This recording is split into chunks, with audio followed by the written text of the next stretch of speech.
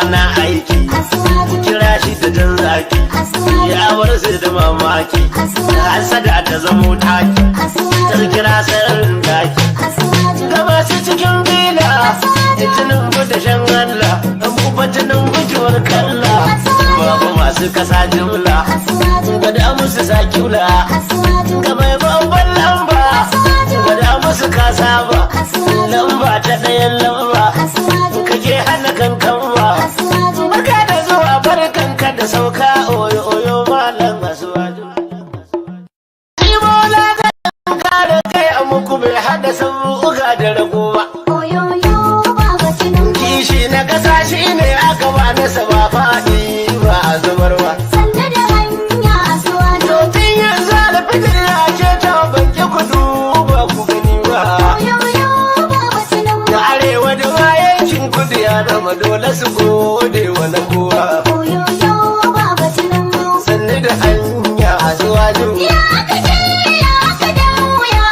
masu cewa kan nufi ba shi da lafiya yan gama harshe da haƙori zancen banzawa ya gaya muku mun hana tusa ta yi wari ba a komai lafiya ko mara lafiya bai hana sa'i ya yi gauri sarki mai sama Allah ka ji kainawar haka sun kan na ligawa Maybe look on, don't turn, maybe look on. Yorubas are screaming, Hausas are crying, my Igbo brothers are saying, don't blame them. Igbos are being discriminated. Even food don't turn to gold in Nigeria. Kidnapping, lucrative business in Nigeria. Imagine saying your grandchildren where they kidnap. By now, your soldiers for don't scatter Nigeria. How come a man won't get money for ransom when they kidnap him, his wife and his children? After everything, now kill, they go kill them. See, as Naira, they fall against dollar. Emilokon, don't turn to Ebilokon. And you say make we sacrifice for Nigeria. 7 billion to renovate your residence. 15 billion for your traveling allowance. That's not for you and your only vice president. 40 billion for Asurok maintenance. 5 billion for food and refreshment. 100 of millions for dogs and animals. Meanwhile, hunger they kill Nigerians. What did Nigerians do to warrant this treatment? Even Gary, they no fear afford for the family. Tinubu government blame Buhari. Buhari government blame Jonathan. Hunger day, people they die. This one don't pass jaga jaga.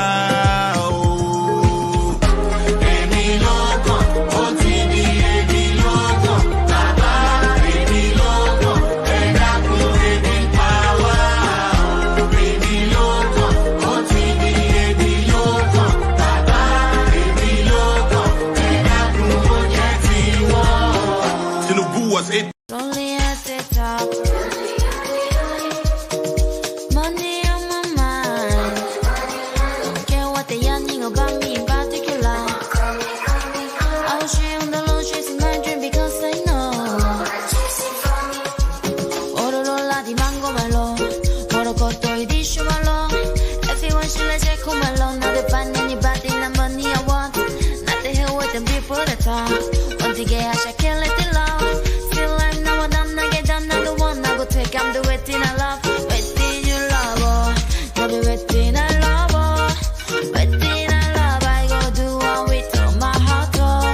Go kokoro no be vodka, be some money ginger. But don't I know the waste time, be some money ginger. Okay now. To pass between my pen. I see. I see Panamata the wedding forget me. Okay. Papa yellow give him. One day he get Mama Musi na mwame to go kwa. Akana mwamu telomba. Owe budike. Akadilu ne budilo wane mo. Atame wanke ya dika kwa ya jomwa. Ẹ̀jẹ̀ mi ni ẹ kí n gbọ́. Àkọ́bí ewé ayò. Ewé tún méje.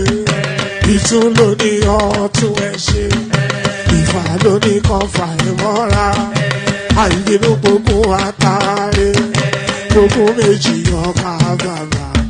Gbogbo mẹ́ta ọkà wáṣẹ́. Orí ló túmọ̀ ẹnu. gbogbo ọ̀nà nítumọ̀ ẹsẹ̀.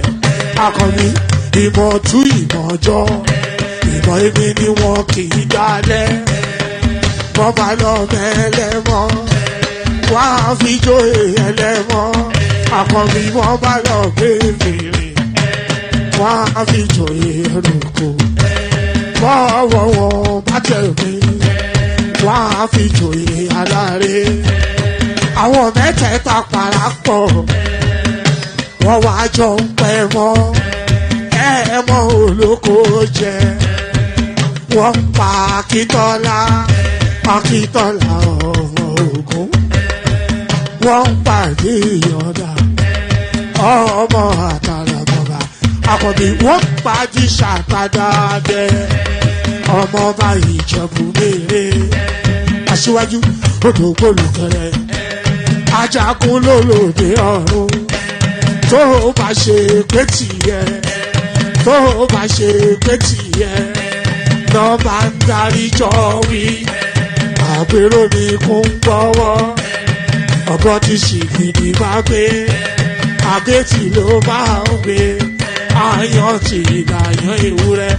Ọlọ́run dákun má padà lẹ́yìn ẹ̀, kó má gbàgbé ọ̀rọ̀ tẹ́. Aṣíwájú Ọlọ́run dákun má padà lẹ́yìn ẹ̀. Àkànbí Ọlọ́run dákun má padà lẹ́yìn ẹ̀. Ọkọ̀ Olúrẹ̀mí Ọlọ́run dákun má padà lẹ́yìn ẹ̀. Òdòlé sọ bẹ́ẹ̀, gómìnà sọ bẹ́ẹ̀, dẹ́pútì sọ bẹ́ẹ̀, Ọ̀túnba sọ bẹ́ẹ̀, spíkà sọ bẹ́ẹ̀, bàbá Ìjẹ̀bú. And there it is right there, Baba Ijebu, Oko Oluremi, and all that. Pardon me. So Baba Ijebu, Oko Oluremi, and all that. So we've happened upon another weekend again. So, and such is the tapestry of life. You know, TikTok, TikTok, TikTok, TikTok. And by the time that cycle goes round again, it's Christmas. And then it's another year, and then it's another year. So that is the relentless hotline forward of the journey of life. So there it is. So hopefully we are all in good health. So good day to you, good to be in your company, and how are you? So we started off with a greeting. Good day to you, good to be in your company, and how are you? Let me kick it off with this actually. Let me signpost you in the direction of our Dupsy session coming up November the 2nd. You should already all be aware, but if you're not aware, then we're having an epic session on the 2nd of November. It's a gala night with the theme Women in Power, and we're looking at the Kamala Harris example just to discuss that particular subject matter. It will be hosted by Dopsy Baby, supported by our Dr. J and the delightful Chioma. So the link to that session in the comment section already. Click on that link, click on the bell notification, give it a like as well, and prepare yourself for that session. It's going to be a cameras on session. So everybody that appears on screen, you will see them live and direct. So we're really looking forward to that, to see how that goes. So go click on it, share it on your social media spaces as well. An epic session hosted by Dupsy Baby. So an epic session hosted by Dupsy Baby, but of course another epic session hosted by yours truly. So here we go again. We do it again. We always do it, and today we do it as well. So we will always do it. So we always do it. We do it again today, and we will always do it. I keep asking, but not enough people are said to it. But I will ask again that you give the stream a like. So do that. Give it a like. Click on the like button, and if you're not already subscribed, please correct that as well. So do those two things.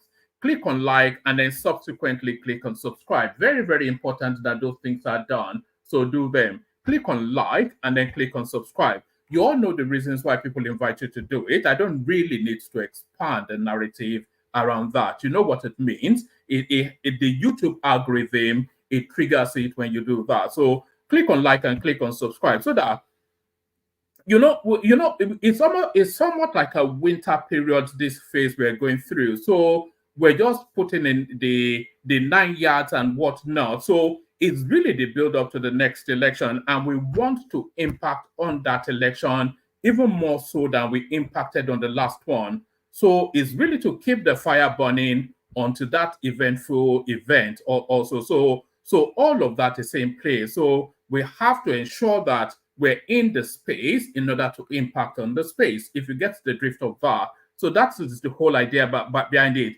All of these slow winter months that we're going through now is going to crescendo on that election to come, the 2027. So this is the building blocks of that space. So the likes and the subscribes, all of that adds to that to give that potency of the impact we'll have in that phase.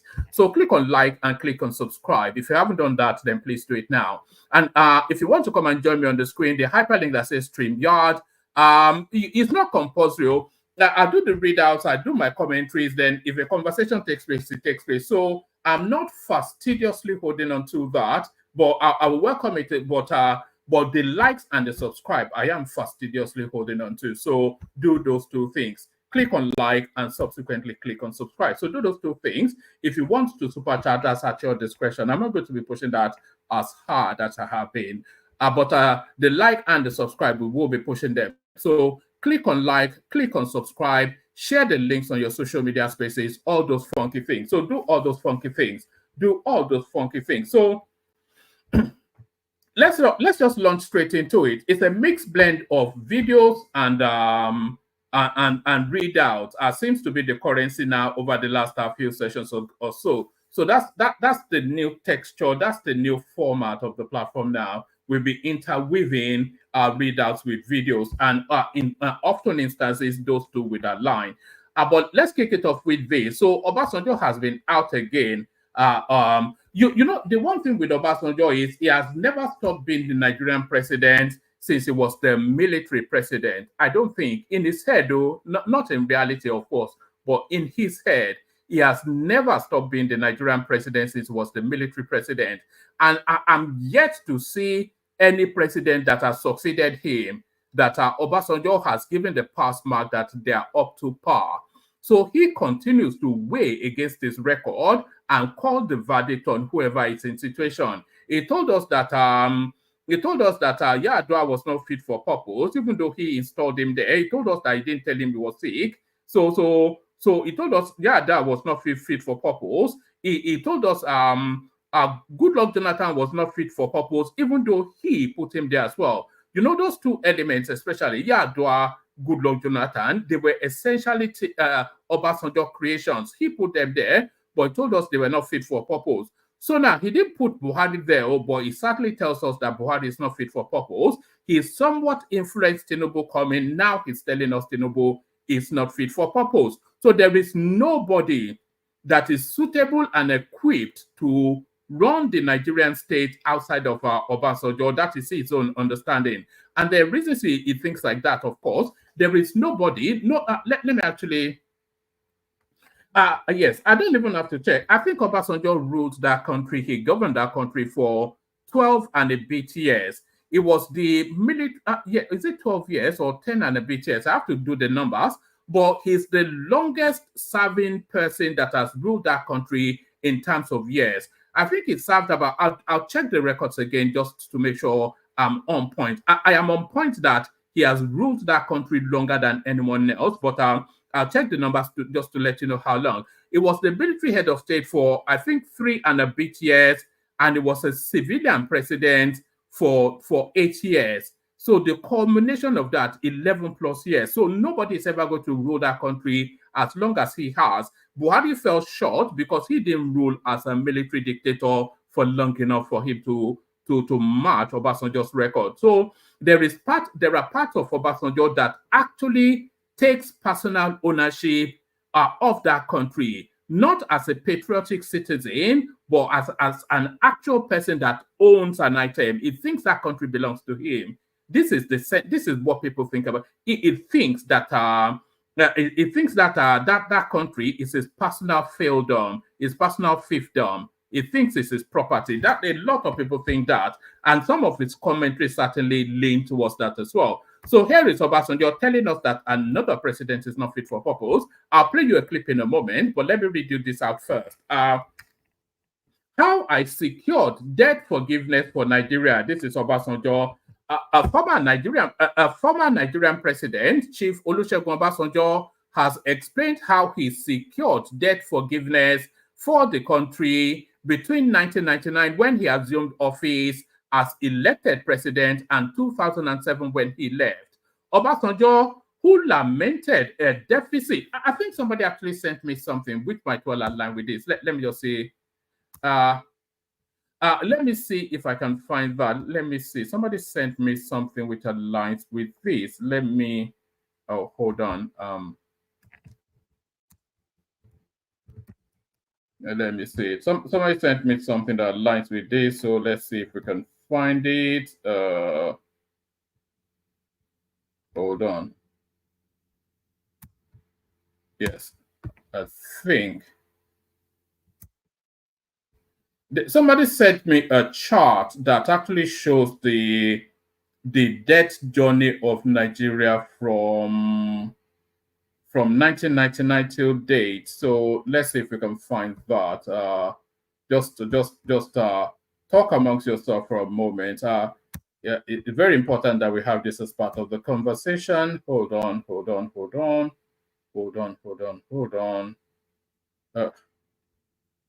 All right. If whoever sent me that debt chart, if they're listening, please resend it. I can't find it immediately, and I don't want to hold the space. So anyway, we'll get to that momentarily. But yes, a former Nigerian president, Chief Olusegun Obasanjo, has explained how he secured debt forgiveness for the country between 1999, when he assumed power as elected president, and 2007, when he left. Obasanjo, who lamented a deficit and waning of leadership and corruption in the country, explained that it was not, and let's do that again. A former Nigerian president, Olusegun Obasanjo, has explained how he secured debt forgiveness for the country between 1999, when he assumed office as elected president, and 2007, when he left. Obasanjo, who lamented a deficit and waning of leadership, that's WANING, waning of leadership and corruption in the country, explained that it was not an impossible feat to secure a consideration for debt forgiveness from the world financial lenders, but leaders must be present, must present a just cause. Obasanjo disclosed that world leaders must be convinced that those seeking such forgiveness are genuine in their demands, that the deal will be diligently challenged, or that should be channeled into developmental causes. Obasanjo, in an interview with News Central TV, so this News Central TV seems to be a new phenomenon that that's just come onto the space. They seem to be having all these banging interview sessions after banging interview sessions.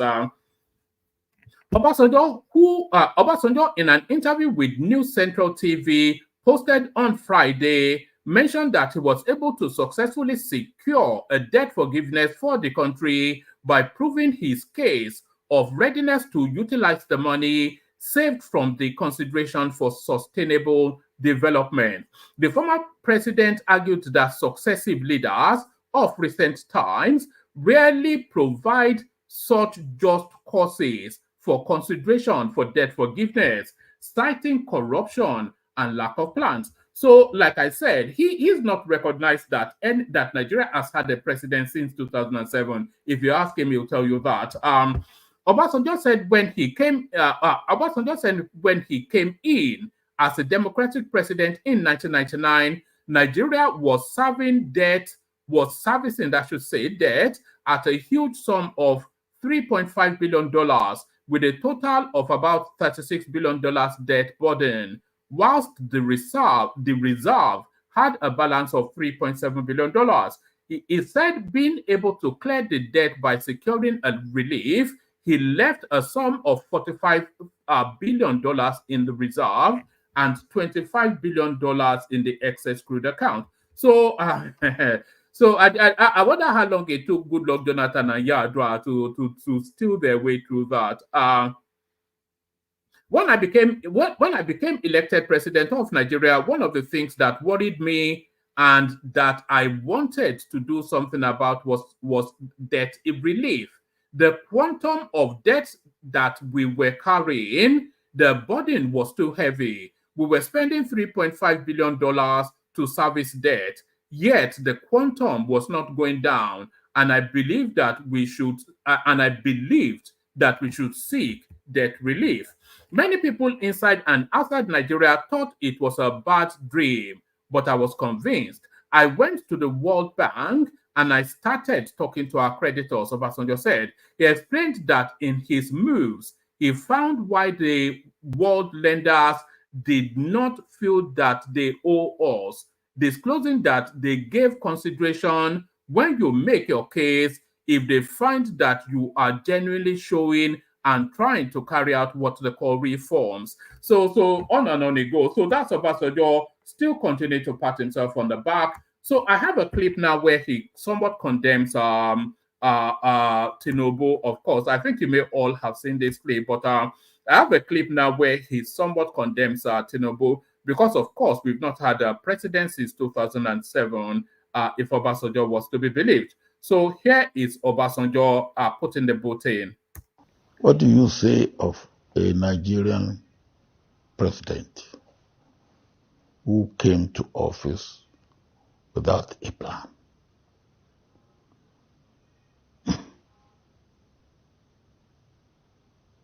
Who came to office without a plan. And then he woke up and just said, oh, 3-point plan.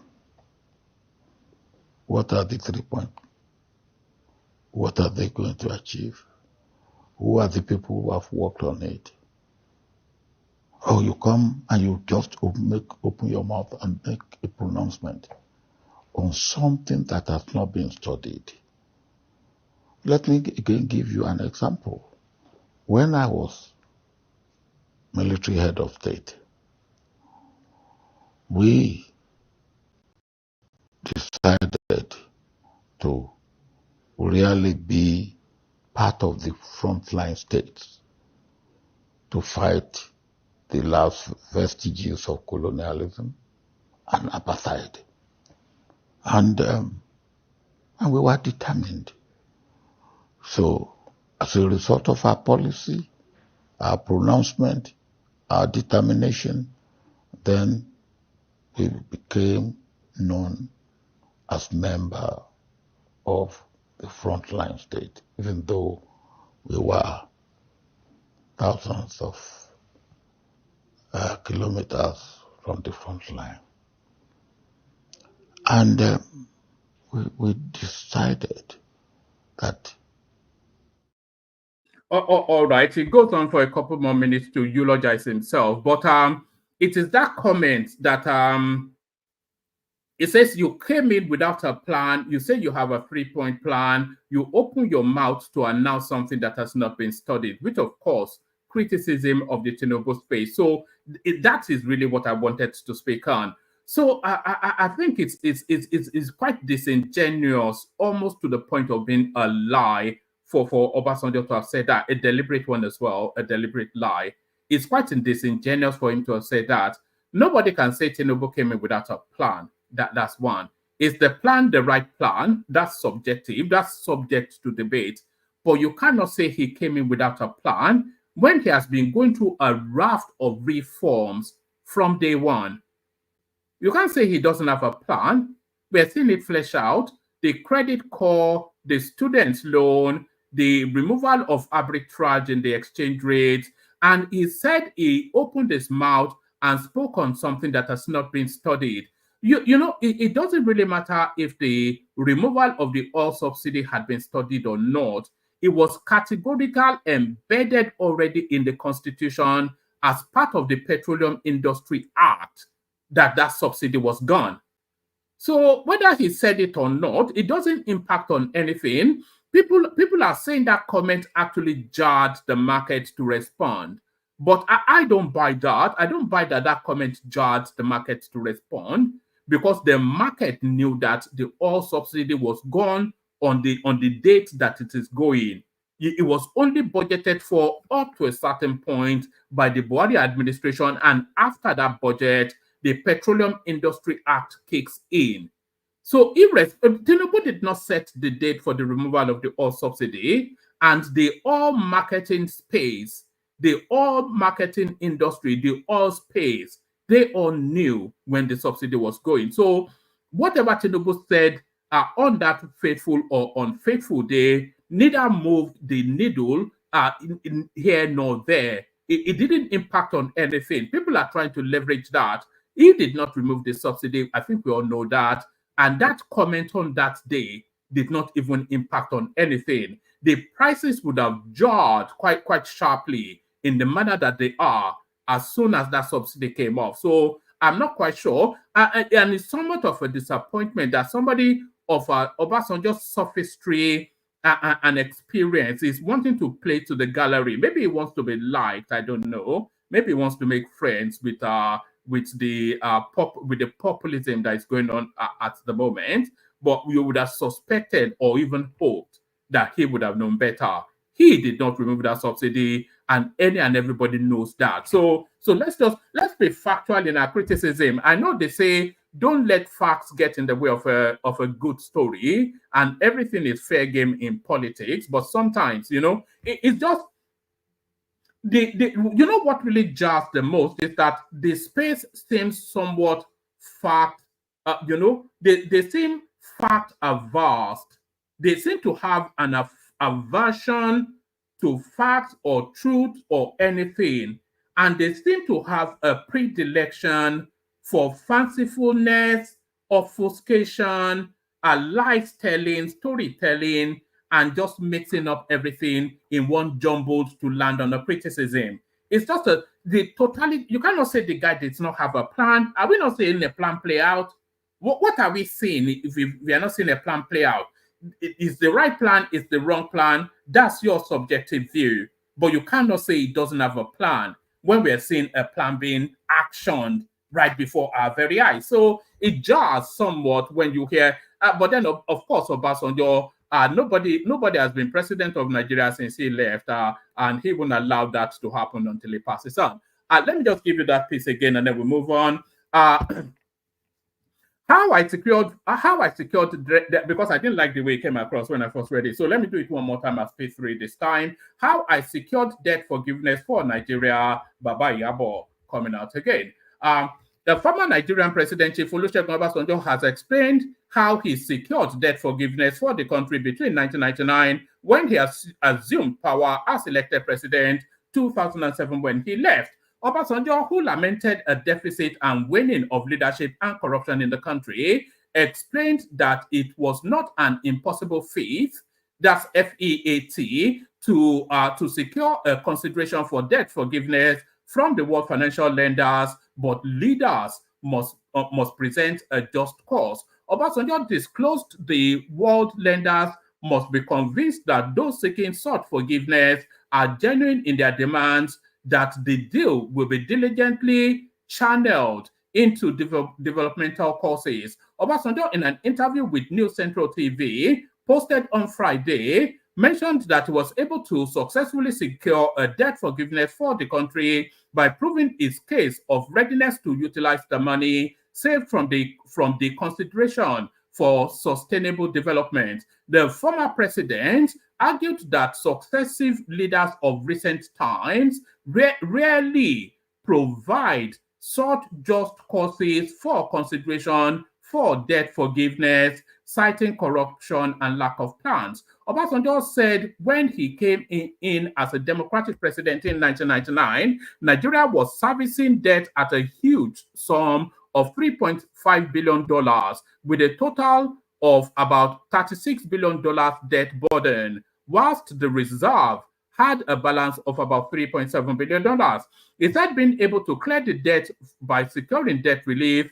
It left a sum of $45 billion in the reserves and $25 billion in the excess crude account. When I became elected president of Nigeria, one of the things that worried me and that I wanted to do something about was debt relief. The quantum of debt that we were carrying, the burden was too heavy. We were spending $3.5 billion to service debt, yet the quantum was not going down, and I believed we should seek debt relief. Many people inside and outside Nigeria thought it was about a bad dream, but I was convinced. I went to the World Bank and I started talking to our creditors, Obasanjo said. He explained that in his moves, he found why the world lenders did not feel that they owe us, disclosing that they give considerations when you make your case. If they find that you are genuinely showing and trying to carry out what they call reforms, and the reforms they are asking us to carry out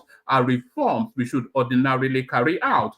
How do you have public service delivered? How do you drastically reduce corruption? How do you manage your finances? And all these are reforms that nobody needs to tell us to do. Obasanjo said when the world lenders believe that you are doing what they expect of you, they will listen, and you may even find the world more sympathetic than you thought. The world does not feel it owes you anything, but if you show responsibility. He said, I took over and found they were using $3.5 billion to service debt.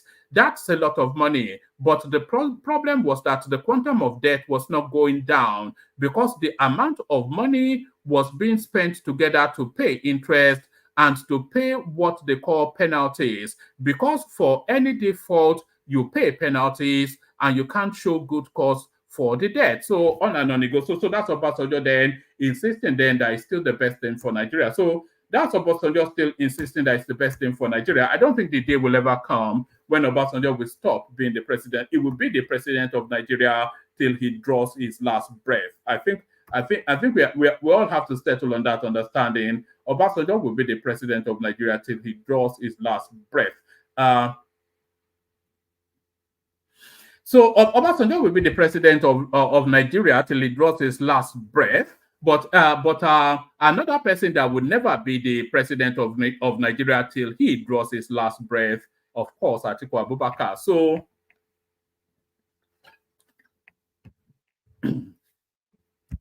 So finally, after all of the preening and peacocking, Atiku Abubakar finally takes the knee to Tinubu. So after all of the preening and peacocking, Atiku Abubakar, he finally takes the knee to Tinubu. He bends that knee. So Atiku bends the knee. Tinubu Atiku meet at Senator Goje's daughter's wedding. So the story starts from here. I've got a video clip, by the way, that shows you when he takes the knee, but I'll stay and then we'll get to that momentarily. President Bola Tinubu, former Vice President Atiku Abubakar, and President of the Senate Godswill Akpabio were amongst the dignitaries who attended the wedding of the daughter of Senator Danjuma Goje on Friday in Abuja. The wedding was between Fauziya Danjuma Goje and Aliyu Ahmed Abubakar. The wedding between Fauziya Danjuma Goje and Aliyu Ahmed Abubakar was held at the National Mosque Abuja after Jumat prayers. Other personalities present included the Deputy President of the Senate, Senator Barrow Jubrin, former National Chairman of the APC, Senator Abdullahi Adamu, and Gombe State Governor Inuwa Yahaya, and the National Chairman of the All Progressive Congress, Dr. Abdullahi Ganduje, amongst others. So, top politicians, I wonder why, I would have thought that Atiku will be taking evasive actions in order not to be in the same public space as Tinubu. Because, of course, if he's in the same public space as Tinubu, then he has to acknowledge him formally with all of the reverence that his position commands as the president of Nigeria. So I wondered if he should not have been putting himself in the position where he will have to bend to Tinubu, but he puts himself in that position. Top politicians from across the country graced the occasion, cutting across major political parties, including governors, senators, ministers, business tycoons, and traditional and religious leaders. Also in attendance were Yobe State Governor Mia Malabone, Katsina State Governor Diko Rada, Governor Ubasani of Kaduna State, former Jigawa State Governor Sule Lamido, former Kaduna State Governor Malam Nasir El Rufai, and former Borno State Governor Aliyu Modu Sharif. So is there? Yes, I think the picture is the rest of it.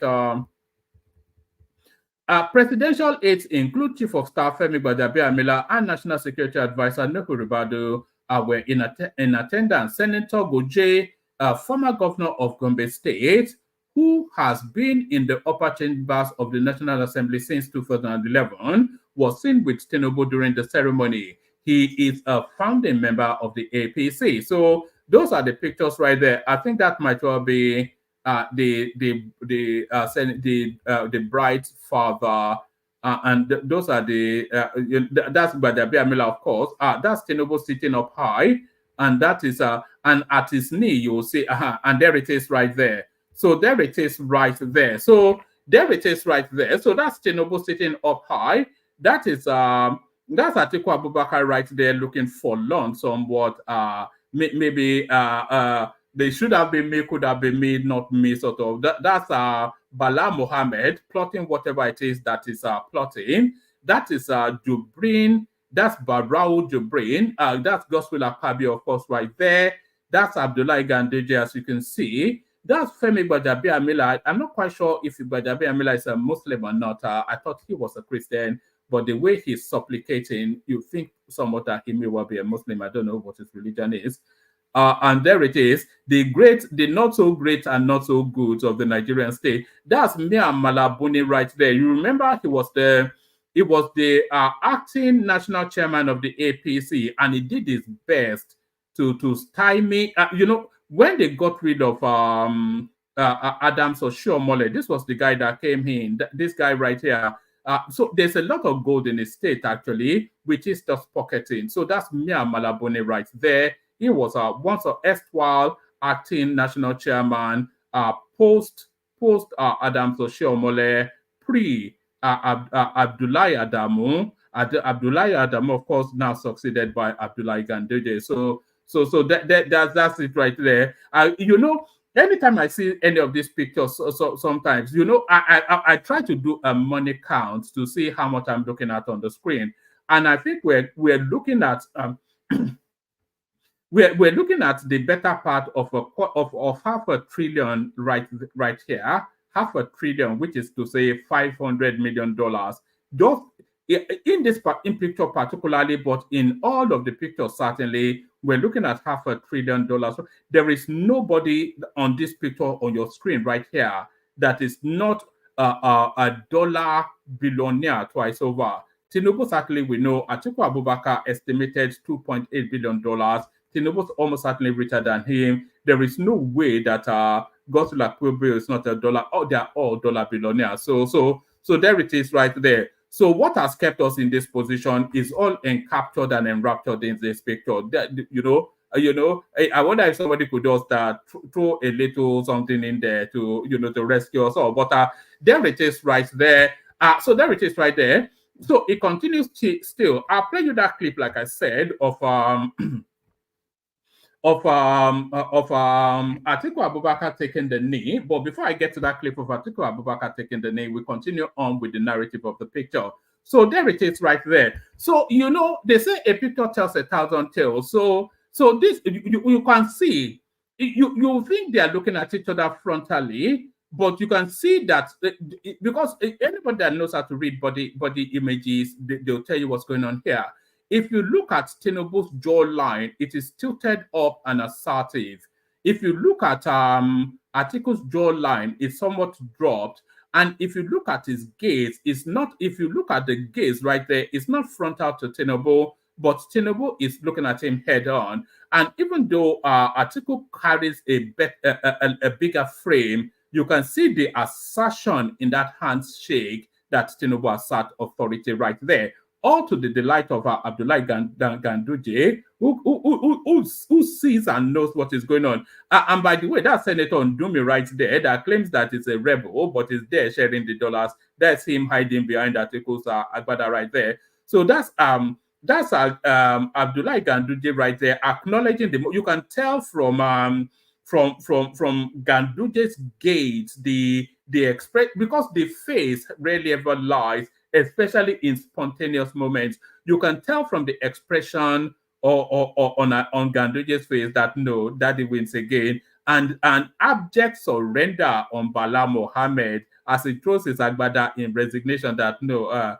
I don't think say we will fit surmount this one. No. So Daddy will be Daddy. Organa Master is what if you hear the phrase Organa Master, if you ever wanted to see it encapsulated in one moment in time, there it is right there. That's a Nigerian idiomatic expression, Organa Master, all enraptured in what you're looking at there. So all enraptured in what you're looking at there.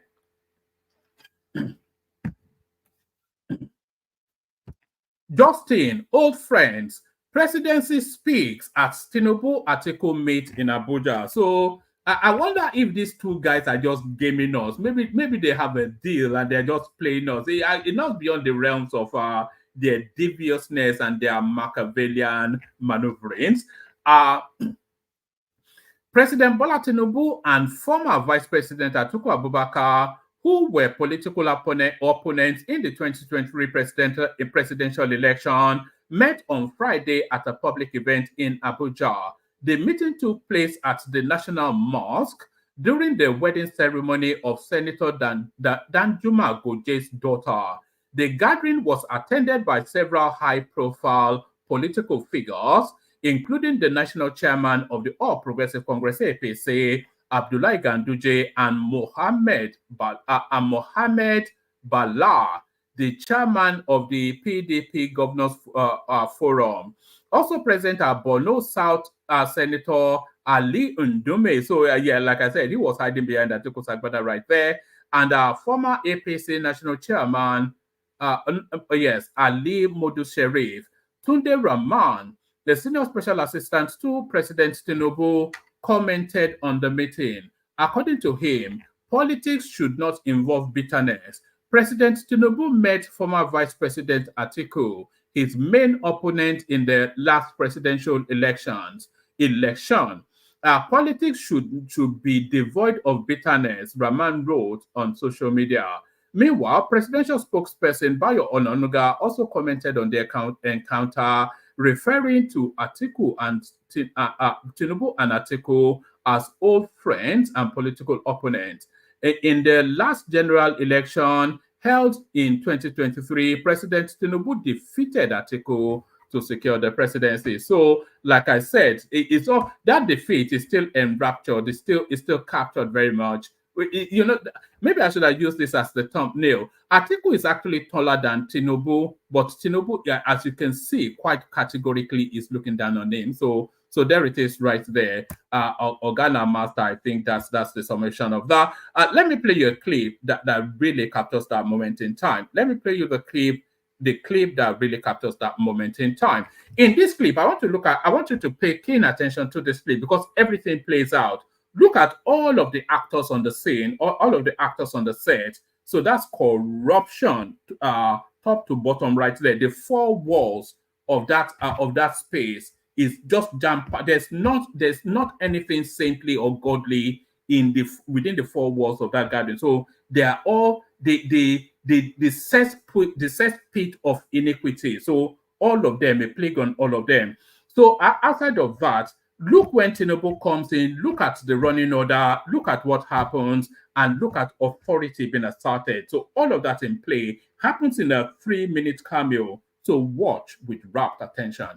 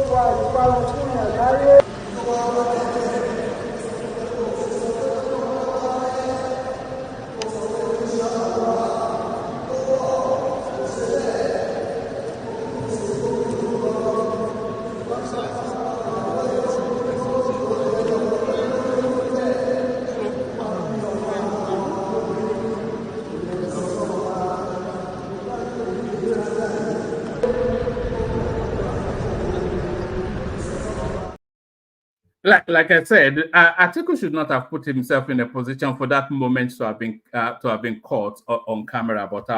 But there it is. So there it is. Before I go on to serious matters, I want to pivot into some sort of side fight that is going on between Seun Kuti and Aisha Yesufu. So you can those two sort of elements in the sort of like in the so caricature far left of the goings on within the Nigerian space, just the ludicrous, the lunatic fringe of the Nigerian political space. So there's a fight going on. It's all broken out in fisticuffs in the lunatic fringe of the Nigerian political space. Let's kick it off then with Seun Kuti launching at Aisha Yesufu. So not often do I agree with whatever it is that Seun Kuti has to say, but I have to say I agree with him in this. But listen keenly to what he has to say, because it's pitch perfect in terms of the logic of it. How do they feel? I know they give anybody shishi. Now, what they help on be that? You see, it is the Africanness in us that is helping your European behavior. Now, what make me and Aisha Yusuf get argument for TV, which one they talk anyhow? I told her father off.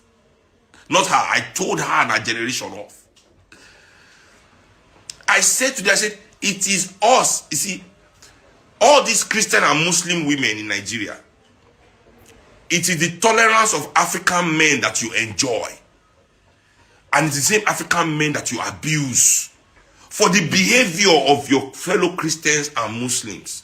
Do you know, a Christian and a Muslim is nothing but an Arab and a European.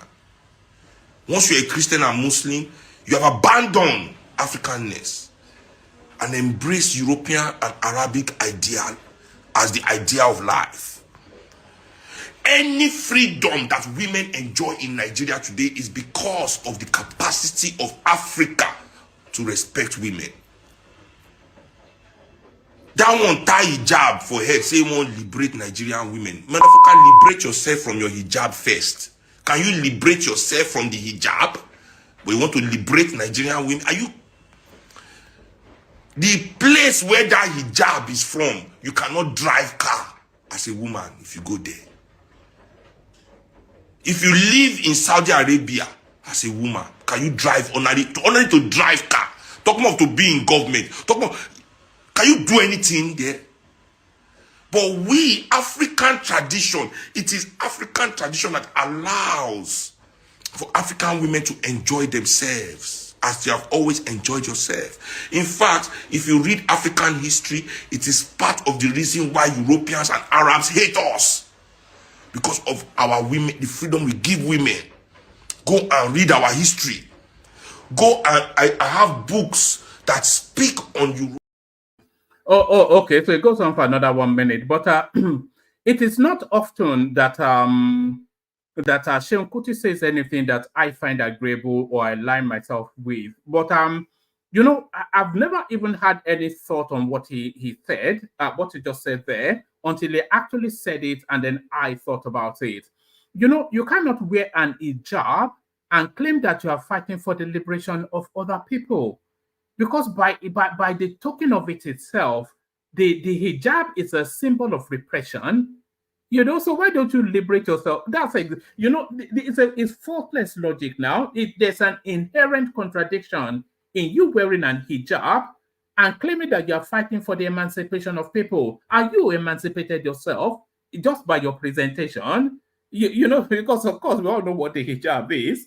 You know, I don't think women wear it voluntarily. They will tell you that they do, but we all know who wants to wear the heavy weight of that in that sort of weather. So you can't, by token of how you present, claim that you are working contrary to how you are. You know, inherent contradiction in what she had to say. But very quickly, of course, she latches onto that and claps back. So they start to insult each other's fathers. Is where they degenerated to. These two no mark elements.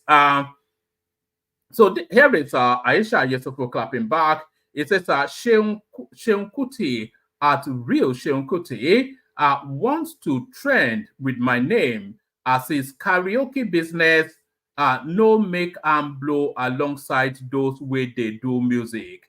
Imagine being angry that I am holding government accountable and not private sector. It didn't say you were not holding the private sector to accountable. And it didn't even query, it's querying that you are not qualified by virtue of how you present to be fighting in the cause that you portend to fight.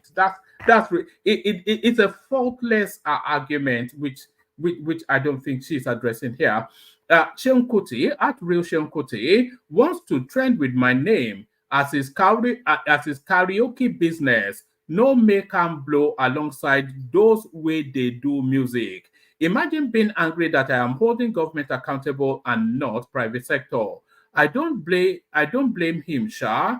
If only his father had discipline over his loins. She spelled it as lion, but I think she meant loins. I don't blame him, Sha. If only his father had discipline over his loins, we would not be dealing with the consequences of that lack of discipline. Person where people they book him show because they won't see a caricature of his father, even if they can't have the real thing. Well, they cannot have the real thing because I think he has passed on. So that's the little side fight going on between these two no mark elements. So two no mark elements rolling in the gutters. Two no mark elements rolling in the gutters. But you will say Akpabio also a no mark element. Akpabio under fire as Tinubu meets article inside Abuja Mosque. Details emerge. So quite how or why article should be Akpabio should be under fire for that, I don't know, but I'm sure it will be explained to us. It says that President Bola Tinubu and perennial presidential hopeful, so that's his new appellation now, perennial presidential hopeful. This is coming from legit news. So I don't know. I didn't know they were anti-article. President Bola Tinubu and perennial presidential hopeful Atiku Abubakar met in Abuja on Friday, October the 25th. Correspondents report that both gladiators who used to be political allies were meeting face to face for the first time. Oh, right. Well, I didn't know that, but then there it is. Correspondents report that both gladiators who used to be political allies were meeting face to face for the first time since the 2023 presidential elections. Although the meeting created a frenzy amongst worshippers at the National Mosque, several people online, especially on X, criticized the presence of Senate President Godswill Akpabio. So, you know, I thought it was a bit curious that Akpabio was kneeling and doing all this. It's not a Muslim, is it? It says, but what's the criticism? Let's say, it says politics now brute. Akpabio went to pray in the central mosque. Now he don't turn to Alhaji Gambo Al-Qasim. Politics now bastard. Akpabio went to pray in the central mosque. Now he don't turn to Alhaji Gambo Al-Qasim. Godswill Akpabio had to follow the president right inside the mosque and took a space in the front row for all political sycophancy, that should read. What in Akpabio they do inside mosque? Well, I think we have to transmute that's actually a wedding venue, So I think it was there for the wedding. What in Akpabio they do inside mosque? I beg, waiting Akpabio, they find inside mosque with Tesuba for his hand. Yes, I did think he was holding a Tesa. Did they call it Tesuba? I thought they call it Tesubu. The counting beads. I thought I saw one. Let's see, can we capture him? I thought I saw him holding a Tesuba, as we've now been told it's called now. I beg, waiting Akpabio find inside mosque with Tesuba for in hand. So is he holding? Let's see if he's holding. Does that play? Oh, it takes me somewhere else. Hold on. I can't see him. Okay, that's Akpabio, but is he holding a Tesuba? That's the thing. I can't see that he's holding a Tesuba. Can you see? I can see. No, I'm not sure that he is holding a Tesuba. Sorry. Yes, there he is. I can't see that he is holding a Tesuba as the guy calls it. So there it is. All right. So there it is. So another one. My own is, what is Akpabio doing inside the mosque? Let him be inside the mosque. If it serves him, laughing my ass off. What was Akpabio doing at the National Mosque, man? And on it goes. Akpabio go mosque. Politics. Yeah, where it go. So there it is. It's all in that same vein. Akpabio go mosque. Politics. Yeah, where it go. Waiting, Senate President Akpabio they do for mosque. I think it was there for the wedding more than anything else. So I'm not quite sure that I'm not sure we can fault him on that. All right. So that's that. So that's that. So there is that. Let me take you on to. Yes, I'm going to take you to this in a moment. This headline here, because you know. This has been leveled as an allegation so often that it has taken on a truth of its own. I'm not quite sure where they get it from, but we'll go to this in a moment. But we'll play a few video clips and then we come to this. We didn't instruct Tinubu to remove subsidy policy in Nigeria's interest. This is IMF. A lot of people, you hear it said so casually that that Tinubu, and by extension, the Nigerian state, is very much embedded and entrapped within the meshes of the financial international spaces, the World Bank, the IMF, and they are dictating policies. But then, of course, you don't imagine that is the case, and they are coming out to tell you now that indeed is not the case. But before we get into all that, let's do a little bit of let's go through some clips. So the erstwhile golden boy of the Nigerian business and political landscape, Alan Oyema, the sheen is starting to being buffed off his luster a little bit. His luster is starting to lose some of his sheen. So let's put it that way. His luster, Alan Oyema, the gleam that sparkles from his halo, that he does this sainthood thing. So the luster is starting to, the sheen is starting to rub off his luster a little bit. Let's put it that way. So it was under, some sort of corruption allegations in the United States. So fresh off the back of that, he has now done this. This one struck me actually. Have I got it somewhere?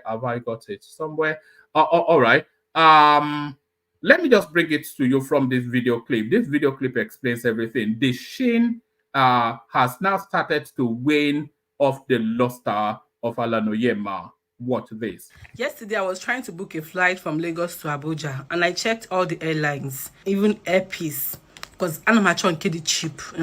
So, to and fro, Lagos to Abuja was giving me 600,000 naira plus. 600,000 plus. Some were 700, 600 plus. But that range, going to Abuja and coming back from Lagos. Just this morning, our daddy, Dr. Elian Onyema, just released a post. Please be informed that effective 1st of November, which is just in a few days' time, Airpeace will be adding 100% increase to their fares across local routes. Like, with the way the fares are already, Airpeace is going to add 100% increase to all their fares again, starting from November 1st. Jesus Christ. So let's say from 1st of November, I want to go to Abuja and come back to Lagos. It might be up to 1 million naira for local airline, local routes, local, Jesus. London. We know that businesses in Nigeria now is really going through a hard time. We understand. All the businessmen and women in Nigeria currently, try, or easy. If you are dollar name, if you are petrol name, everything, we understand. Man, I didn't walk away soon, no. Echemnas na nku di na mba na yelo mba nni. Kwa ka nku nka isizi akwa anwuru na akwabuzi ndi nwe di nku. I know we don't put emotions in business. Business is business, right?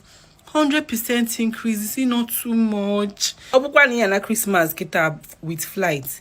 We put go to 1 million naira de bina koko for to and fro. Because you're going back for Christmas, we kill 300 and something thousand naira going only. No, we no love 400. Coming back on Wiki the same thing. Do you understand? So it's almost 1 million. Anyways, you wouldn't carry buy taxi to the airport and stuff. 1 million aga per head. Per head.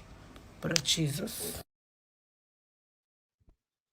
All right. I wouldn't especially blame. All right, will do. I wouldn't especially blame Alan Oyema, but you know, so because you know you have to look at the dollar exchange rate as justification for that. But if you look at it from the consumer's point of view, it's a heavy hit, isn't it? It is a heavy hit. But you know, the lady said it was 700,000, and in just one press release, it increases it by 100%. So ultimately, people will be priced out of being able to travel by air. That's what it is. But you know, hold on. Let me just somebody is asking me to open up Kaizo's something. All right. All right. So that's that. So that's Alan Oyema joining in the squeeze of the life out of the Nigerian populace. That's Alan Oyema joining in the squeezing of the life out of the Nigerian populace. So now you've all heard the term 419. It's a clause or a statute in the Nigerian constitutional books or the Nigerian legal books, and it deals with obtaining. It deals with fraud. I think loosely it speaks to obtaining by deceit. So now. You cannot imagine that nobody is too clever to fall victim of 419. Nobody, even you listening to me, you are not too clever to fall victim of 419, because what they do, these 419 people, is that they scramble your brain first. And then once your brain has been scrambled, they just dip into your wallet and help themselves. So that's how 419 works. They start base for them to scramble your brain. And then once your brain has been scrambled, then they dip into your wallet and help themselves. This is a classic example. This is 419 101. This is exactly how the game plays. Watch this.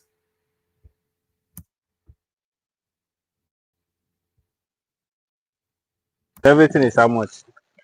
650, sir. 650 naira. Yes, sir. Right. You get change 1,000.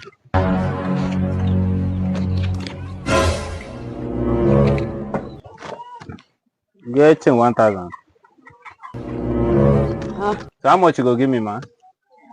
350. 350. Okay. Give me. You get the change? No, sir. I have 500 now. Yes, sir. You have 500? Yes, sir. Give me now. Let me. So how much I will balance you? 150, right? Yes, sir. I'll balance you 150. Yes, Okay. sir. Do you have 200 so that I'll give you 15 naira? You have 200. Yes, sir. So I'll give you 15 naira. Come on. So I'll give you 15 naira. You give me 200. Do you have 100 naira? Yes, sir. Give me 100 naira so that I'll give you 200. Are you playing? What type of plane is this? So that I'll give you 200, right? I'll give you 1,000. You give me 200. I'll give you 15 naira. Okay, no worry. Wait, let me even check. Give me that. You say your money is 650, right? Yes. Give me that 1,000. Make I give you 600. Make I give you 600. Then you will give me. I'll add 15 naira to you now. Give me 15 naira. Make I give you 200. Right? So how much you go balance me? This is done that borrow for my face, sir. I know understanding. No, there's nothing going on. That's not very simple something. I buy something of 650. You give me, I give you 1,000. You give me 500. I give you 200. You suppose balance me 350. This 100 naira now the one what I've been give you before. Why I say go give me 15 naira? I say no day. So ma check whether I get 15 naira. Ma give you this. So see the 15 naira here now. So you will balance me 150 now. Now 150 go balance me now. But if you no get I have 200. Give me the 15 naira, may you hold me 100 naira. If I come back next time, I'll buy another thing, we'll go calculate. Yeah? Okay, sir. Thank you very much, man. Now here you'd always be now. Yes. I will come and buy. Oh, you even say local Zerbo, I will check you back tomorrow. Eh? Thank you, sir. All right, thank you. So my 100 naira is with you now. Thank you very much, man. You were not informed too. Child, there is God. Oh. There is. And there it is right there. And that's exactly, to the letter. That's the template of 419 right there. So that guy must have walked away with at least 2,000 naira and the goods that he did not buy now. So that's how 419 works. So that's how 419 works. But if you want to scale that up, 419 could take your life, especially if you don't have the brain functions to understand it. So this one now, this next one here is about 1 minute 30 seconds, but it speaks to a more darker, more life-threatening 419. What's this? We have not done anything. Yeah, but in terms of GMO, yeah, we do not think it is safe. We don't think it is safe for our own consumption. That's the position of your... Of NAFDAC, exactly. Why do you think so? First, because a lot of research has not been done in terms of the safety of GMO products, and the genetics of the seeds have been modified. Until we get a very convincing data to show the safety, we keep for human consumption for African consumption. For human consumption. Yeah, because why I asked this question, like I said, it's been the menu and a finger is being pointed to a particularly world billionaire, Bill Gates and his foundation, and you understand. So we needed this kind of clarification, which is of course near scientific. Your organization is regulatory when it comes to Food and Drugs Administration. But GMO, hearing it from you and the public, yes, is not safe. It's not safe for us in terms of NAFDAC's perspective. Yeah. GMO can be used for non-food crops. It can be used to make sure that timber grows better, for furniture, the rubber plantation, things like that. Yeah. But for human consumption, we don't have evidence that it is safe. So there it is right there. So that's the woman in charge of NAFDAC telling us that video, by the way, they've tried to strip it off the internet, but a lot of people have downloaded it and they're re-uploading it. She's telling us that it's not safe for human consumption, but what's it called? The Microsoft guy, Bill Gates, is bullying Tinubu to put them in your super. Bill Gates, he has a life mission to kill Africans. He wanted to do that with the COVID thing. So now he's not succeeded with the COVID thing. Now he's going to experiment with us with our GMO foods, which our own science tell us that it's not fit for human consumption. Not fit for human consumption. Let me play you one more clip and then I'll do your readout. So let me play you this clip now. So this clip settles it. There's almost some sort of contention on who has the abiding authority within the Nigerian space. So there's almost some contention as in who has the abiding authority within the Nigerian space. So historically until now, there's only really been one space that has the abiding authority within the Nigerian space. And hopefully this now next clip settles it. Watch this. Top 10 oldest secondary schools in Nigeria. At number 10, we have Aluda College in Zaria. This school was established in the year 1910. How old was your father in 1910? Aluda College. Did you attend Aluda College, Zaria? Let us know in the comment section. At number 9, we have King's College, Lagos. This is a very famous school. Everybody knows King's College. This school was established in the year 1909, over 100 years old, and it's still one of the best schools in Nigeria, this King's College. Did you attend King's College? Let us know in the comment section. At number 8, we have Abeokuta Grammar School in Ogun State. This school was established in the year 1908. Did your father attend this school or did your mother attend this school? Let us know in the comment section. Is this school close to your area? Let us know in the comments. At number 7, we have the old Wesley College, Elekuro. Is now called Wesley College of Science, Ibadan. This school is located in Ibadan, or your state. Do you know this school? Have you come across this school? Those that are living in Ibadan. This school was founded in the year 1905, so it's a very, very old school. At number 6, the 6th oldest school in Nigeria, oldest secondary school in Nigeria, is Seun and Aisha School, located in Ibadan as well. This school was founded in the year 1896. Very, very old. Did you attend this school? Are you currently a student of this school? Let us know in the comment section. At number 5, we have Hope Waddell Training Institute, located in Calabar. This school was established in the year 1895. So my people from Calabar, did you attend this school? Or did your parents attend this school? Let us know in the comment section. Me, my father attended St. Barnabas College in Kogi, somewhere in Kogi. Do you know about that school? Because my dad's school is not on this list, so that's why I'm just chipping it in. At number 4, we have Methodist Girls High School, located in Lagos. This school was founded in the year 1879. So this is a girls' boarding school in Lagos. Did you attend this school? Did your parents attend this school? Let us know in the comment section. At number 3, the 3rd oldest secondary school in Nigeria is Methodist Boys High School, located in Lagos as well. This school was founded in 1878, so just 1 year before they founded the girls' high school. So that's very interesting. At number 2, the 2nd oldest secondary school in Nigeria is CMS Grammar School, located in Lagos as well. I didn't check the meaning of this CMS. So do you know the meaning of this CMS? Let us know in the comment section. This CMS Grammar School was founded in the year 1859. Did your parents attend this school? Did your grandfather or your great-grandfather, did he attend this school? Because this school is over 150 years old. Very, very old. If you like this list, I want another list like this, please follow and like for man. Leave me a comment with the secondary school you attended or the secondary school your parents attended, because I'm sure they must have told you the secondary school they attended, right? At number 1, the oldest secondary school in Nigeria is Baptist Academy, located in Lagos State. This school was founded in the year 1855. Very, very old school. They never even born your grandfather the time that they founded this school. I can bet it that all the 1st, 2nd, 3rd, and even 5th set of this school, they are all dead by now. All those people, they are dead long, long, long ago. It's crazy. Anyway, see you guys in the next video. Bye.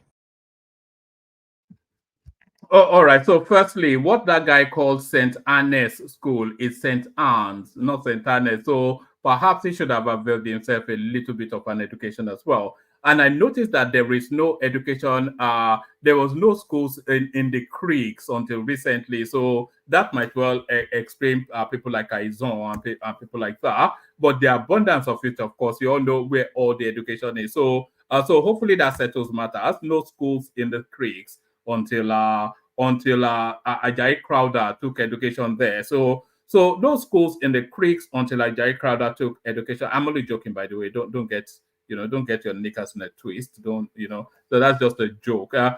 So no schools in the east until Ajayi Crowder took education there. I think I've got about about 2, 3 more clips to play you. But before I go to the clips, let's go back to the readouts. Let's go to this one. We did not instruct Tinubu to remove subsidy policy in Nigeria's interest. So this is IMF finally coming to debunk that particular narrative that seems to be gaining some sort of a momentum. The International Monetary Fund, IMF, has denied influencing President Bola Tinubu's decision to remove the fuel subsidy in the country. The African Regional Director of the IMF, Abebe Salassi, yeah. So let's do that again. You know, it's the names, you know.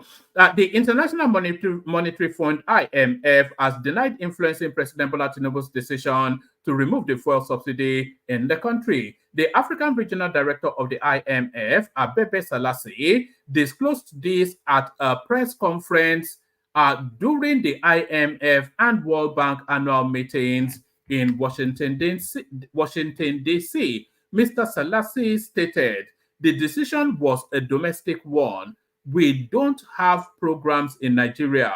Our role is limited to regular dialogue, as we have with other nations like Japan or the United Kingdom. According to the global monetary body, Mr. Tinubu independently made the decision, countering accusations that the IMF influenced its implementation of the unpopular economic reforms. This is coming from People's Gazette, of course, an Obi-leaning platform. Aside from the fuel subsidy removal, the floating of the naira, the increase in taxes, and higher interest rate, amongst other policies, have exacerbated inflation and the rising cost of goods, further deepening hardship and poverty in the country. The IMF, however, stated that Mr. Tinubu's subsidy removal will benefit the country as it aims to create sustainable economic growth and greater public resource efficiency, insisting that ultimately these are profound domestic and political decisions that the government had to make. Mr. Salassi also urged the government to initiate social investment for the vulnerable to cushion the effects of economic reforms. We recognize the significant social cost involved. The government can mitigate these by expanding social protection for the most vulnerable, he advised. So again, it wasn't at this. I don't think this will take away from that narrative that has been spiraling, that they have been regurgitating around the space, that these policies are off the back of instructions from the international monetary spaces. So they are telling you that they don't have programs in Nigeria, but I don't think that takes away. You know, these people, they never let facts get in the way of a good story. So they'll just go on with what they've always gone on with. And then when they lose the next election, they claim it was rigged. So talking about electoral losses, let's go to Goodluck Jonathan, who's going back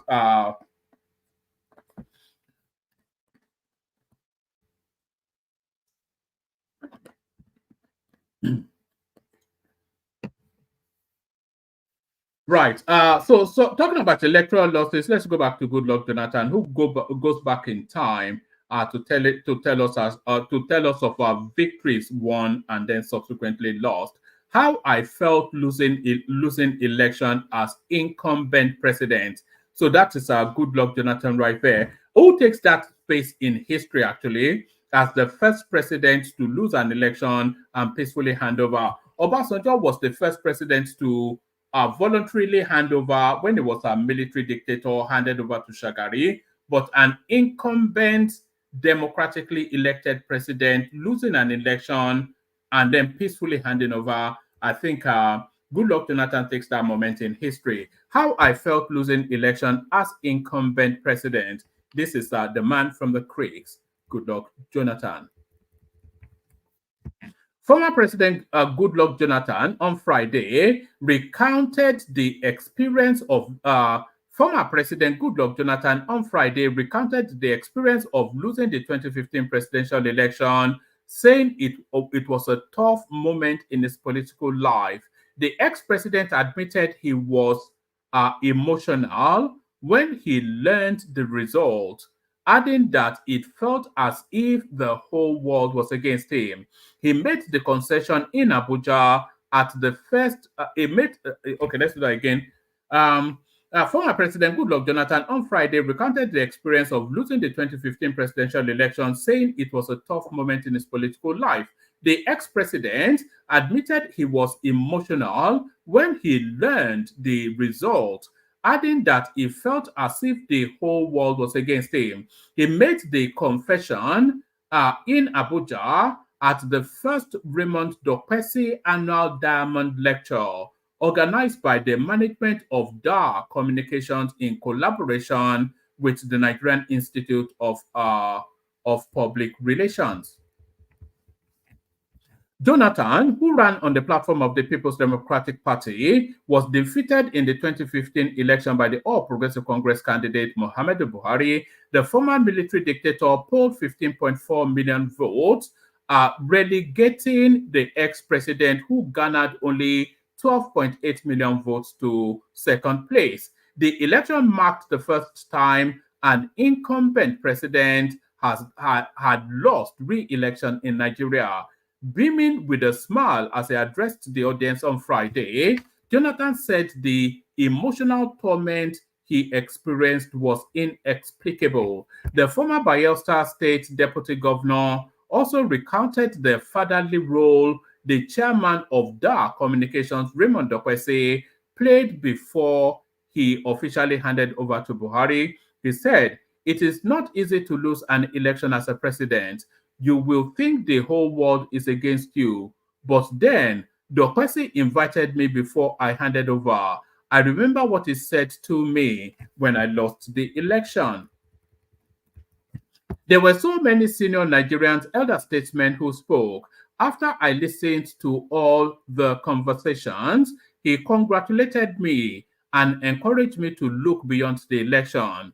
This is how I commemorated that session. The communication gave me hope and helped me, not necessarily for the transition hour ahead of me, but also in my spiritual life as a private citizen. If you read my book, My Transition Hours, I explained it more elaborately. Earlier in his address, the Minister of Information, Idris Mohammed, urged Nigerians not to abuse the freedom of speech they are enjoying. Whilst describing Dokpesi as a patriot and exceptional media personality, Mohammed suggested others should borrow a leaf from his exemplary lifestyle of nation building. Our respect for freedom of speech is sacrosanct, even as we continue to urge responsibility in the exercise of that freedom. Nigerians are free to speak about this their country of ours. What we can and will continue to do is to avoid getting to the point where reckless negativity becomes a self-fulfilling prophecy of sorts. We will make a grievous error individually and collectively if we choose to focus only on what is not working and neglect to balance it with equal attention to things we are getting right. There's a lot being gotten right. Was there a piece? Did I forget to download that piece? There was this epic piece that that they had on a Rice TV that I wanted to bring to your attention. I think it was actually one of these audio pieces. Let me see if I sent it. If I captured it somewhere, I usually do capture it somewhere. Hold on. Just give me 1 microsecond. It was quite striking, actually, that piece, and I thought it was something that we needed to see on the platform. You know, did I not capture it? I'm sure I did.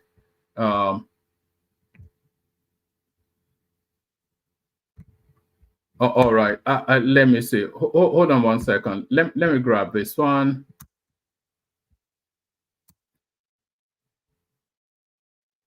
We're doing it organically. That's what we're doing. Let's do that.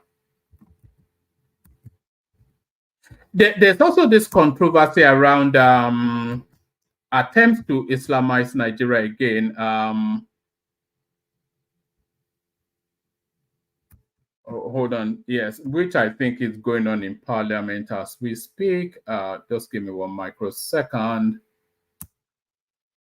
Yes, Nigeria is a gift that just keeps on giving, isn't it? Let's see. Can I grab this one quickly?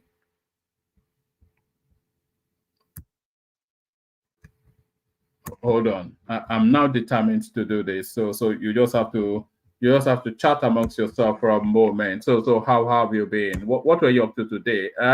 Who got up to anything exciting? Do you guys live exciting lives? Who lives an exciting life here?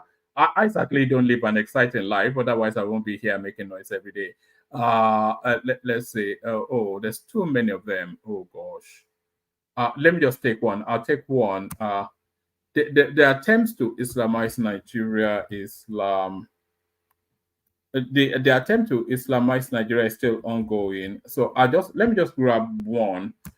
It's really that Ojope one that I wanted you guys to see, because I was quite struck by it, and I thought, this was something that the platform might like to see. So let's just see. I'm just talking all this rubbish just so I can find. What I usually do is, when I come across any of these things, I pull them to one side to then bring to your attention during the sessions. If anybody, she was actually speaking about Lagos State and how it is suddenly seeming to get some sort of a global recognition. That was on the Rise TV. If anybody saw that, if you could send it to me fairly quickly, then what I usually do is, when I see all of these things that I think is engaging enough to be brought to your attention, I pack it to one side, and then I'm looking for it. So that's why I'm talking a bit slowly. And then I subsequently, okay, let's see. Did I put it here? Just yes. Okay, here it is. So let me grab it. I think you may want. I think you may want to see this. So let me just grab it, and then let me download it. There's a process involved to all these things. You think it's just me talking shit. Often instances it's just me talking shit, but nevertheless, let's see. What should we title that? Let's title it OG. OG Lagos. All right, let me do that. So let me do that, and then and there it is. So yes. So we've done that, and then let's pick it up from here, and then we'll put it in the studio. We'll put it in the studio, and then we'll carry on. All right. So yes. So back to Good Luck Jonathan.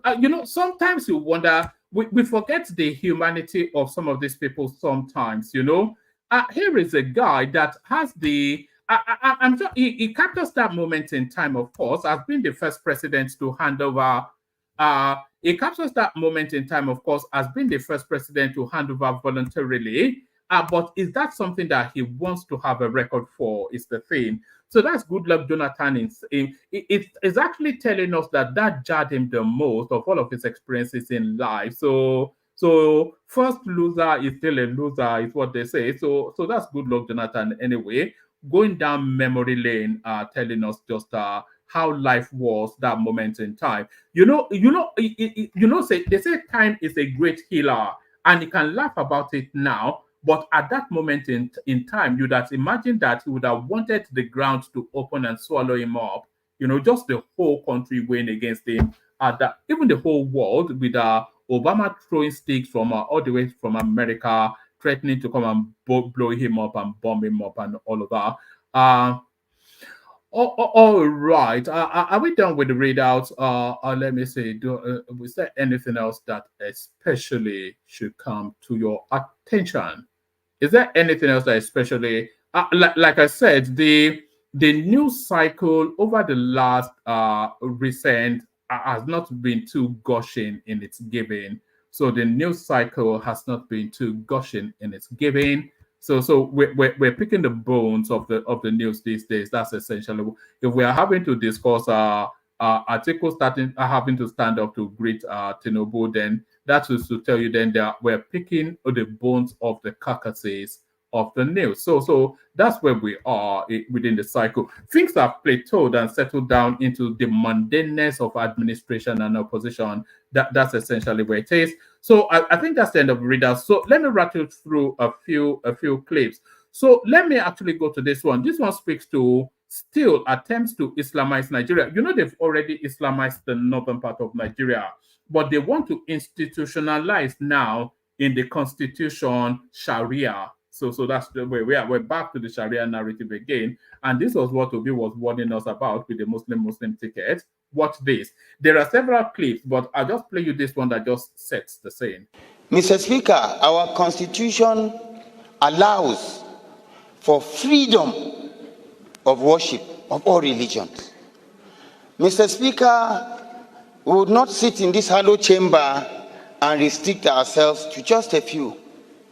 If we begin to put such components into the constitution, tomorrow the ecclesiastical faction comes up. The day after, the traditional faction comes up. The day after, all other components begin to come up.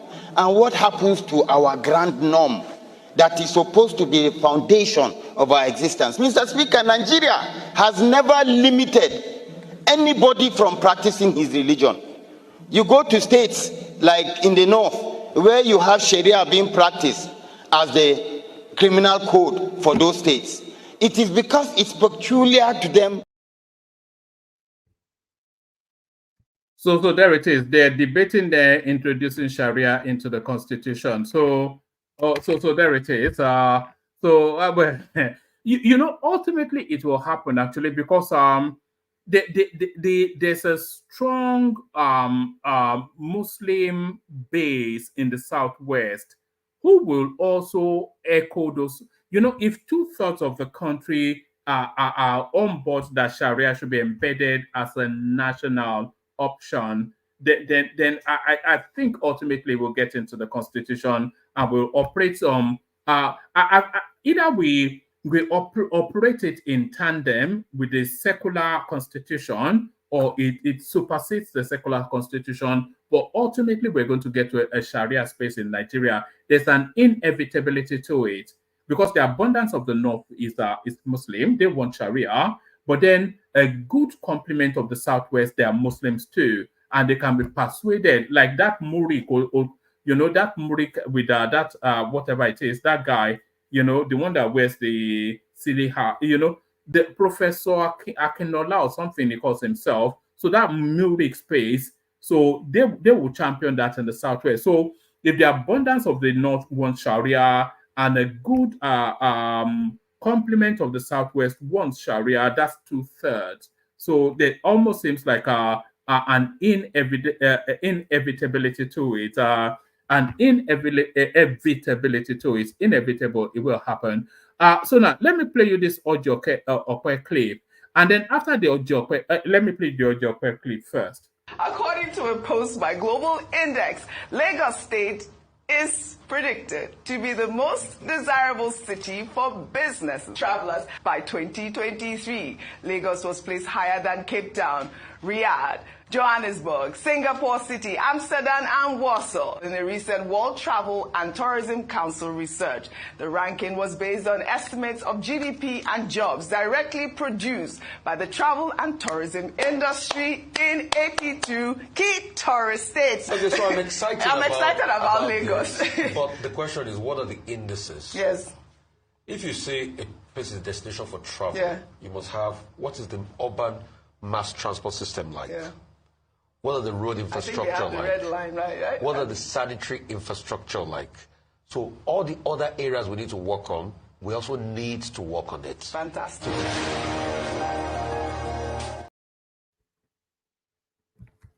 there is never good news that is ever good enough for for that run of the leader on the Arise TV panel.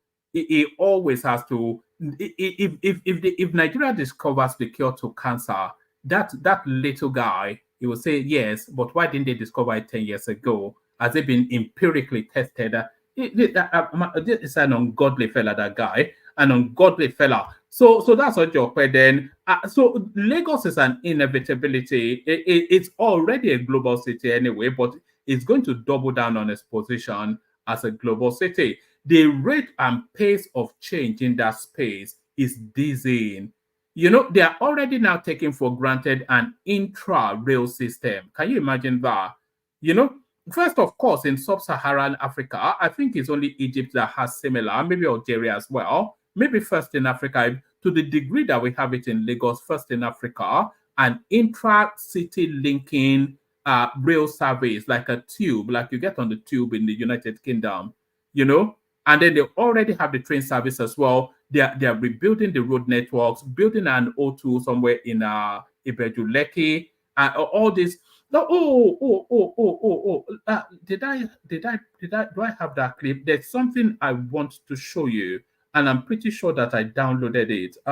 There's something I want to show you, and I'm pretty sure that I downloaded it. Let me see. You know, because this thing here, I think, yes, I did download it actually. This thing here is from 2002. So have in mind that this clip I'm about to play you, we're talking about the decent pace of change in Lagos State.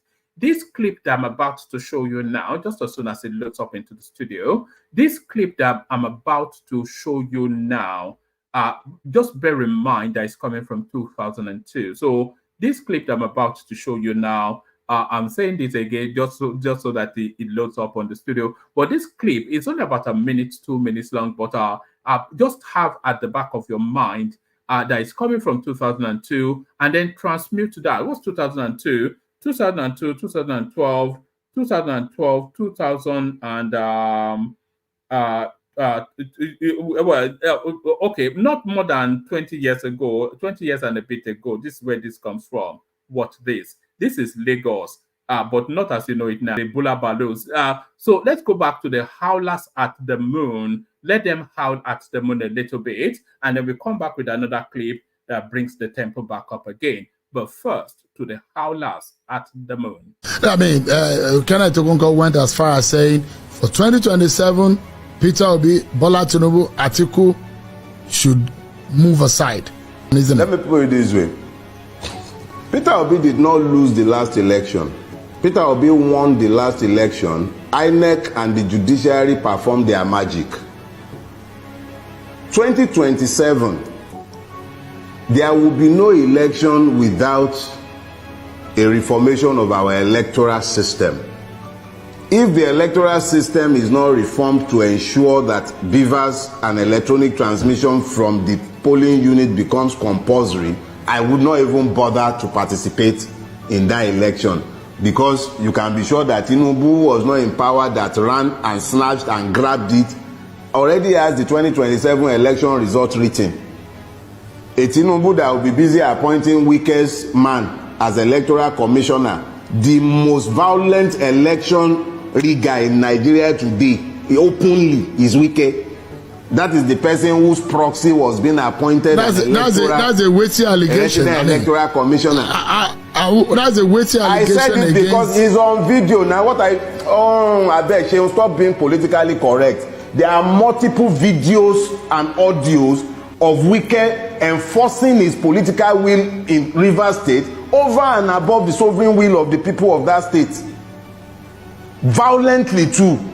So this is not, please, I don't do beer parlor talk. No, because and when you need to balance things, you can, are you suggesting, okay, so let's turn it into an argument. I am saying here, my name remains Dele Farochimi, and I am saying that there are more than enough material online showing Wike violently suppressing the right of the people of Rivers State to elect their chosen representatives. And I am saying that his personal aide, his person, has already been appointed a resident electoral commission since Tinubu came to power. So how can you be talking about a free and fair election in 2027 when it's already a fait accompli that without consequential amendment of the Electoral Act, without a consequential reformation of our judicial system, the same madness that took place in 2023 will repeat itself in 2027? If we do not tell ourselves these basic truths ahead of time, how can we even hope that anything will change? We have to be unapologetic and unrepentant in pushing the truth in their eyes. As I've told you, the truth is both a sword and a shield. I love wielding it as a sword and smashing them on the head with it, and I don't care for their feelings.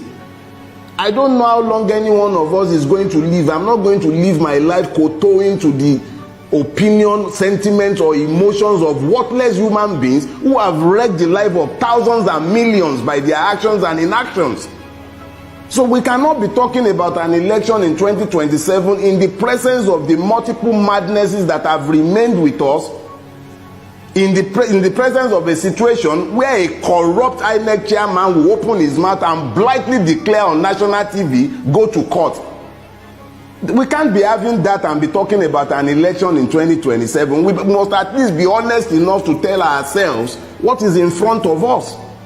If there is going to be an election worthy of his name, I will be out there supporting Peter Obi. If there will be an election, and if we still even have a country, the way Bulaba is going with Nigeria, what do we know that will be left of this country by 2027? What will be left of this country?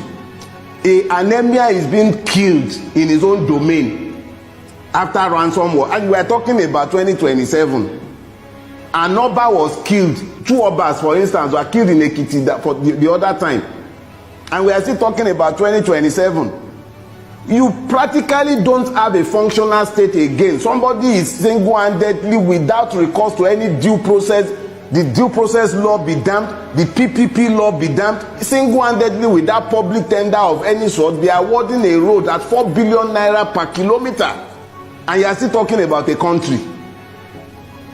Why are we lying to ourselves? We must, even if they will not agree, we must be unapologetic in telling these truths. Whether we would have a country in 2027 is up in the air. So there it is, the wailing whalers, the gnashing at the teeth and howling at the moon. The wailing whalers gnashing at the teeth and howling at the moon. The wailing whalers, and when you were saying kowtowing, by the way, so a lot of you may have been confused. It means kowtowing, not kowtowing. I don't know quite. Maybe it's from Ekiti. Who knows where it's from? It's called kowtowing, not kow. It's a Chinese form of respect. You know when the Chinese do like this to greet either a senior or their boss, and they do that. That's called kowtowing. That means to bow slavishly in abject surrender. That's somewhat. It's called kowtowing, not kowtowing. But that's the wailing whalers, the teeth gnashers, and the howlers at the moon. The wailing whalers, the teeth gnashers, and the howlers at the moon. So the howlers at the moon, do you want to see rather what old money looks like? Because all you Johnny come lately is flash in the pan. You bought Bitcoin at 700 and now you think you're a millionaire through to your brain, not to fortuitousness. So, but there's old money. When they say somebody comes from stock, S-T-O-C-K, when they say somebody comes from stock, you want to see what old money looks like. Old money carries its own certain je ne sais quoi. So the je ne sais quoi of old money. Watch this. In Lagos, we have different types of wealth, but the Okoyas is a different niche of wealth. Welcome to Old Money Lagos. Welcome to the very exclusive first episode of Old Money. This building is a residential resort for Chief Razak Okoya, a billionaire industrialist and the Are of Lagos. This is Wahab Okoya, the fourth child of Chief Dr. Mrs. Shade Okoya. Wahab's mom is the Chief Executive Officer and the Managing Director of the Eleganza Group of Company. Wahab's mom have multiple Rolls Royces with customized plate number to differentiate them. This one is my dad's car. Okay. I don't know why he got red, but it's red. Family car. Okay. Aside being a student, Wahab is already involved in the structure of the company. Yeah, my parents make sure I get as much experience as I can, so I'll be prepared for the future, and they're doing a really good job in that, which I really appreciate.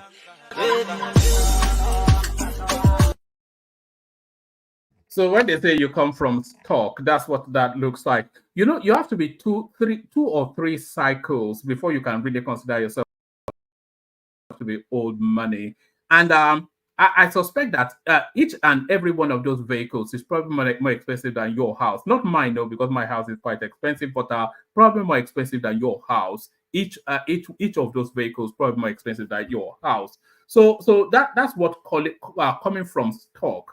That's old money in Nigeria. So that's old money in Nigeria, and you have to be at that level, at the level that we just saw now, to be able to enter into a space like the space I'm about to show you now. So you have to be at that level to be able to gain an entry, to be able to be let through the gates of a place like this. What this?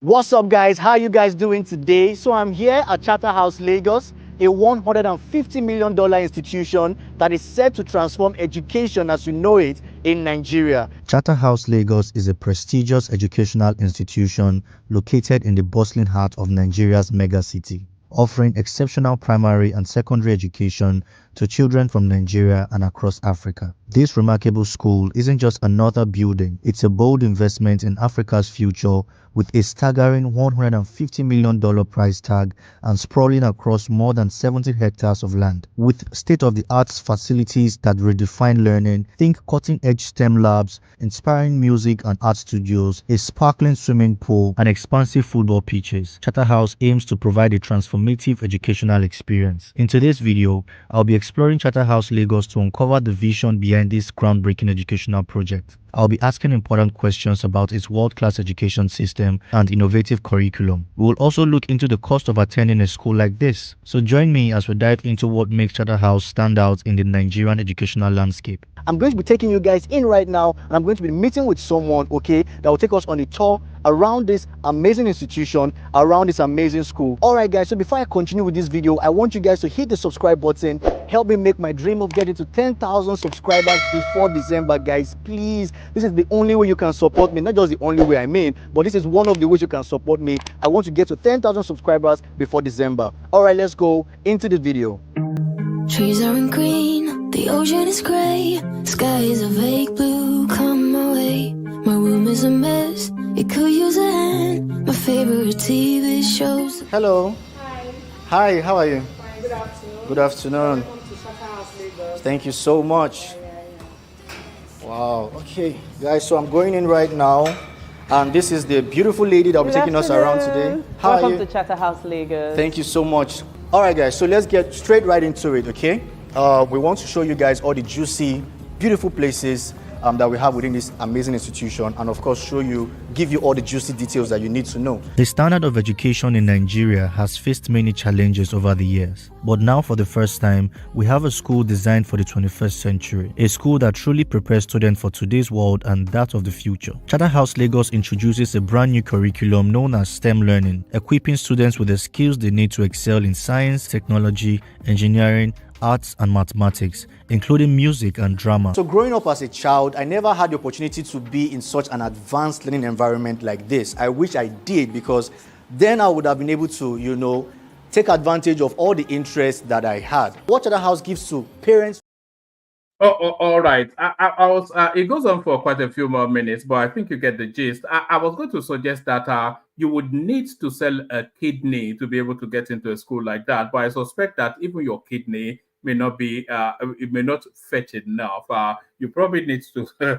I don't. Let me not even say anything. But there it is right there. So So they're talking about the 1%, but then even amongst those 1%, the 1%ers, there's still there's another 1% of the 1%ers, you know. So forget it. Oh, it's like a parallel universe.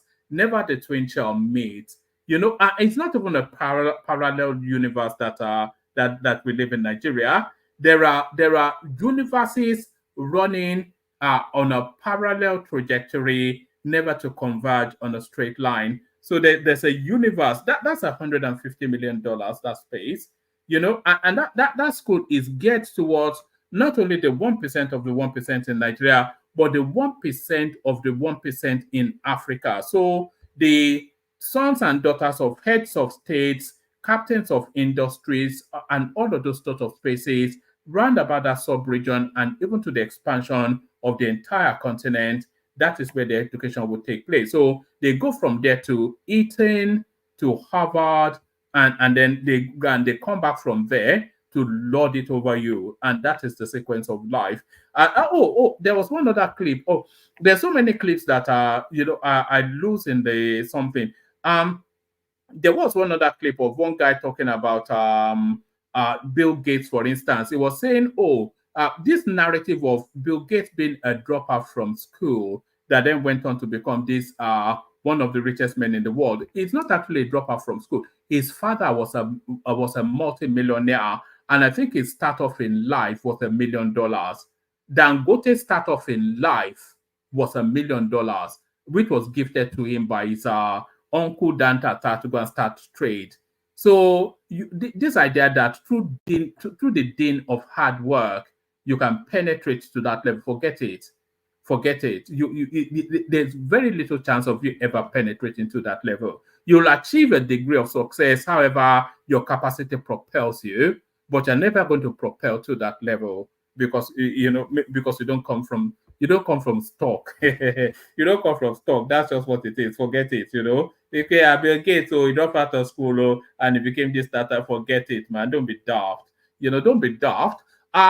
I'll round it off with the Simon Ekpa. I think that'll be the last one. I'll round it off with the Simon Ekpa clip. Let's play this one. This is Simon Ekpa.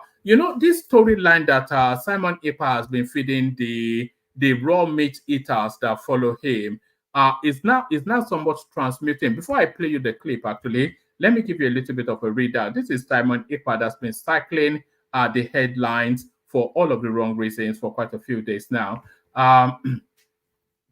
I am ready to fight for 20 years to restore Biafra. Ekpa makes U-turn on the 2nd of December, the Biafra declaration. So that was the promise to them that the Biafra will come into actualization by December this year. Simon Ekpa, in a shocking and disheartening news to his followers, has asked them not to expect magic on the 2nd of December.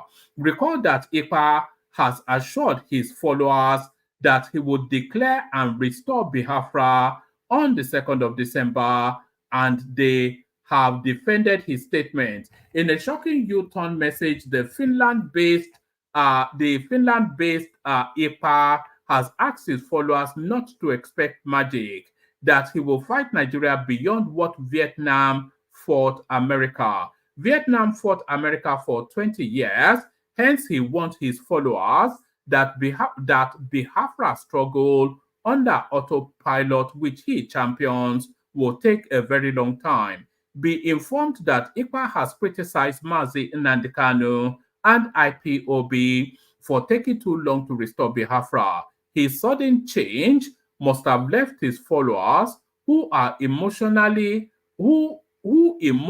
got disappointed. So that's Simon Ekpa moving the goalpost again.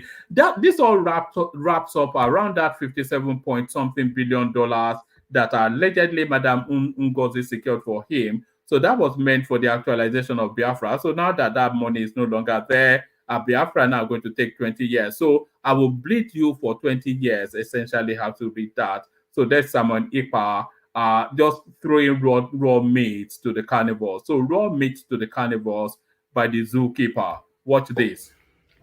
The 2nd of December is not after that. Some of you will come and say, oh, There is still military barracks.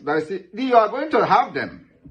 But let me tell you, if the Vietnamese fought America for years and succeeded in making America to flee, we are ready to fight Nigeria even more than what Vietnamese did. And we dictate how this particular war will be fought. We are never going into conventional warfare with Nigeria. But the delegitimization will take a different tone. And what I'm trying to tell you people today is that you must be prepared for a very long years of battle for the legitimacy of Biafra government. It is not something that happened in one day. It is not something that happened immediately after our declaration on 2nd of December. But 2nd of December will mark the beginning of a very long battle, which we are going to show our determination with our actions and inactions. So my fellow Biafrans, all I'm here to tell you this afternoon is for you to understand that after the declaration on December 2nd, 2024, the battle begins. And we are not going to stop. If it is going to take us 20 years to fight Nigeria differently than what we did in 67 and 70, we are ready for it.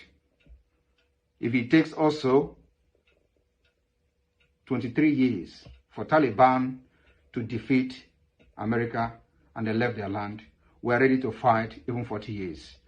Since 1967 to 2024, Nigeria continued to fight us. The only thing is that we have not fought Nigeria until now. And in this fight, we are still defending ourselves. So 2nd of December will mark the beginning of the Biafra liberation. Do not expect something or any magic to happen. We will make the magic to happen. Thank you, and may God bless you.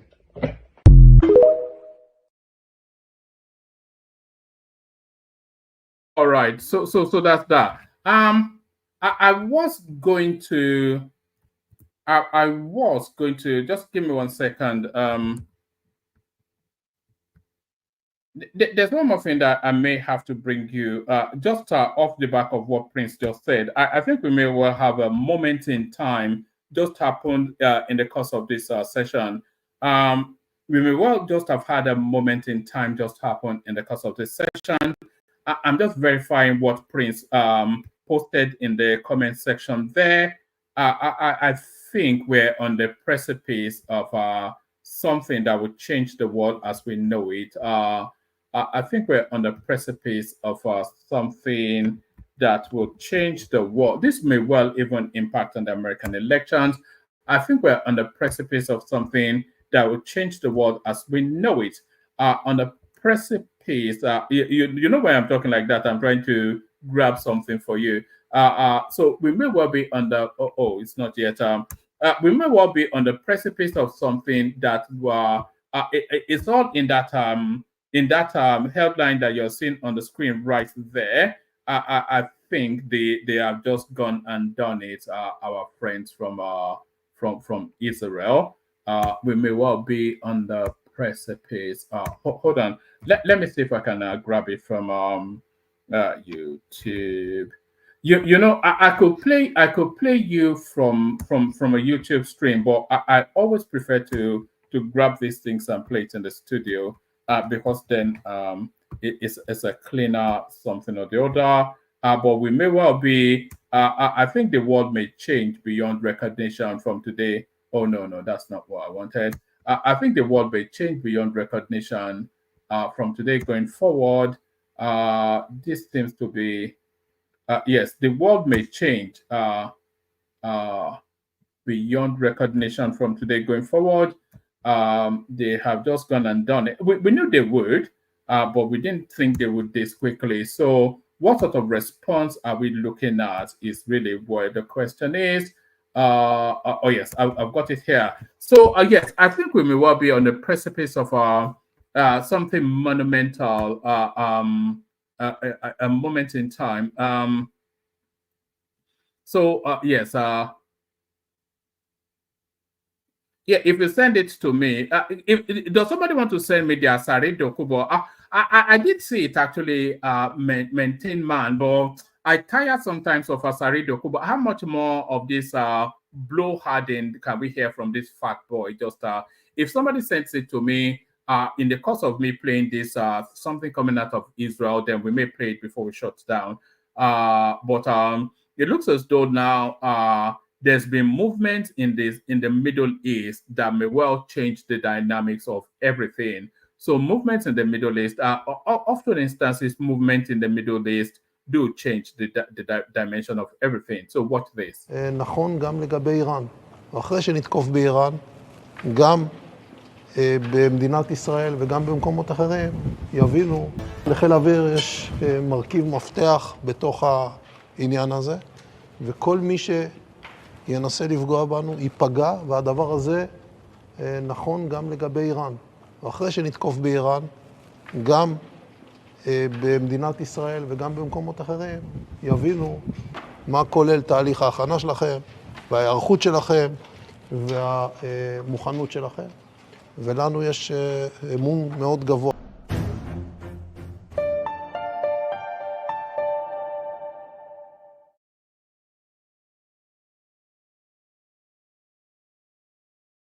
So there it is. So it looks as though Israel has just struck at Iran. So and in that clip you could see Russian warships heading towards Iran as well. So I don't know what's going on, but we are certainly on the precipice of something.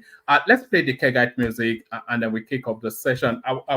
Yeah, let's play the Kegite music and then we kick off the session. The Kegites. Water, only water, where they see ma. Water, oh yes, you go for me, water, water, water, water, water, water, water, water, water, water.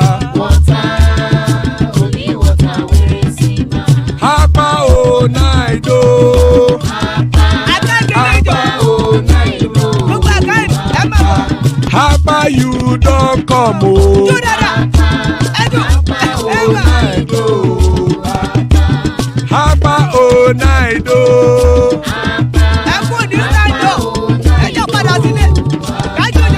Oro kẹ̀kẹ́ kẹ̀kẹ́ ẹlẹ́mù yé o. Ilé sọ́dí kẹ̀kẹ́ rẹ ẹlẹ́mù rẹ o. Bobby master kẹ̀kẹ́ rẹ ẹlẹ́mù rẹ o.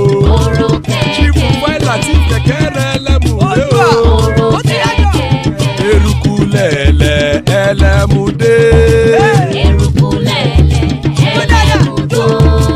Eruku lẹ̀lẹ̀ ẹgbẹ́ ẹlẹ́mù dòde ojàre o.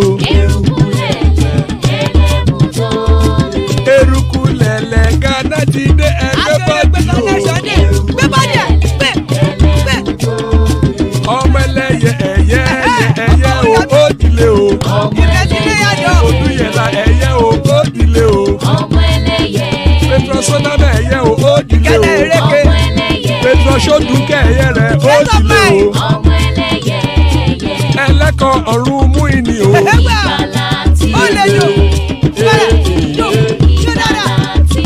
Àkùkọ ọ̀run méjìkọ.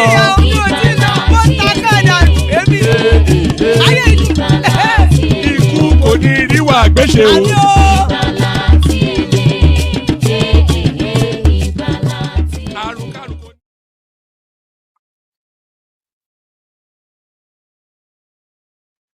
And there it is right there.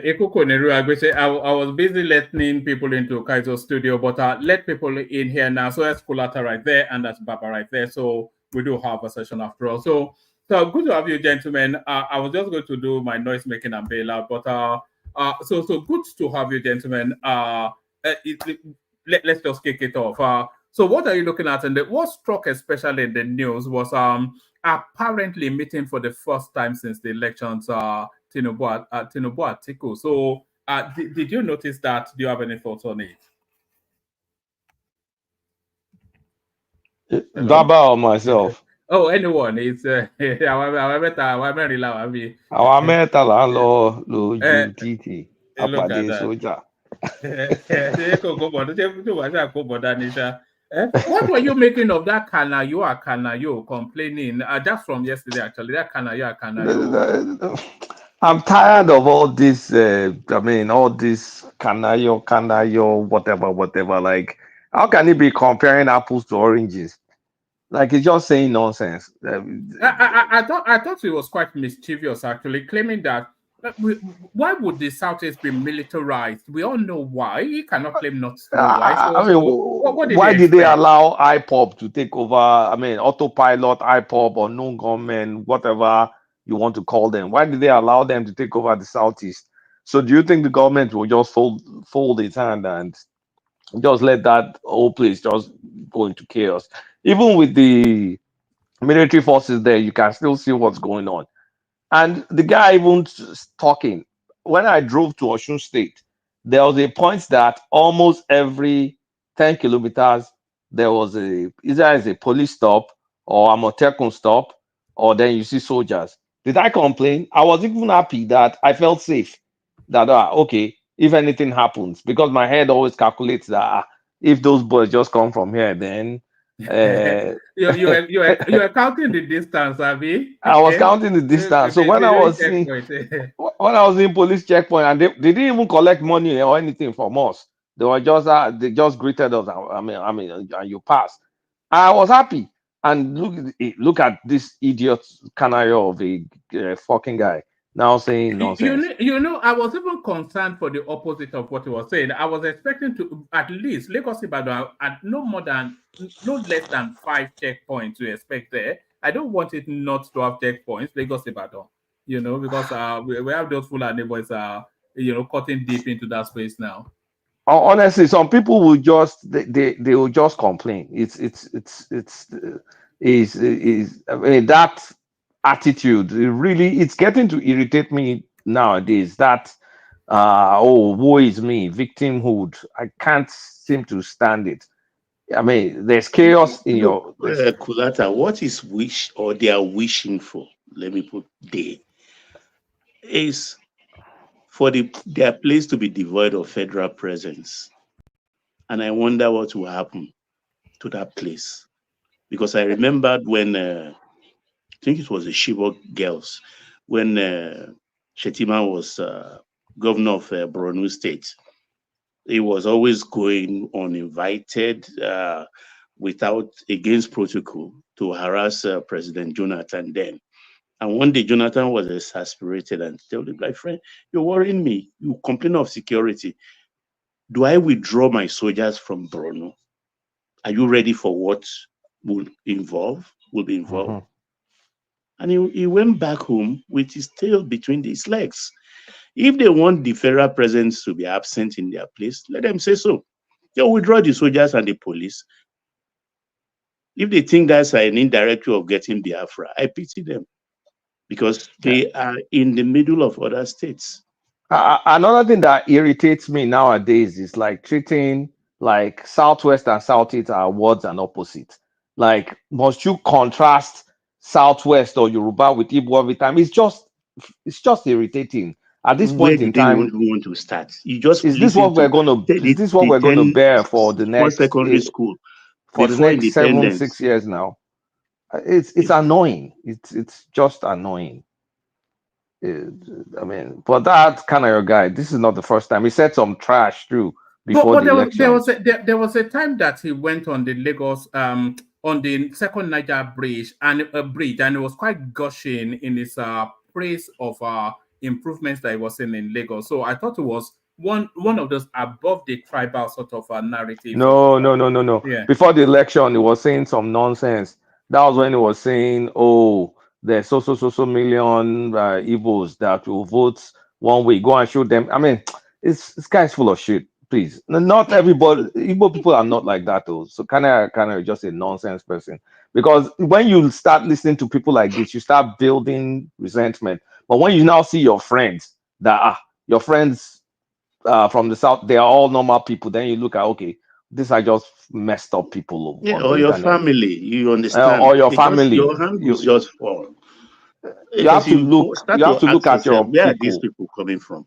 You just look at all these people. Like, where these weird people? Where the hell are they from? Like, I mean, the normal people, Southeasterners, the ones they're normal, good people. But this riffraff, Simon Ekpa, Kanayo, all these bullshit people, like they different breed. They're different breed. They just talking about nonsense talkers, what are you making of Obasanjo's outing? Still insisting that okay, before we go into that, Kulata, one Baja is a Muslim. Hold on now. Let Babalanda. Yeah, Baja is a Muslim. His name is Igbobi College. Akim, really? That's his name. That's his family is a Muslim, Baba. But like Baja, all of us now. Like Baja used to go. Baja used to go to Pentecostal church. What's the name of this funky church? That funky pastor, the tall guy with pretty wife like this. House on the Rock. Baja used to go to House on the Rock. Ade Farasi church. Baja used to go to House on the Rock. I cannot stand that guy. It's too sleek for my liking. I don't like pastors that too. It reminds me of Chris Okote. They are too sleek, too smooth, Ade Farasi is a fine boy. I love that list. I pastor. I love that list. You that clip you played that shows those top early secondary schools. It just gives me goose pimples remembering those schools. Baptist Academy is the number one, is the oldest, right? Yeah, but I love CMS Grammar School, Bariga Bombers. That was a school that Darusha, Macaulay, all of them attended. Darusha, I see Macaulay, Darusha, Candido, and that about Macaulay. I'm not sure that guy completed that list, because Ibadan Boys High School, that's my dad's. I thought it was one of the oldest schools in Nigeria. Even my father's school was 1913, Eco Boys High School. It missed some schools too in Elisha because George Button Memorial is old, is ancient, and there's another one. And I wonder when they formed Christ School in Ado Ekiti. The list give me goose painful because those are schools before Nigeria gained independence. I mean, Nigeria was formed as a nation in 1914. Those schools existed, and you can see out of the top 10, about 8 of them where they were situated or are still situated. They are still existing till today. Yes, I'm surprised that I didn't know it was going to land on Babs card. I thought it was I thought it was going to be an Oyo State school. I didn't know that education. And you missed one topical issue, Efunroye, the unicorn about Madam Tinubu. Yeah, that's yeah. Somebody sent it in. I missed it, but let me grab it. But before I grab it, let me give let somebody give a reply to Kanayo. So let somebody at his level give a reply to him.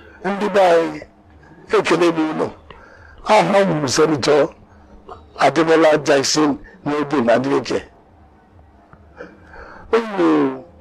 onye People's Democratic Party mgbanwe na-aga yogi ka ime nke votu inyere m ihe isi ịdị ime ya n'aha Chineke nke ime ya unu gbalịala m na-ekele gị ụlọ ọ ga-adịrị gị unu ma ịgbalịla imela ihe na-agwa unu na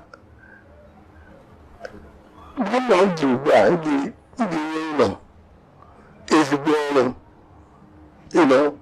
ọ gaghị ndị a ha siri ike to pieces onye na-agwa gị ọ gaghị business as usual ọ ga-iwu everybody bịara ọzọ ebe a agụzi na anyị na-eme ihe ọfụma iji mee ihe ọfụma mgbe na-arịọ Chineke ka ọ nye m governorship and Chineke anyere m the governorship. I knew his mother was Igbo, but I didn't know he spoke Igbo that fluently. He speaks fluently. He's bilingual. He's very outside bilingual. He speaks Igbo fluently and Yoruba fluently. All right. Let me bring up what you were talking about, Baba. I think this came from Badebo Rosvivo Dini. It says, the Yorubas were the biggest victims of Madam Tinubu's kidnapping, human trafficking, and enslavement network. in the British attempt to end human trafficking and her ruthless opposition to it, she was exiled from Lagos. When Nigerians do DNA tests like 23andMe etc., they will see the number of unknown relatives they have scattered all across the Americas and the West Indies. They will realize how close and how deep this chapter of our history is. It is unfortunate that Nigerians are still dealing with a ruthless elite that amassed their wealth at the detriment of their people. So is that what you were referencing, Baba? Yeah, but if comment is just misguided, you understand? I don't know. Maybe I don't know why he said that. Because when we talk about historical context, it's like, how do I put it? Is it historically accurate though? And is that the lineage of the president still? Is it historically accurate one that the Tinubu families were the biggest slavers? And is that the lineage of President Bola Tinubu? No, not it. If it's got to do with this Tinubu as president, I think it will be somewhere very distant. But Madam Efunroye herself, I mean, yes, like all big Lagos families, they are slave traders, you understand? I don't like discussing it because my family, we are complicit in it too. You get my point to a very, very large extent. But this I is think the Alexander Gomez also has to answer that question. I think yeah, he was but completed as well. this was a trade of that time. As of the time they were transacting, it wasn't illegal. But the whole world woke up that time through the Quakers, and they woke up to the fact that, okay, this is no more ideal thing.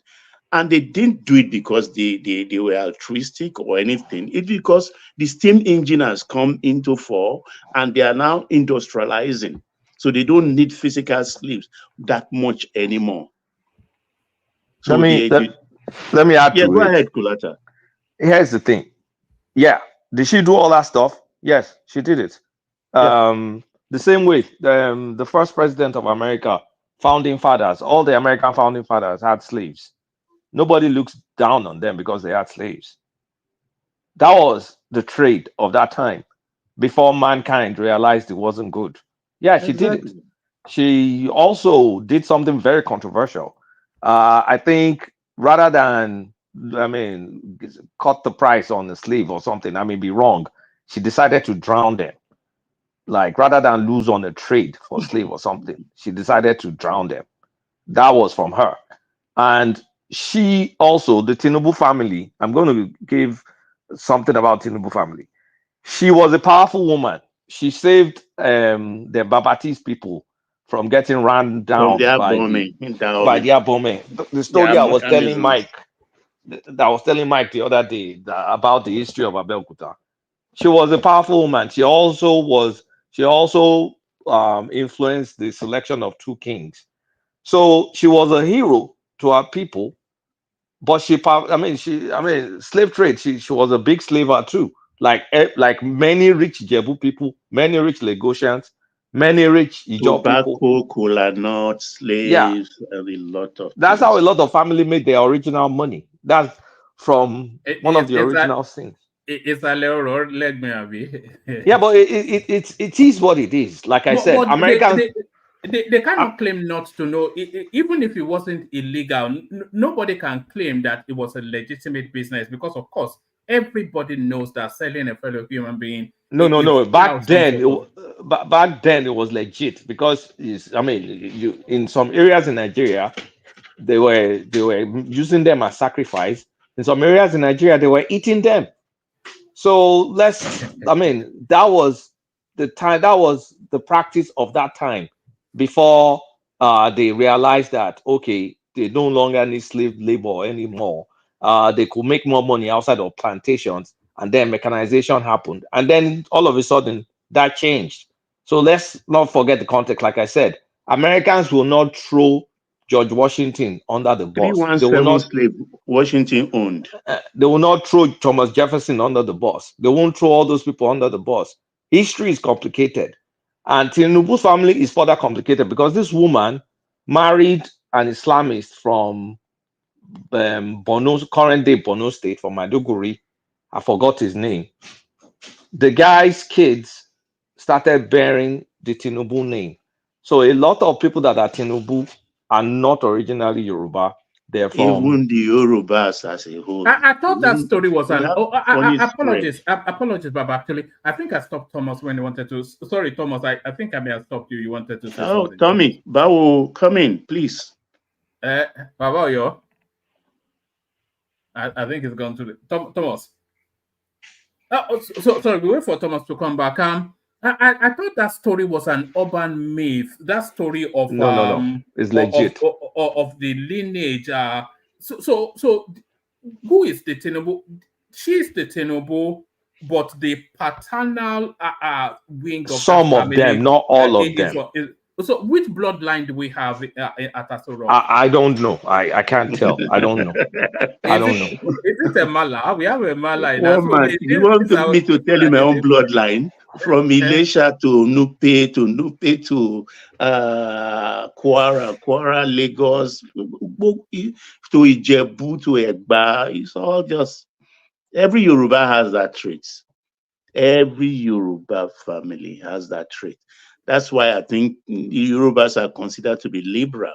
My mother, I mean, when my children are doing their wedding, it's like you think she's a pastor, and this is a 13th-time pilgrim to Mecca. So it's kind of interwoven.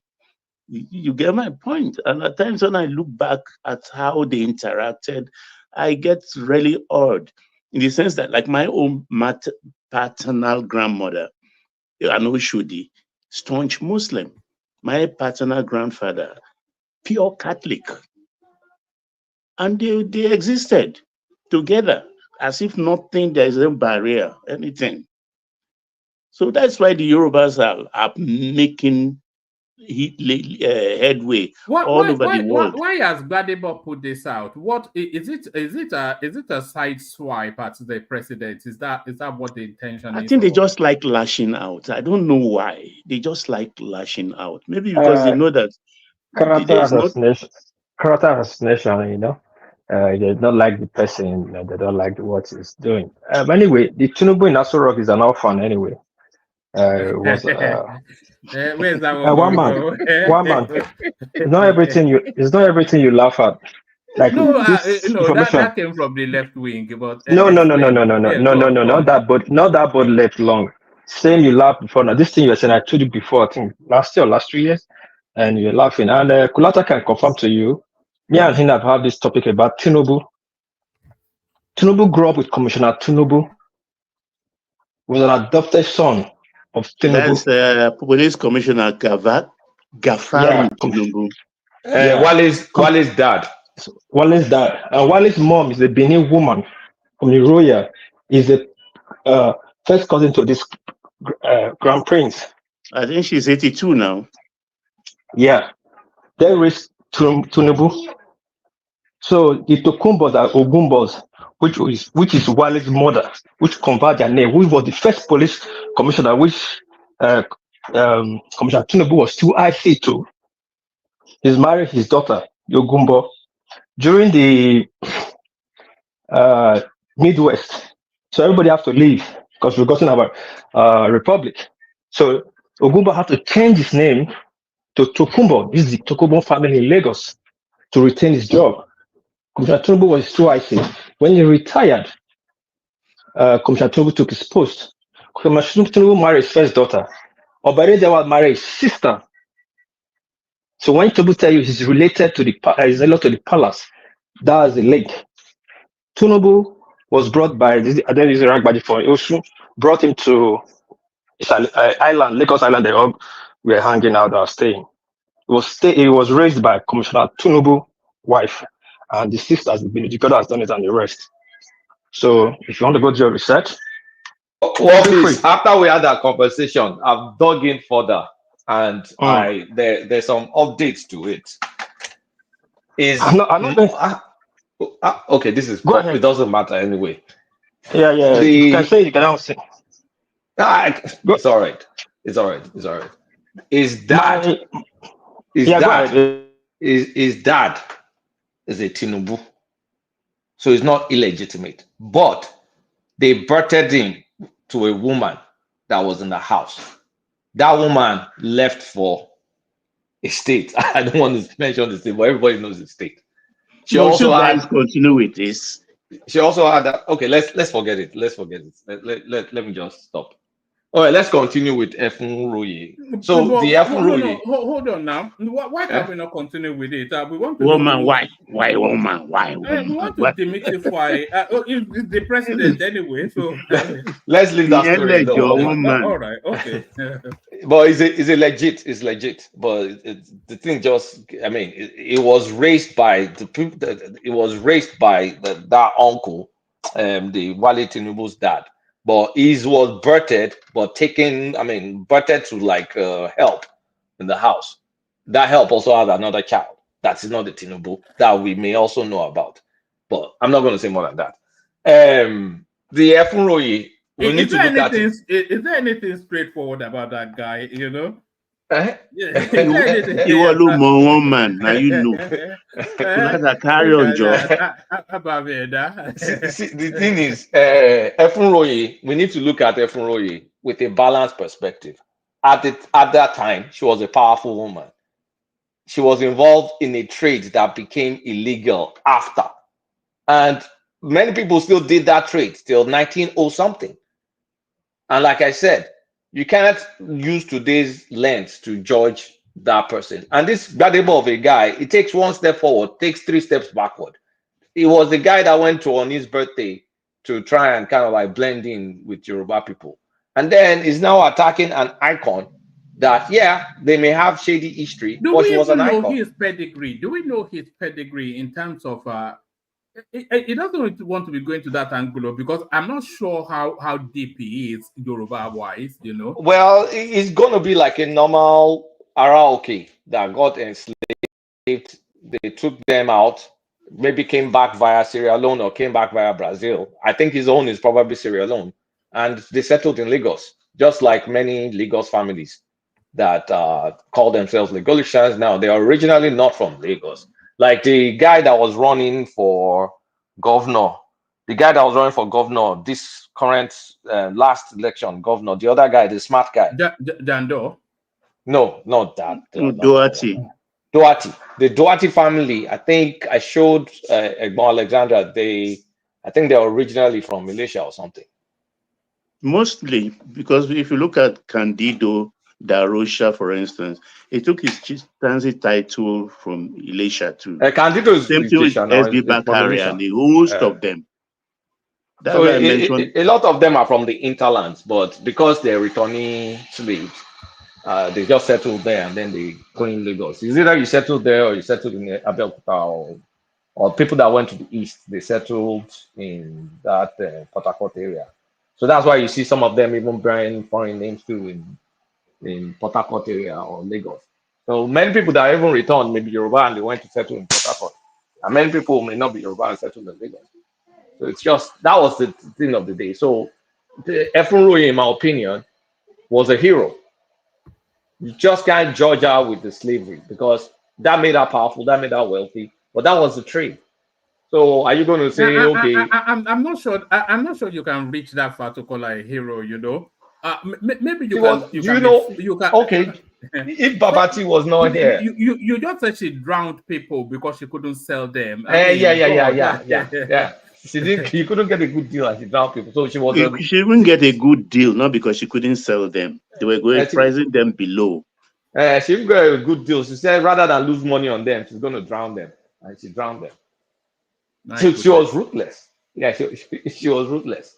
But look, you have to judge. You can't judge leaders just like that. She was effective. Look at what she did for her people. She saved the whole nation, a bad nation. She saved them from. She bought them guns, ammunition, everything. Imagine if Abeokuta was like the K2. You know, we had a town in Benin Republic called K2. that was decently populated. They enslaved everybody in that town and took them to Brazil. Everybody in the town, almost everybody. That was what could have been the fate of Abeokuta, and she saved them.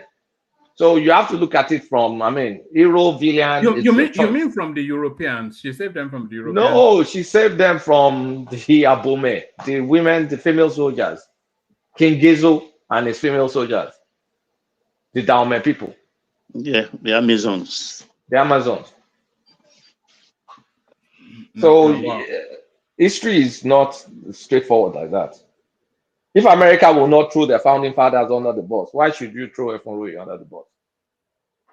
I'm not sure we can grant her that this absolution that you.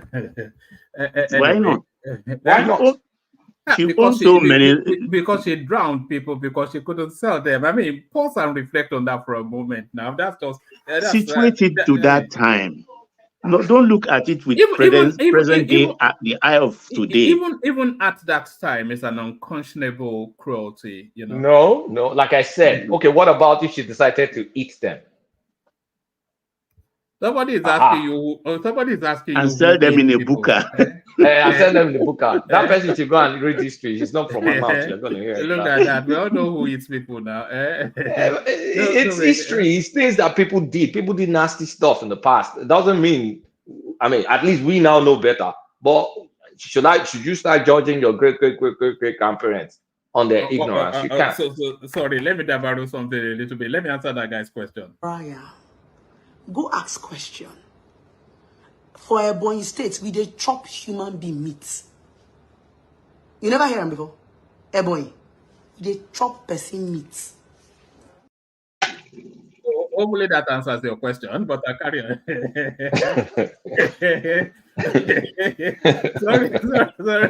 I don't be talk now. I don't be you talk now. She talk so. She talk history is history. Like I said, you can't. What can you do about it?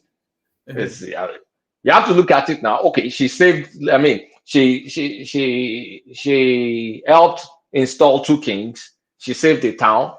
She was rich, she was influential, she was a woman. You have to also need to use it to appreciate Yoruba culture, that women are they say. She was not even the most powerful woman. We've not even started talking about Efun Shetan and Yalo de Badon.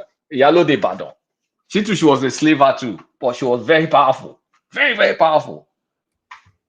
We've been more enlightened than the West. I think we're going to be dedicating sessions to all of these historical spaces that it's not as straightforward as you just say now that you can condemn it categorically or grant it absolution just generously. But we certainly have to delve into that. But this guy is refusing to leave the landscape. This Gbadebo Rose Vivo. Do you think it'd be wise to run again in of course Sanwo-Olu would have been out of office in 2027. So I think it stands a better chance. But forget it, one man. Who is likely to run? You know, they are saying Seyi Tinubu. If Seyi Tinubu gets that ticket, Seyi Tinubu versus Gbadebo. No, it's Hamzat. Forget it, woman. It's Hamzat. No. I don't think Hamzat is a governorship material. You know. That is the brain of this Sanwo-Olu. I think it's gonna be this guy Bajamila.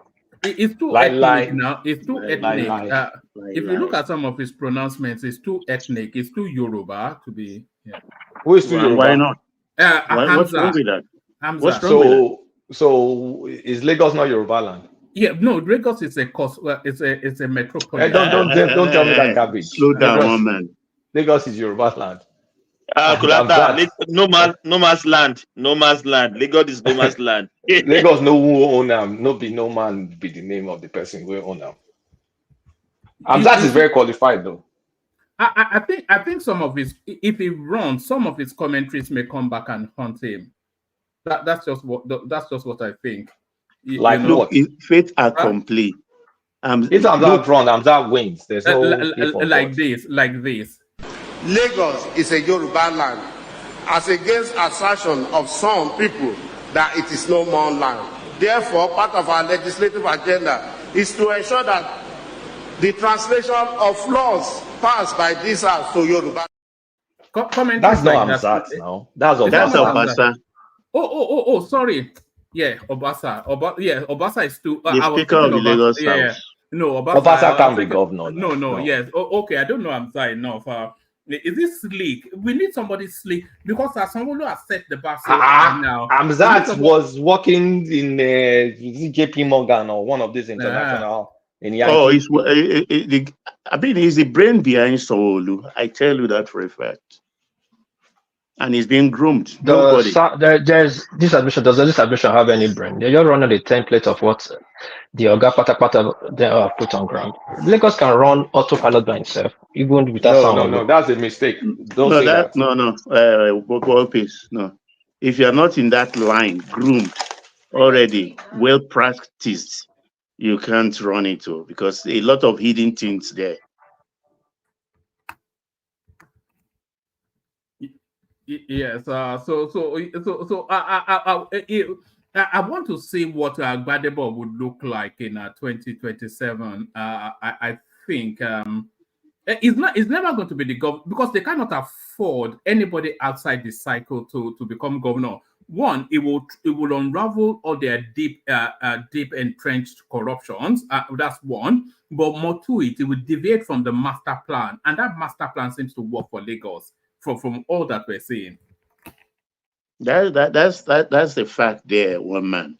So nothing is going to change. He got 200 and something last time, right? 1,000. I think this time around, if he gets above 100,000, thank God for him. But the question is, will Labour be the party being existent that time? Will they get the ticket? That's the thing you should worry That's a for. big one. That's a big one. That's the thing you should worry about. I Which think party? it's going to run under PDP. I suspect. PDP won't get to his hand. PDP have big juggernauts, like 100 They don't before now. him. They Who told you? Look at who they put forward the last time, Jando. We know that what happened the last guy that time. can't Now even speak English. you forget that was the politics of the Lagos mafia to put a weaker position. If PDP really wants to bring out somebody, they will bring out position that will shake Tinubu. But now Lagos is kind of if you're not in the clique, you won't understand what's going on in Lagos. But the boy is fighting against the system, and which will be very difficult. Both PDP, APC, and the Labour top officials, they're in the same place in Lagos after politics. I think Baba will know what I'm talking about. So you can't. If you are not in, you are not in. You cannot in. Because it's a very small family. You see one family like it's like the Kumbos. They're a very small family that control that Lagos. So they are all one. If they are PDP, APC, Labour, they are one. But if you're not in the establishment, you will not get the position. Who will run next? I don't know, but they already know who will run the next 2031. They know themselves. So you need to see Chief Bode George struggling to explain himself. Yeah. Lagos know themselves. Lagos mafia is very deep. You have to be very Are you astonished that his U-turn, Chief Bode George? I'm somewhat disappointed. It's 80 something now. It doesn't have to kowtow anymore now. Look at the way he just collapsed, Chief Bode George. He didn't collapse. It's reality of the time. He said they sent Bajabe Amila to come and beg him. Bisi Akande was begging him before the election, so he didn't listen to Bisi Akande now. Chief has to say something. Chief has to say something. What if $1 di babaleno? What if $1 di babaleno? Now you know one man. I beg. The thing with Lagos is, it's always been there. So let's talk about Baba OBJ now, which is a topic for the day. Yes. I don't know why Baba Can somebody tell him that he's not the president of Nigeria anymore, Baba OBJ, because he doesn't seem to know. So carry on, Baba. Honestly, Baba OBJ should just remove his knee on the neck of Nigeria. Enough is enough. At 90, I think he should just go rest. Because this self-righteousness thing, it's not working for those who know our history. Because, okay, you $12 billion, they forgive you. Yes, when you were going 45, 25 there, you left 70 billion. And of course, you were owing also about 3-point-something billion as our external debt. Because you were owing. It did not leave zero balance. We have that both debit and credit. It was owing 3.5, but left 40, 50. But it's just like somebody who is bereaved and wants to bury maybe the father and comes to me and say, look, my fixed deposit will mature in 2 months and I don't want to touch it. Can you give me money so I can do the burial and everything? I'll just look at him like an idiot. Because you have money, so why do you want to go and then borrow money? Go break your fixed deposit and do your business. Do your business, because all that total money he left saving for Nigeria, which he should have used to develop the country. Save it for what? For people who quashed it, who spent it, who finished it, and ended up leaving 10.3 billion as national debt at 2015. Finish everything. So what is the use of saving money? Because the business of government is not to save money, but use it for Why did he leave $25 billion in excess crude account, an account that's not constitutionally backed? Why didn't he invest it in That's what I'm saying infrastructure or something? That was the criticism being leveled against Peter Obi, wasn't it? When he was saying he left XYZ in a state that had no infrastructure. And we know the election he conducted. We know the story of Ladoja. Till tomorrow, we know the story of Ladoja. We know the story of Ngige in Anambra. We know his relationship with Irumole of Molete, or what did they call that, Babasef? Adedibu.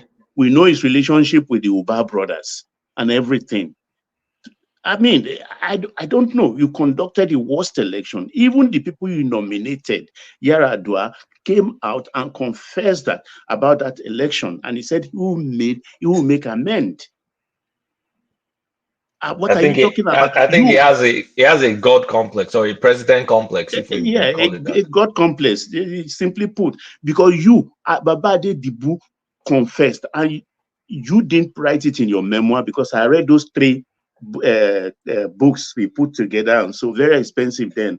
I can't remember how much I bought it, close to about 22,000. Then 3 books he wrote as memoir.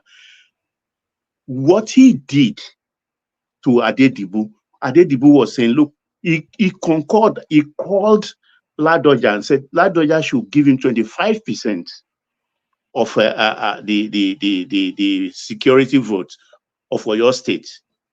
And Ladoja refused. And OBJ went back and pleaded that he should give him 10% at least every month, not every year, every month. As he collects it from Abuja, he hands over to this thing. And also, we talk about Uba brothers you use against Ngige. Well, let's even leave all those ones. What you even did, because you came back from jail, you told us in 1998 or so, or 90, that you had only 12,000 in your bank account. I've not known Baba to do any business since then, or I don't know him as a trader. But today, his network will be in the billions. Did you see how he strong-armed people for Obasanjo Library? Do you know what he did to Dr. the Glowman? What he did? Adenuga, he ran Adenuga. The chief ran to Ghana. It was Bob D that hosted him in Ghana for a very long time. It was Awujale. Ló gbà lẹ́nu ẹ̀ nígbà tó gbé Dr. Kinil Hainu. Awujale ló gbà lẹ́nu ẹ̀. So, I mean, it was hamstring. They should bring money and everything. And this is the Baba that changed 6, I think, through 8 years. He used 6 Senate presidents. 6 Senate presidents. Honestly, I think one of these Gen Z people should embarrass him in one of these interviews. Like really, really thoroughly embarrass him. Call out his shortcomings. They won't now, because it's aligned with their outlook. You know, they are all wrapped under that obedience banner, and I think when he was going home, closet obedient as well, isn't it? Woman, when he was going home in 2027 to Abeokuta, they should ask how many cars he took, brand new cars to Abeokuta. Some of them, the tires got rotten in his compound. Today, in that compound, he has a zoo that just ate the lion inside that zoo, eat up somebody in the Yes, zoo. the zookeeper. Yes, God. Now you are going to churches. Those people you condemned before. One word you are not going to Udeku, you are going to this because you don't like who is there now as a president, because he's not listening to you. He should continue. He should rather this interview going to low places to conduct interview. Is it because they've rejected him in high media spaces? I don't know, because I was surprised to see him in Central TV. No, I think that Central TV is the new hotspot because a lot of they seem to be getting a lot of big names coming there now. So it's the new hotspot. That's where people, that seems to be what people are listening to now. I mean, I've never seen any man apart from President Jonathan whose grace is below his. Baba OBJ should just be forever grateful. I've never seen any man so blessed. I mean, this was a man, I saw a photograph where they were in Baptist Boys High School. You know, he was a MKO's classmate. MKO was the head prefect. I think they were in class 4 then or so. MKO was sitting down. They were all wearing those funny shoes of that period. OBJ was barefooted. OBJ was barefooted in that photograph because he was an indigent student. Was an indigent student. I mean, he should just be too grateful to God and just he's done his best. I mean, a military governor. I wasn't especially keen on because he should be one of the people setting the record straight within that Nigeria. I wasn't keen on him on the commentaries he was running on that, saying the man came in without a plan. He spoke on the subsidy when they've not studied it and all of that, and I think he knows better. So I don't know. He's playing to the gallery somewhat, I thought. It's not. Look, is the man that has been voted for. You understand? 2027, you've done everything to undercut him. It's not working because nobody's listening to you anymore. It's high time you retired to your library and start writing more of your memoirs. He's actually turned himself to a useless elder statesman. No, so no good extent. No, I'll say it the way I see it now. It's turning into that now because sometimes we forget we still have a very good complement of ex-head of states. Gowon is alive. He never says a word. Babangida is there. He never says a word. Babangida is there. Even Buhari doesn't speak. You know, but it's always this guy. We're talking about someone hugging anybody with a microphone to be saying, "No, I'm the best president." Everybody doesn't know it better. Since he left that place, who hasn't he criticized? He criticized Jonathan, criticized Buhari, criticized. You're not God. You're not de facto president, and nobody listens to you anymore. You're not influential anymore. You're not. I mean, even that ownership gone that they used to give you, you don't have that title anymore. The past two presidents, they got there before without your help. Yes, so exactly. Even Jonathan won that. I mean, at that point in time, wasn't he already writing stupid letters all over the place? No, I think he pushed Jonathan in, but like you rightly said, Buhari got, in spite of him, Buhari got the presidency. In spite of him, Tinubu got the presidency. So he doesn't even have the potency that he thinks. Have we forgotten what's the name of Yaradua now? His first name? Umaru. Can you hear me? They say you are dead. Who will forget that drama of that period? That drama. And I think his biggest hurt, or something that's going to follow him to his grave, he was never able to carry his people along. He has betrayed Yoruba people every opportunity given to him. So they will never love him. So that thing is always going to eat him. There was never a time it was pro-Yoruba, you know, even during the Shagari. But the Yoruba saved him for second term. But then what did he do to them? He threw them under the bus. Yeah, the Yoruba saved him second time. The article they were going to really eat him up. Yeah, but the people that saved him, wasn't it just Tinubu that survived it, that Tinubu didn't allow him? All the states, all the governors that helped him through AD, they lost. All of them, apart from Lagos State, they all lost. I About beg, that BJ guy to rest, I beg you. should go and sit down. If you just rest and thank God. Honestly, what he's doing is upsetting. It's upsetting. Because now going every day one topic, every day one topic, every day one topic. Yes, sir. You guys Yes, didn't sir. talk about the fact that the worst election was conducted under his watch when it was a Yeah, military I report. said it. Even the beneficiary of the election came out and condemned the election. Condemned that election. God has blessed you beyond measure, even beyond your own dream. Sir, can we say Obasanjo at his age is chasing a cloud? Because that is what I'm sorry, respect to Obasanjo, but is Baba supposed to go and just temper it down? Yeah, go on, sir. Look, the thing is, Nigeria's problem didn't start with him. Look, in 1979, I know Shagari won that election. But as an organizer of that election, or during that election, all the candidates, Azikiwe, Alhaji Waziri Ibrahim, Shehu Shagari, Tunji Braithwaite of GNPP, and Namdi Azikiwe, and then who again? All of them, Awo stood out. The best candidates.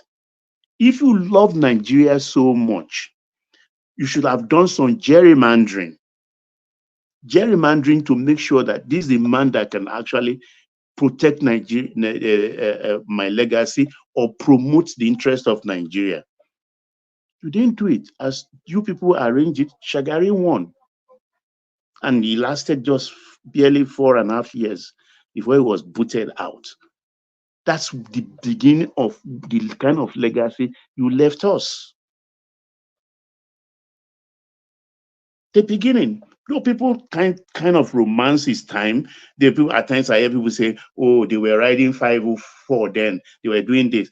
Do you know that those 504 you were seeing them, they were armored? All those 504 were not the ordinary 504 we drove on the street. Well, how do I know this? I was inside John Shagaya's 504. And the first thing, nobody told me it was armored. I tried to open the door. The door was super heavy. And they were laughing at me. You remember John Shagaya, Major General Shagaya, Minister for Internal Affairs then. They were armored, so they were not just the 8,000 Naira 504 we're buying then. So a lot of meat, I remember that 504 well. My mom used to have one. She brought it brand new, actually. She was at Wemaport then. But Baba, what are we making of this clip? Let me bring this clip into the conversation.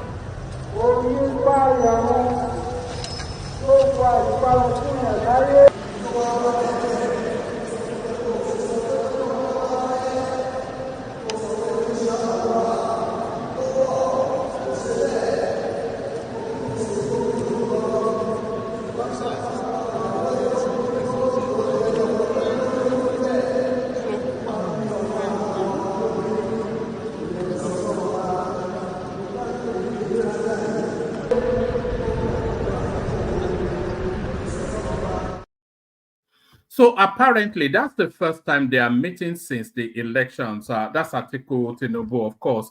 But I was just saying then in the opening phase that I don't think Atiku should have put himself in a place where he needed to, you know, because you have to show some form of respect and contrition towards the president. And he was somewhat contrite. He had to stand up.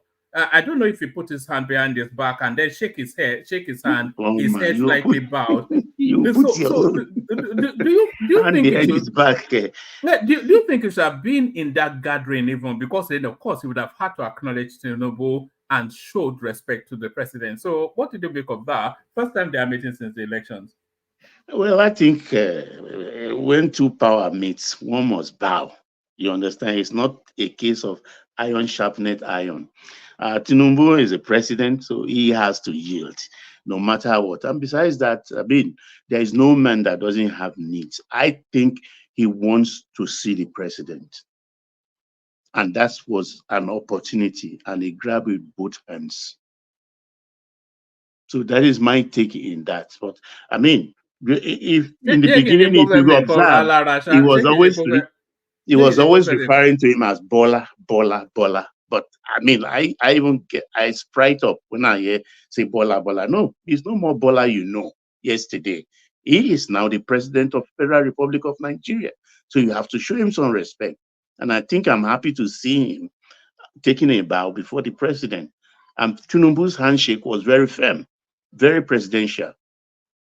The hands he offered to him. And I love And that. sir, he waited for a couple of minutes. They shook each other, like greet each other. You know, he just greeted the rest, just one shake. They are But friends. I think they even say something to each other on that video.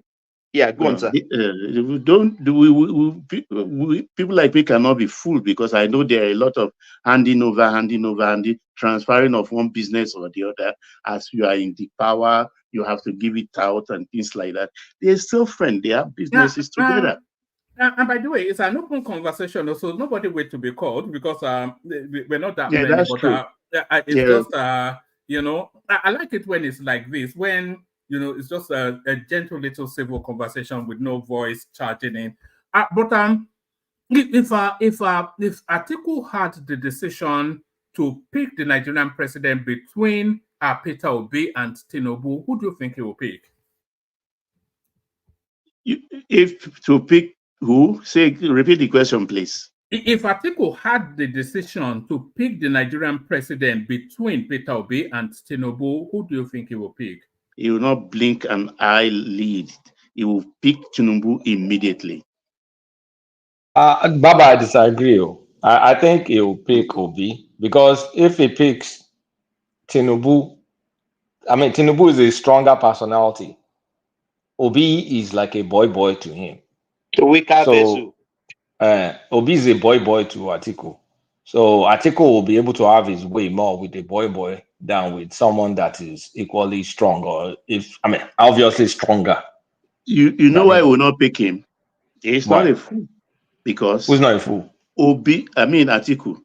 He knows with Tinubu they are business politician. Business politician.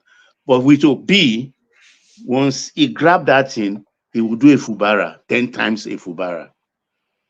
He can't do Fubara. He can't do Fubara in the Nigerian context. Now, Nigeria now, it's not but state. his people will envelope him like they envelope President Jonathan.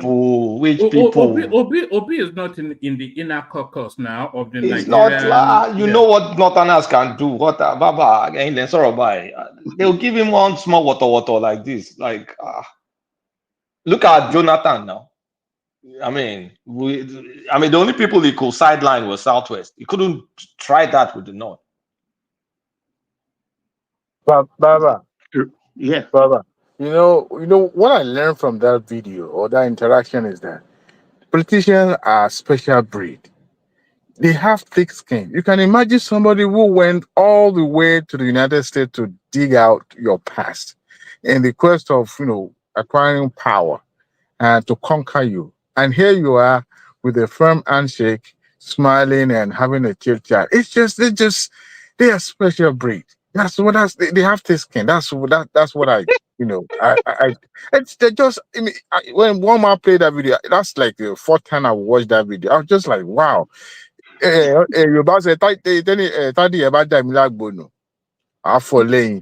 they are not like that. They are very calculative and measured. They are one. I mean, you can see that they can disagree, but when their interest is threatened, they become something else, different animal entirely.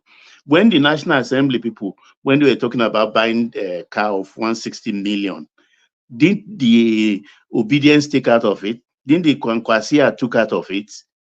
They did. Because they all want it. They need it. They chop and clean out as if nothing happened. Orji came out and told us he received 14 million. Most of them, that's about what they receive. But are the other parties not taking it? They are all complicit. It's people like you that cannot, because you cannot stomach deceit. But they are like, and the only people that can condone or be that kind of thing, they are different animals entirely. Because so truth, like you said, I mean, like we did a meeting tonight, and by tomorrow some of you gang up and change. If I were in the other group, I will go after all of you, and go to the press and start making noise.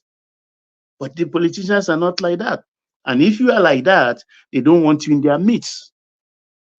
What do you say of people? Sir, can I say this, sir? And we will be online causing our generation. Igbos are fighting Yoruba, Yorubas are fighting, but these guys are woman. Sir, these people, they are just 5 and 6. Just imagine that warm welcome, warm greeting they gave each other on that video, and we'll be fighting each other, causing ourselves on the internet. Go on, sir. Well, man, you didn't even, the one I found funny, as soon as he entered that straight line, the first row, see the way they were standing up one by one. They were all sitting. They stood up one by one, as if they are in a roll call just to get the handshake. That's power. That is power being displayed there. They had to stand up, man, because protocol demands it. They can't sit down when. But for if he sits down, what happened? They will slap him. Yeah, no, I thought he would try and do an Aisha Yesufu. Do you remember that clip of Aisha Yesufu when they were playing the anthem and then she was sitting down and I remember. So yes, I thought he would try and do that, but it's too long in the game to, because that would be it won't be disrespecting Tinubu now. He'll be disrespecting because Tinubu is the representation. But what will happen? Let's say peradventure, nothing will happen, but he would lose political stock. If he did that, he would lose political stock. And talking about stock, I love that photograph of that iconic area of Lagos house you showed. If you go in there, the main sitting room, if you see the fountain there, it's a little bit smaller than that of Tinubu Square. Honestly, beautiful edifice. Beautiful edifice. Beautiful edifice. And that is, you talk about 3 generations. No, he is the 1st generation of your Okoyas. They have the name in Lagos, but he made that fortune on his own.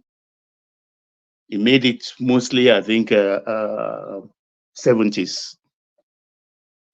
The fortune started coming in the 70s, and he has retained it ever since. But he is a very patient man. Patient in the sense. So who is old money in Lagos then? The Daroshas, or is it the Daroshas? Who is old money? There are many. There are many old money, priceless even.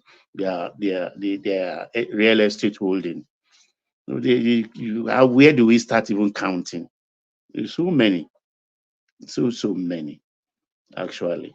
But he's the 1st generation of his very, very, very, very rich man now. Very comfortable. The real estate alone, if you want to start with the Biwak house, which he bought where they were selling Range Rover in those days, when Kufori Julibi was his chairman, I don't know how they sold that place in Apapa to him.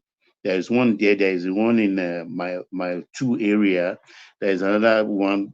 They all scattered here and there, but until you get to the main factory in Oregon, those things are really priceless. And when they started opening up Oniru through Lekki land, I mean, they were the first people. After most of the land there he bought from the Deolu estate. You know who the Deolu estate is now? Do you know? Of course, now. Let's move on. Let's move on. He bought Most of this from Bitiolu Estate. Hey, bro, And Baba should some off the mic, eh? Off the mic. Off the mic. Hmm? Oh, is there some controversy around that? Off mic. Yeah. Okay. After hours, yeah. Or behind the scene even. But you know that it's a edifice in Oregon. It's actually in front of my house. My father was quite angry when he put it up. They had a bit of a fight over that. Yeah. Because of the noise.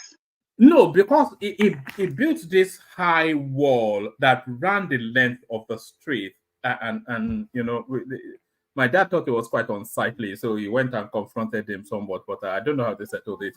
You Una get know, liver. I think what pained my dad was that he didn't know where Leyewa for sale. Maybe he wanted it for You himself. would I have think that picked it was up. yes, you know. But what are we making of this headline right here, and how believable is it? We did not instruct Tinubu to remove subsidy. So this is the IMF. You know, a lot of people actually telling us that.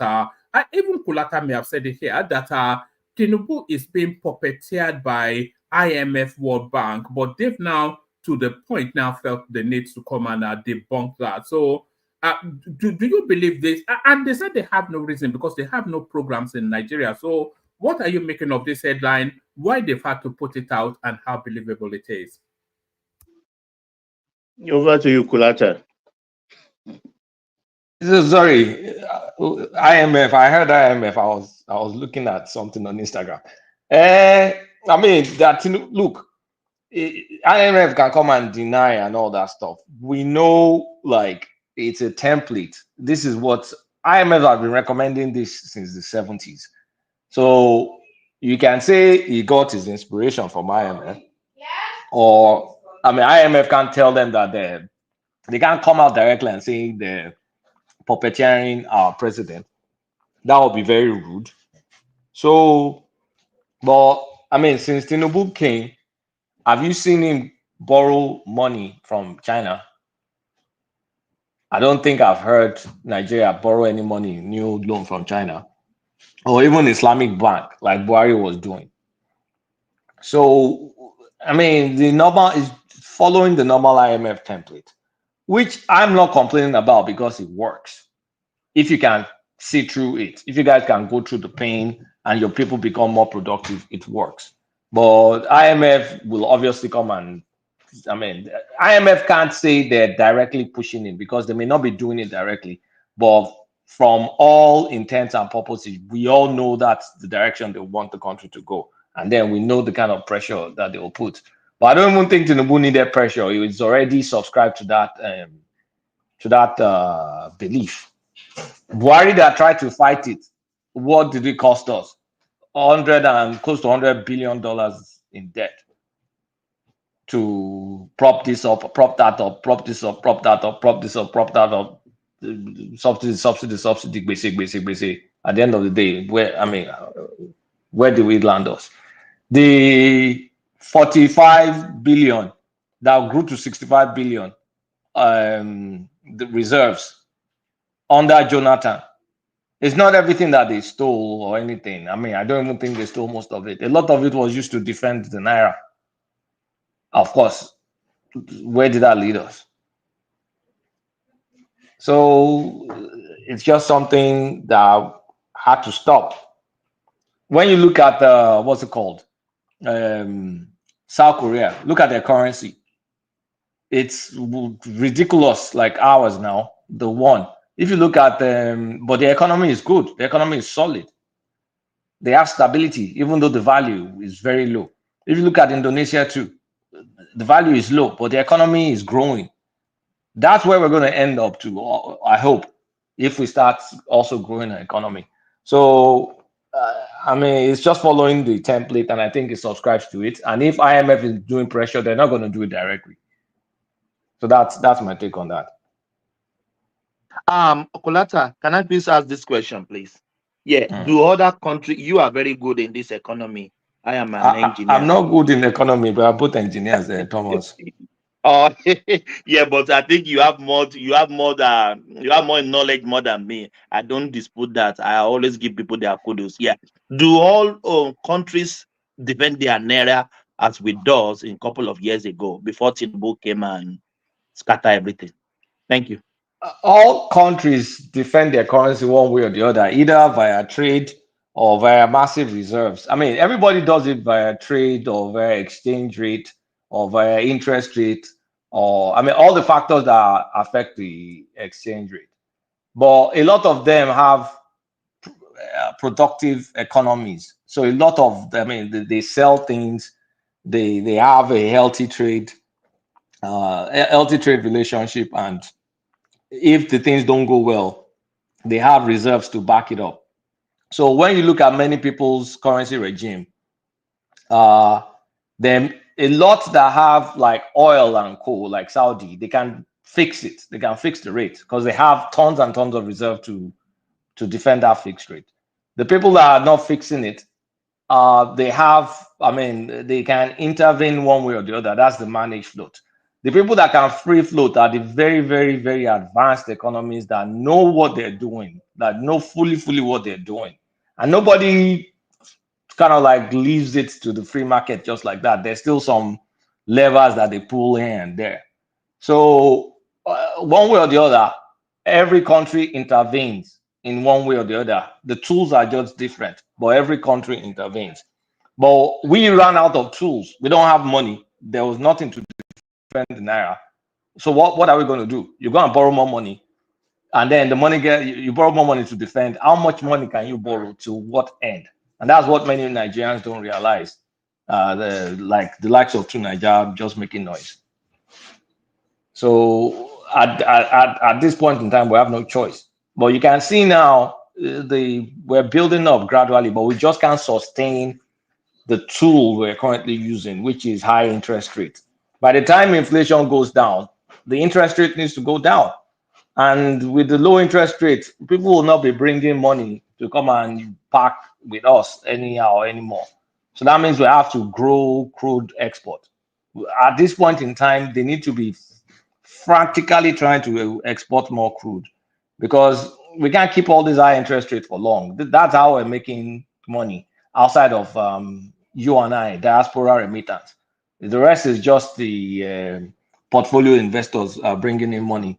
And the only thing that attracts them is the huge interest rate that Nigeria is offering right now. But that's not sustainable for the long term. Maybe another couple of years, it will have to go down. Oh, I need to take a call. You guys continue talking. All right. What, are we making anything of the criticism that Akpabio is getting for going to the mosque to pray alongside Tinubu?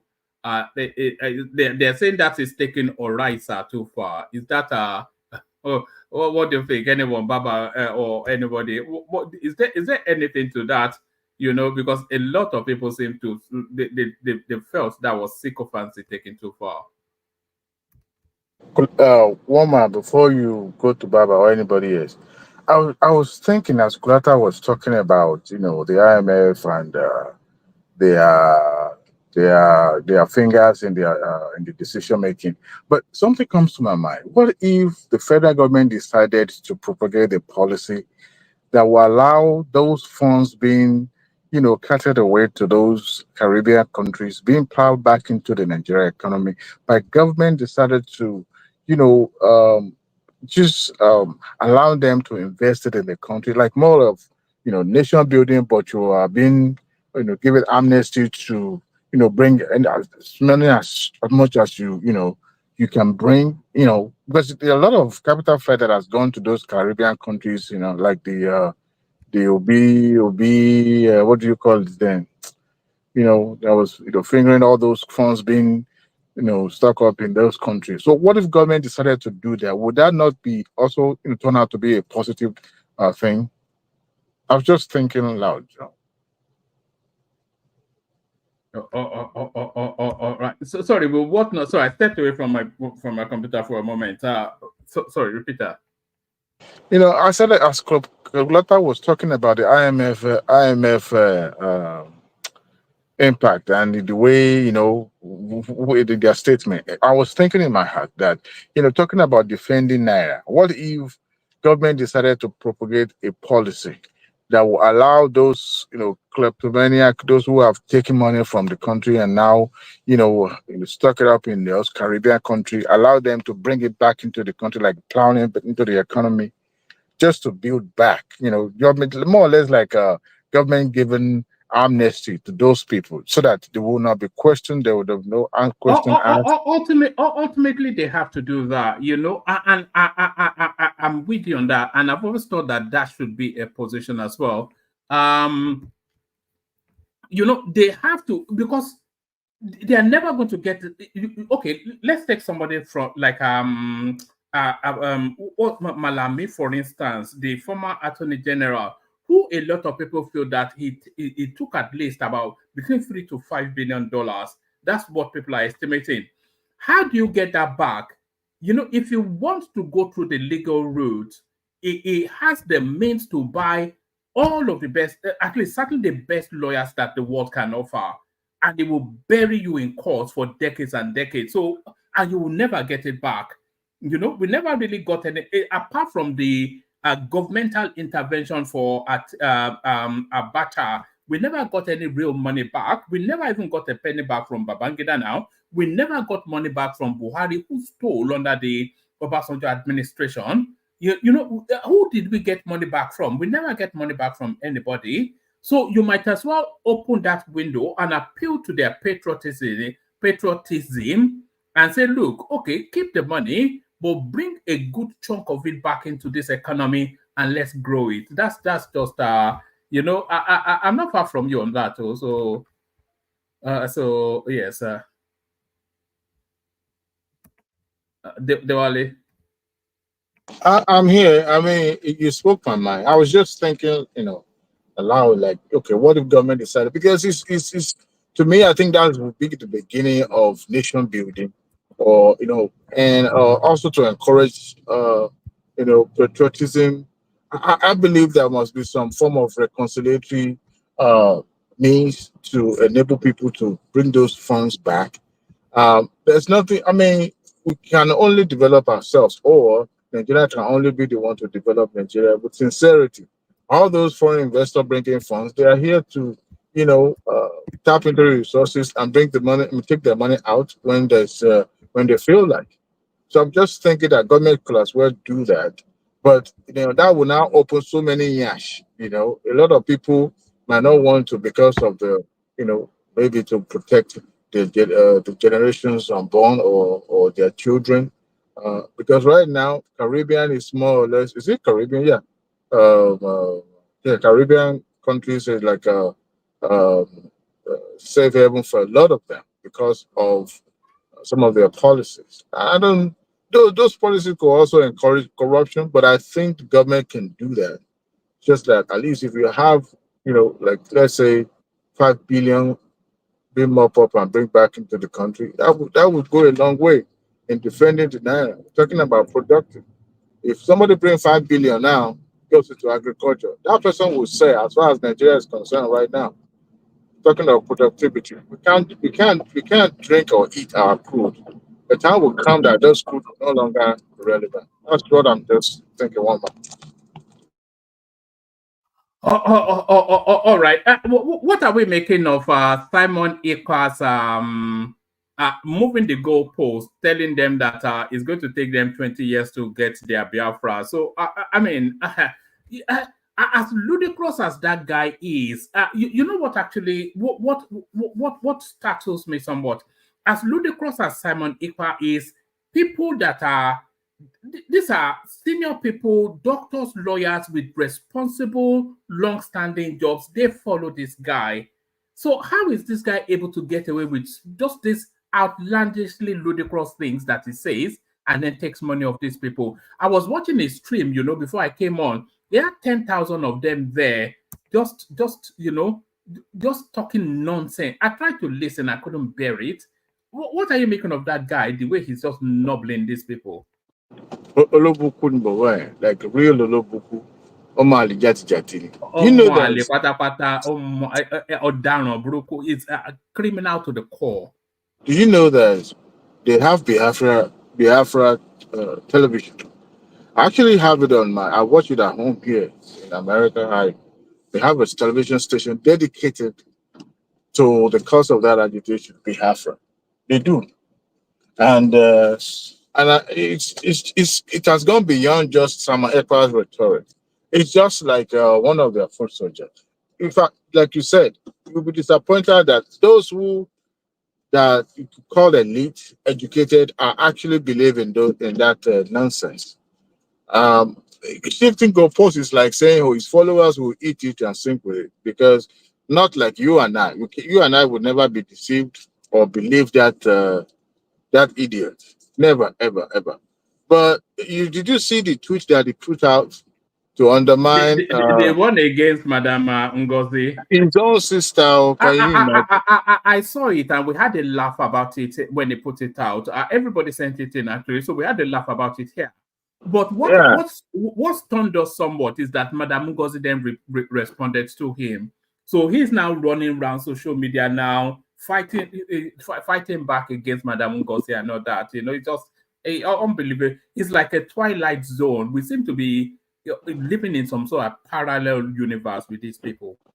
Yeah, I think for the first time, I'm finally seeing some public pushback on Simon Ekpa by people from the Southeast.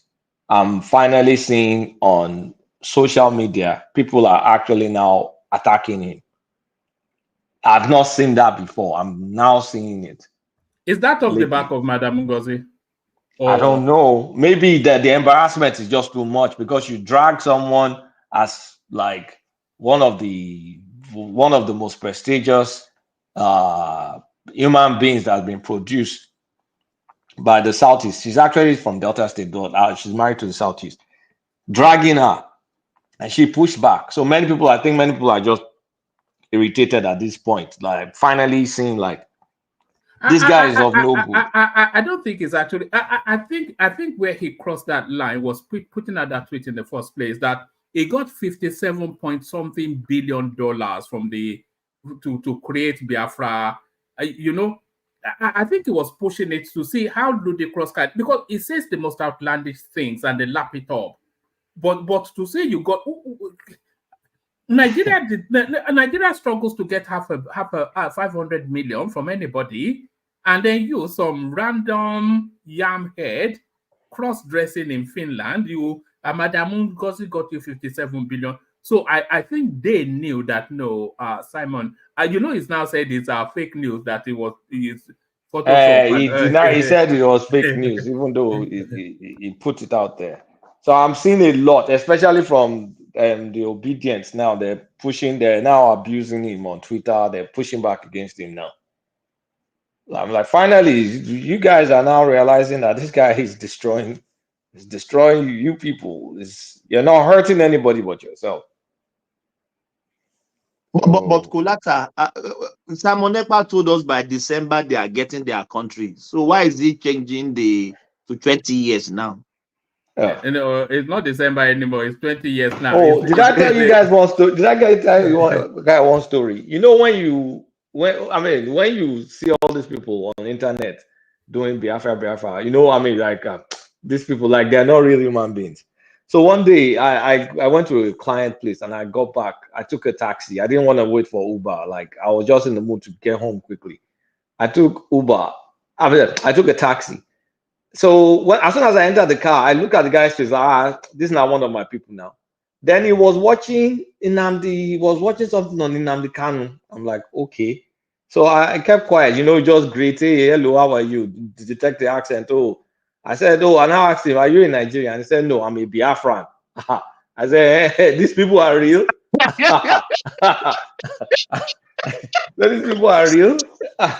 I quickly formed ignorance, like I didn't know anything about it. I said, okay.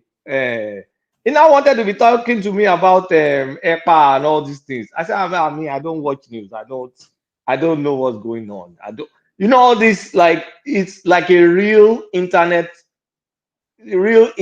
character turns to real life.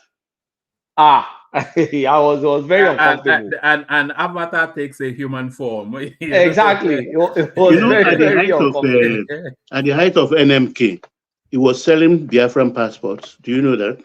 Yes, you know this guy is selling cryptocurrencies. Oh God, why, And why people did were we have? buying. Why did I happen on this sort of game? Why don't I? Where are these muguns? I don't know where they are. You know, all these muguns. I need some I'm muguns. sure the guy that drove me will probably be donating money to Simon Ekpa. Like they Almost are certainly real. now. They are real people, honestly speaking. And Yeah. But I'm not surprised that if you believe Buhari is a duplicate, or how do I say it, then I mean, It's a you are not. clone. It's a clone. It Yeah, has it's a been clone. buried in a shallow grave in And Saudi till Arabia. tomorrow, people are still saying it confidently. we had a How do you turn educated people to that though? How? Who's that It's guy that used amazing. to Kulata? Can you remember his name? Oh, he lost his dad once, and he Professor told us, Dataho. Professor Professor Data. Dataho. Oh, till tomorrow, he's still insisting that Buhari is a clone. It's a PhD studying metallurgy, material science, not a fool. Can you imagine? But sorry, you people are surprised. Sorry to say this. Even our eminent pastor was one of the people propagating that time now. Pastor Which pastor? Yedepo. Yedepo. Oh. He was one of the people that were Buhari was a clone. Yes. And you remember, Simba is not 100%. Is he not the one that told us that God told him he would be the 57th the president? No, that's a different pastor. No, that's Bakari. That's Bakari. Then the other one, what is the one that divorced his wife? What is his name? Yakilomi was the one that was saying that 5G is COVID.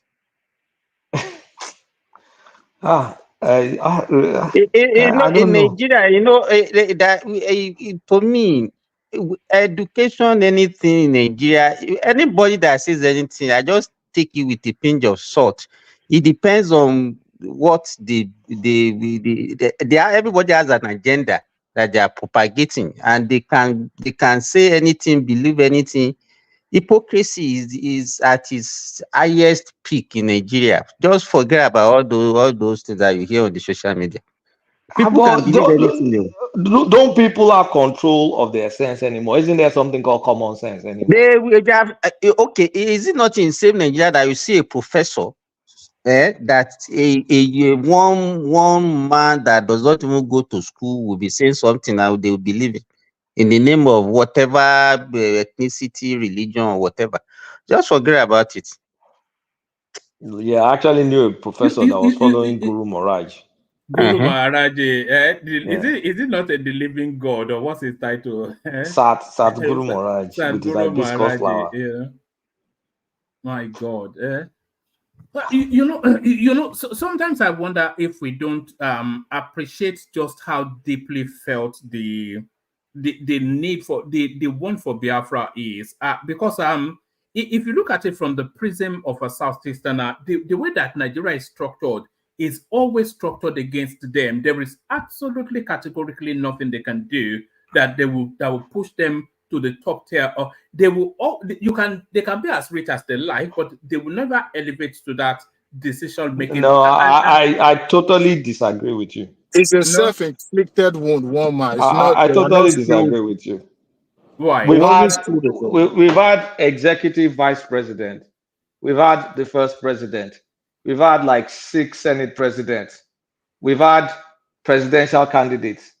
There's nothing that says anybody from the Southeast cannot be whatever they want to be. Governors, even CBN governors. Yes, CBN governors. There's only one position that matters in Nigeria, and that's the president. They've been president before. Yeah, during independence, but they've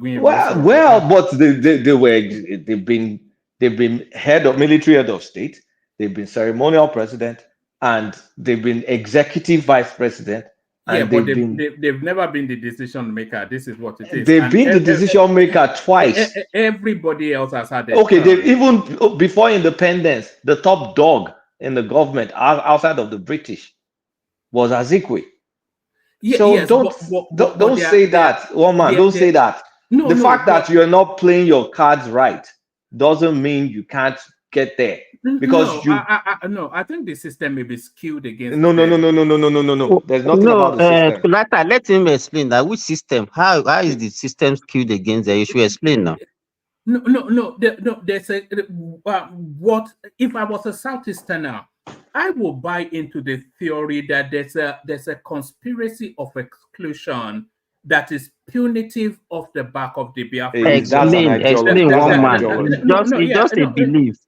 Yeah, that's an ideology. But that is what embeds with people that go with when we're saying lawyers, doctors, senior people cleverer than you and I probably following somebody like Simon Ekpa. It's that sort of mindset now, and the system, the Nigerian landscape plays to that.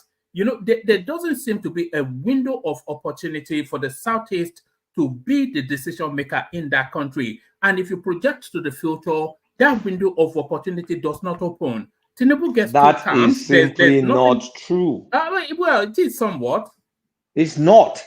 Okay.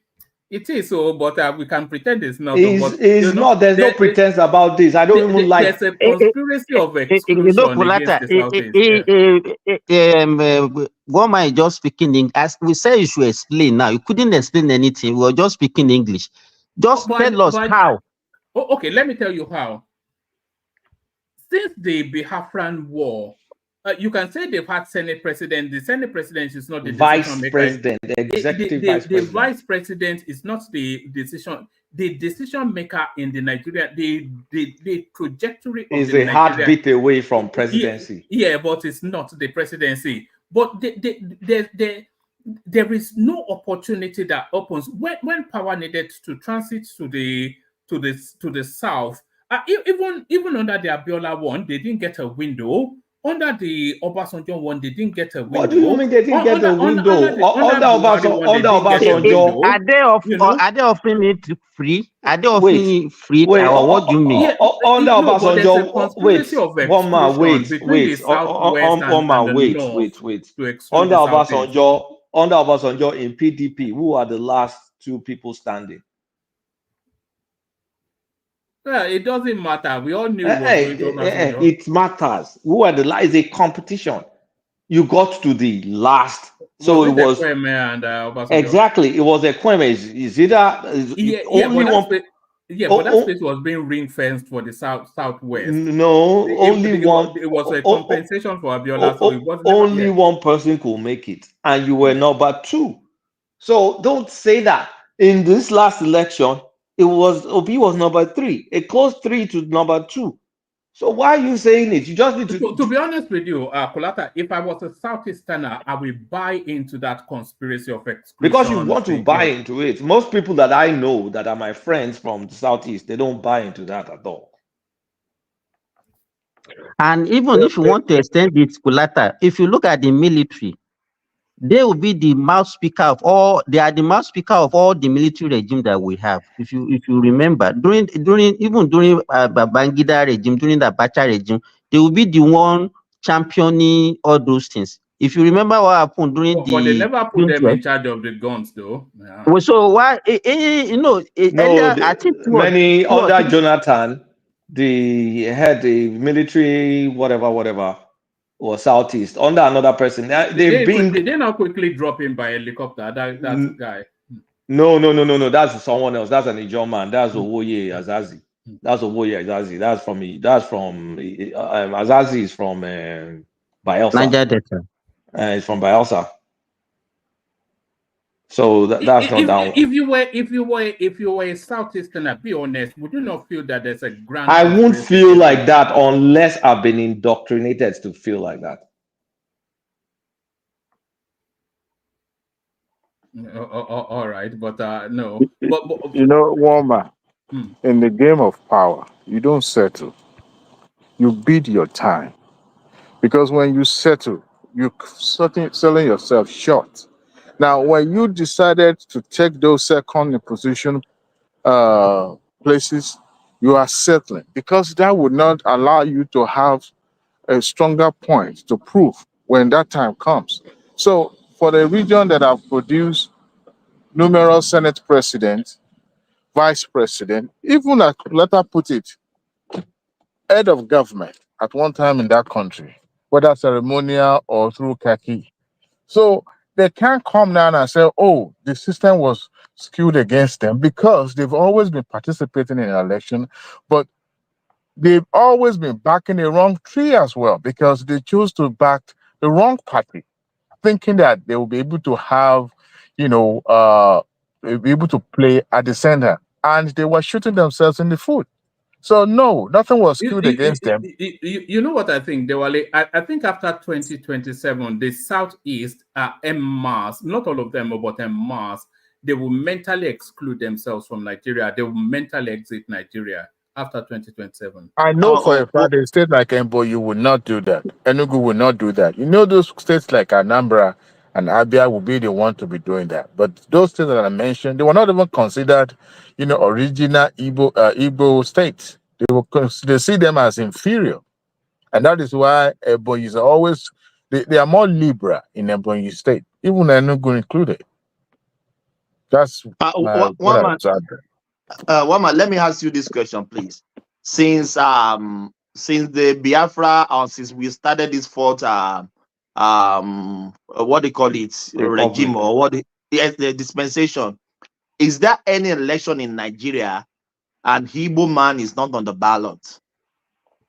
Okay, they say not to answer a question with a question, but has there been an election that an Igbo man stood a realistic chance of becoming president? Yes. Yes. Which one? The last election we had.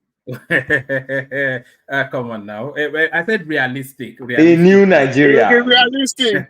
A new Nigeria could have been led by a guy from Anambra. What do you mean, one man? I just feel for them. So because they're a powerful stock of people. See, look. Let's get one thing clear. The mistake we make, we think Nigeria has triplets. That the Taiwo Kendi and whatever we call the third one. No, Anidowu, Hausa, Yoruba, Igbo. We're not triplets. We're not words and opposites. So let's stop doing that. We need to stop it.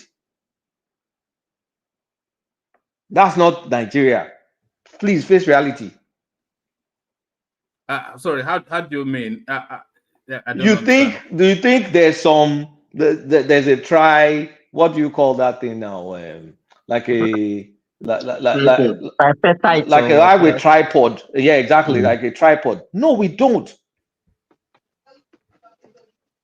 Hausa is much bigger than Yoruba. Yoruba is much bigger than Igbo. That is how things play out. Yeah, but in the broad strokes of that country, that's how we see it now. It's not how we see it. It's the natural. We call it Wazobia. The same argument that Tunaija was putting. It's the same thing that maybe one man heard us. Maybe he heard that argument and is bringing it here. There's no tripod. One man coexist. Let's stop it.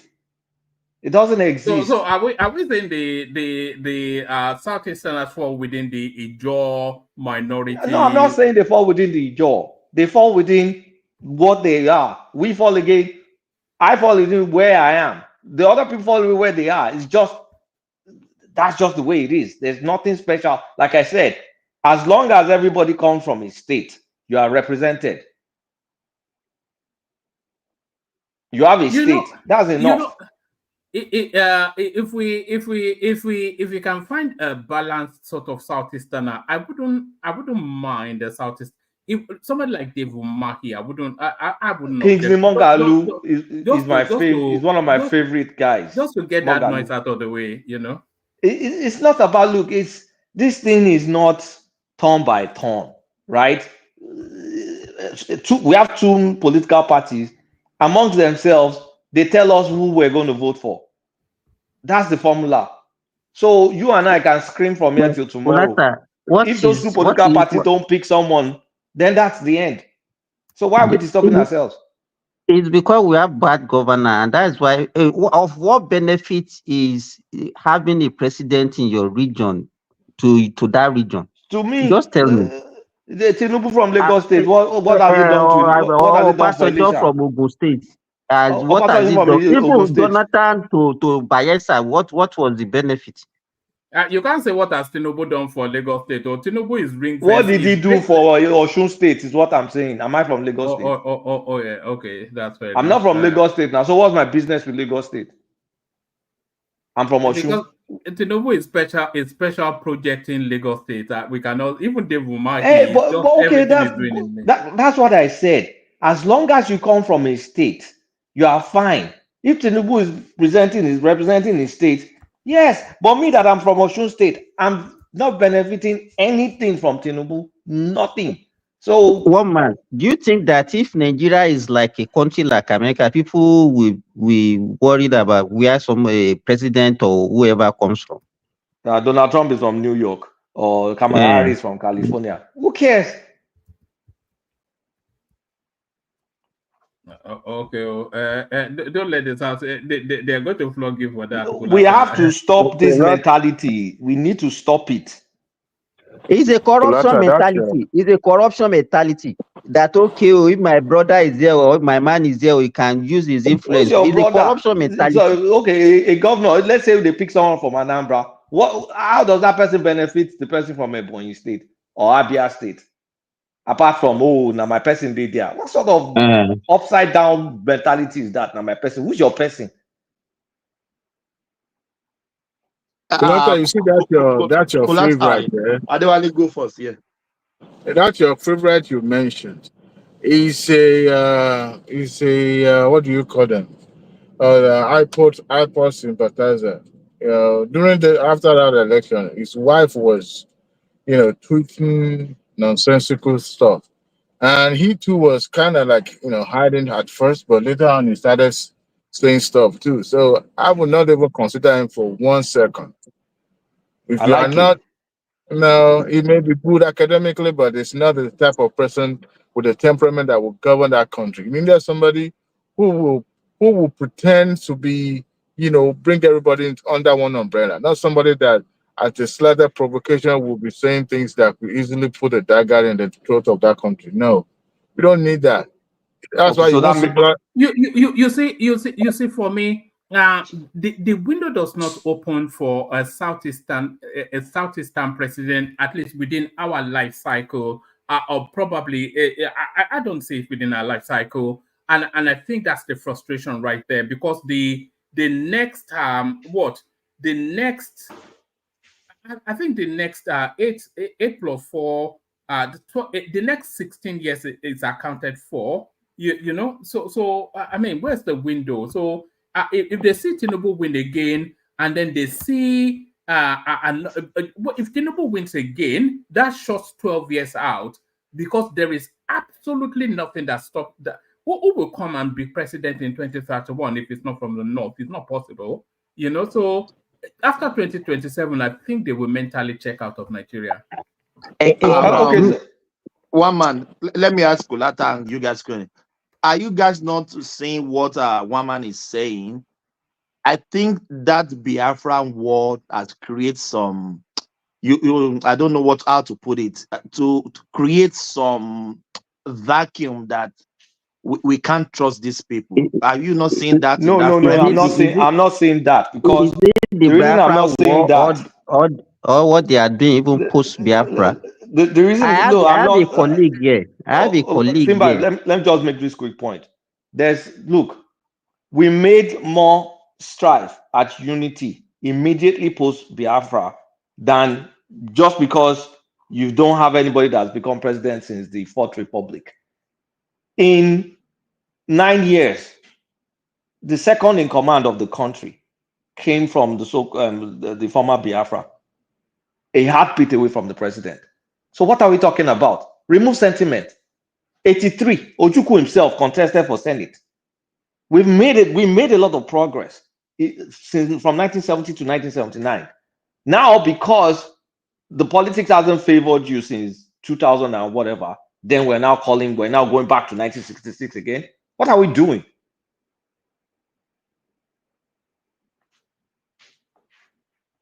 We need to stop this. We need to stop this. Well, Let my people breed. Kulanta, Let the Igbos breed. Let the Igbos breed. They have to be president and determine.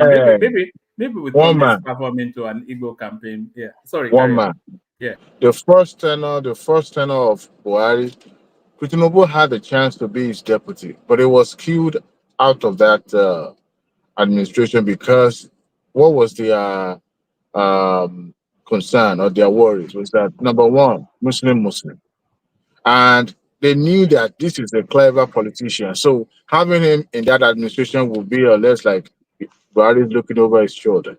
And his ambition was, look, if I could just sneak into this, this is the only one that I could get as a vice president in my lifetime, I would take it.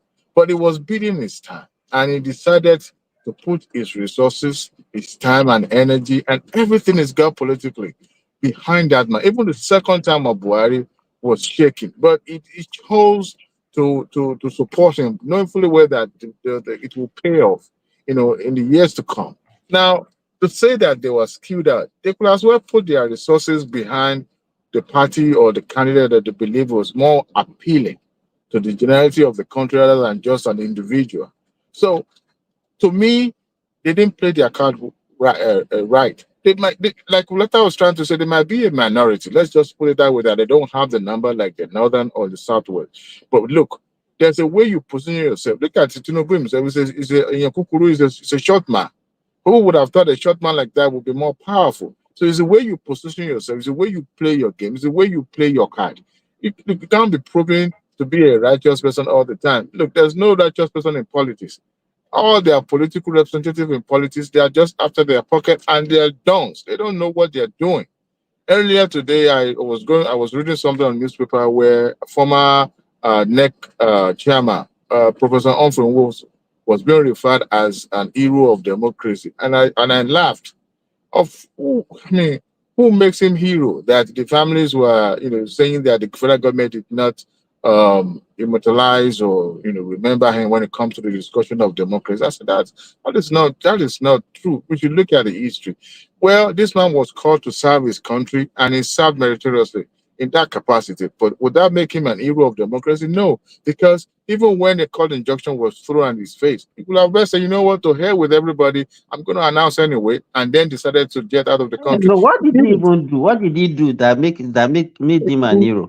He kept quiet. It was his own kinsman that went to court to seek for an injunction and then threw it at his face. So yeah. So whichever way we look at it, I mean, all those scheming, all those things that we have done in the past. Look at Afon Zerbe. This was a man that was used by the military to put a sword in the June 12 result. So if you look at it, they were never, ever been schemed that it was their own self-inflicted wound that is affecting them. If they are choosing, I mean, they were everywhere, and this social media is not going to help them. It's actually going to dig the grave further for the generations to come, because you cannot continue to alienate yourself politically. It's never going to work. If they're really damn serious, those who have Lakaya among them will come together and say, look, they need to back the right tree instead of just keep chasing this shadow all these years. Let me play you guys a clip as we're waiting for Gas Them Up to come into the conversation. Gas Them Up, we're not calling people up, by the way, we're just free flowing. So we free flow. But you know, this stunned me. So 2000. And one man, I don't want to hear one thing or the other. That I don't want to talk to this thing. I'm not playing that. I'm not playing that at all. No. Yeah, well, one man, I won't do that as long as it's fair across the board. If they're interrupting and I can interrupt, If I anybody won't have any acting complaints. feminine like this, so as long as you don't do favorites, one man, we're clear. Don't let Kulata dominate, and I won't complain. No. I'm not sure how much you've been listening. I think you were on Kaizo's stream, but I think everybody has just been easy flowing with each other. So let's just easy flow. So you speak a little bit, you pass it on, and then we're just moving it around and just having a laugh. But let me play you guys this clip. So this clip is from 2002. Anyway, let me play. This is Lekki in 2002. So have the image of Lekki as you know it now, and then look at that time span. I think that would be 2.5 Isn't that astonishing? That's just as early as 2002. That was Lekki. And think of Lekki now, one of the most sought after real estates in the world. Just the One rapid man, that was how I left Nigeria. God. Yeah. So Oh, imagine God. going back there and then seeing the change. And people say Nigeria has not improved. Yeah, so one man, that's beautiful. That hasn't helped the average Nigerian one iota. And this is the problem I have. You can't keep pointing to a minority of the people enjoying benefits, and then saying, "Ha, look, right? We're all enjoying," and it's like this is silly. But I think let me just Is quickly it not the comment on what. is it not the trickle down effect though, gas them up that wealth cascades from the top down? It's so interesting you say that because the the the proof or the history has not shown that to bear any fruits. But I don't want to split hairs because we'll argue all day. Some people are from the Austrian school of economics, some are from the Keynesian school. So we'll just go back and forth, wasting time. I'm not going to do that. I just want to quickly comment on the arguments against an Igbo presidency. And I keep telling people, unfortunately, when you lack empathy, this is what's going to happen. Nnamdi Kanu is only a beginning of what will continuously, spring forth from our brothers in the East. I've said this many times. If the, Yoruba Ronu crowd, if the Arawa crowd, if the Fulani crowd, if they're smart, you just get simply an Igbo Manchurian candidate. You get an Igbo guy that you have all control over him. You give him an Awusa wife. You have all control over the guy. If he makes one misstep, you get rid of him. Two, I'm getting on the bus from Oshodi to Yanokbaja. I'm getting from Yanokbaja all the way to Igondo. I'm on the buses. I'm on the ground. So I'm not hiding in some estate in Lekki like a lot of other people are. I'm on the streets. So when I tell you if I'm walking through Oshodi and the young boys is running up on me and say, "Oh boy, show love, show love, show love," they're jobless men who are accosting people. When I'm going to under bridge Abu Legba, I know what I'm talking about. So I'm not just some guy who comes back and forth, some Yankee guy. No, I'm in the streets. I get it out the mud. And the difference is I'm trying to tell you, like, listen, man, that's not how you run an economy. This trickle down stuff doesn't make sense. And even if it does make sense, can't we do something better? Can't we uplift our people better? Just because the Oyibo do trickle down economy doesn't mean we have to. But that's a whole nother conversation. My point is this. When we live in a country where we are used to abusing people, oppressing people, big boys and big men, steal your babe, do this sick mentality, the slave trade mentality, no wonder we treat our That's brothers from also the on your East. screen, by the way. Okay, great. I know they built the bridge. I know that too. One man. I know that. Now show the part. Show the part where show the part in Computer Village because the gas price. No, show the part in Computer Village that the people are walking from Computer Village over that same bridge because nobody wants to pay for the amount of the gas has increased so much. The petrol prices increased so much. People are walking over that bridge that they just built. Show that part in your clips, but that's a whole nother conversation. My point is that the Igbo thing can easily be addressed if we really are saying Nigeria is for Nigerians. Then we can have a situation in which the Igbo candidacy can literally be handpicked by a Manchurian candidate, an Igbo guy who is literally at the behest of the establishment, and you can quench their noise for a long time. But if you keep on pushing them away, you're going to keep having more Nnamdi Kanus rise up with more crazy theories about them being from Israel and other nonsense. Address the issue. And it's not just the Igbo side. You have the herdsmen, you have Boko Haram, you have the militants in the Delta.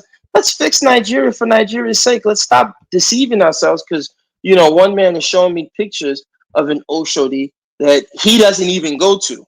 It don't show you that he doesn't even walk through. I just left there in September. You don't walk the streets of Oshodi. So, I'll stop talking.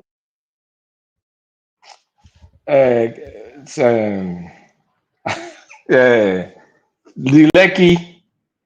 So you see that area. You guys them up. Yeah. That area you were showing, isn't that before Lekki, the first roundabout? The old Lekki picture the old Lekki video you were showing. One man, can you hear me? It's not there. It's probably went to raid the fridge. It's gone to the fridge. You see that area, the So amount of billions of sorry, dollars. my system You're actually seems to be cutting off playing short. up. I'm not sure if Yeah, you can hear me. Can anyone hear me? we're struggling. Looks like you have Yeah, bandwidth we can hear problems. you. Yeah, I Going can in hear and you, out. but you're going in and out. Yeah, you're going in and out. Maybe it's your microphone. Check your microphone, one man.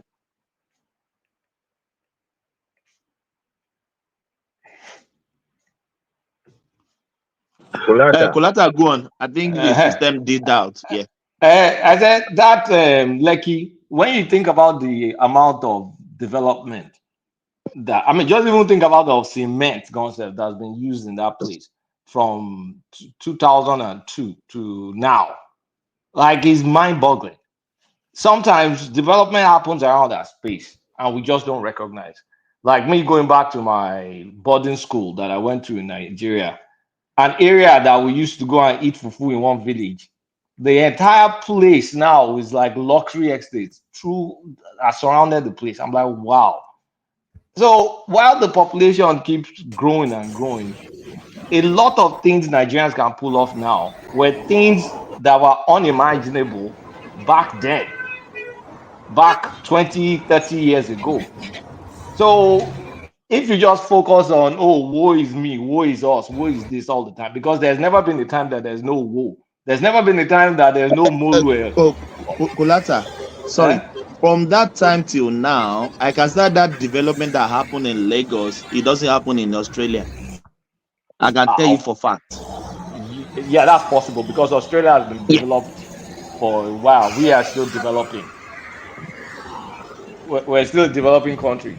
So sometimes when you just want to kind of like But Kulata, sticking, But wait, Kulata, is Nigeria not the poverty capital of let the me world right let me ask now? you, guys them Simba, up, please. yeah. Yeah, but Let me ask gentlemen, Kulata is this question. Nigeria okay? Go ahead, go ahead. What we term development, me, I don't see it as development. People building houses without a corresponding infrastructural development. Can you consider that one as a development? Well, I get what you're saying. The infrastructure is not catching up. That's what I'm going to say with Exactly. the population growth. Exactly. It's just an expansion. You understand? And the old infrastructure are being dilapidated. It's not matching up. So to me, it's just an expansion. I don't consider people building houses, But destroying the forest, and yeah, all but those things Simba, as let me development. compare something to you since I think we're both old enough. Remember in the 80s, even in our own state, in the 80s, not just our state, everywhere, where people will build house, will they do? They'll first do foundation, then put the brick. There won't be any fence. That thing will stay for years, sometimes over decades. Then they will now maybe put the fence and do this, do that. And Do you see complete a one or complete two one room or and two start rooms? living Do you there. still what's the frequency that you see that compared to back in the No, 80s? that one has reduced significantly. I can say that. Exactly. So when you compare that and you're like, okay, things are a bit different. I mean, of course, if there are many more mouths to feed, yeah, or you'll have the numeric number of people that are suffering is going to be much, but the ratio is probably constant. But you see some sort of development, some of them with modern technology, some of them with modernization. Yeah, you have to count. I mean, Is your wins Nigeria is a glass. not Hold the on, it is a glass half full, glass half empty. If the okay? population I get increase, that, the but I need to numbers will ask a quick increase. question: is Nigeria not the poverty capital of the world today? Not anymore. It's India. All right. So where's Nigeria's poverty level at right now? It's not the poverty capital. That's all I Okay, can great, tell you. sure. Okay, fine. Whatever. I'm not even gonna split hairs. Nigeria today, the poverty level compared to 2002, compared to 1980, what is Nigeria's poverty level? Has it decreased or increased? Anyone The can ratio is quickly probably Google that. constant. The ratio is No, probably no, no, constant. that's not true. That's not true. You can quickly They check it out. changed the way they measured Sir, it. oh man, now you want to go to the World Bank will clearly tell us that Nigeria's poverty has actually increased. But now you're going to say, okay, well they've changed the way they measure poverty. They changed the way they measure. The methodology is All different right. now from the way they used to measure it before. Sir, So it's not you can't compare it. It's not a strict comparison. But poverty is poverty, yes or no?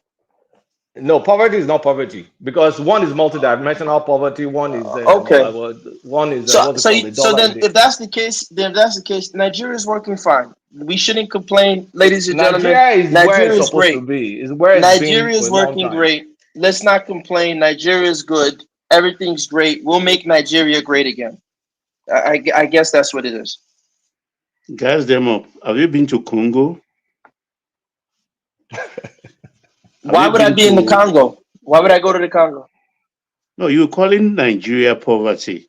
No, don't do that. Don't do that. No, I hate when you guys do that. I'm not attacking Nigeria. Calm down. No, Don't I'm get calm. agitated. I'm calm. No, I'm not agitated. But you see what you guys do. You guys do these semantic switching of the But we were goalposts. having I'm a not conversation calling. here before. I'm not calling Nigeria. Calm down. Listen, You my just brother. quoted Wait, a statistics. You yes, said but slow Nigeria down. is the capital of the world. And I asked you an innocent No, question. I said, have you wait. been to I'm Congo? responding. Okay, listen. Your question was loaded. At the end of the day, I am a proud person who comes from the place we call Nigeria. The colonists call Nigeria. I'm not in any way downplaying our people. I'm not in any way attacking our people. I'm saying we can do better. So please don't mention Congo. Just take it as brotherly love. If I see you, No, you just broaden it now by saying we can do better. When you say we can do better, listen, my brother, if I see your son or your daughter doing something wrong, I will tell them, you come from a good father, you come from a good family, don't do something wrong. That's all it is. We don't need to go so defensive. If the road is bad, the road is bad. We don't need to get defensive. Oh, this guy, you're talking bad about Nigeria. Don't defend it. That's what encourages our establishment to continue their nonsense. Except you are not putting your perspective right. In the context of what you've just said now, then it's wrong for you to wholesale say Nigeria is the capital of the world. There are over 190 countries in the world. So how did you arrive at that? That's why I asked you, have you been to Congo? Baba, sorry. But you've adjusted it now. So I agree with you. Baba, can I just come in quickly? Yeah, please go ahead. I just interjected. Sorry. Good morning, everyone.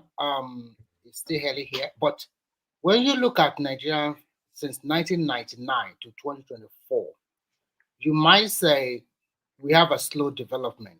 Look around all the state capitals of Nigeria, the 36 states in Abuja. Can you tell me that is what you see 24 years ago compared to now? I remember when I was even in the secondary school or something like that, you can say poverty in Nigeria, it has been there for a long time. But nowadays, you are also seeing people with creative mind coming up with new set of thinking, new set of skills that even they can even make money easily like that. During our time, people don't make money easily like that. And when you see Nigeria as a country itself, it has evolved. Although you might be right that we still have a long way to go, but you cannot tell me that is what Nigeria was 24 years ago. Things have totally changed. But Remy, let me say this. Let me say this.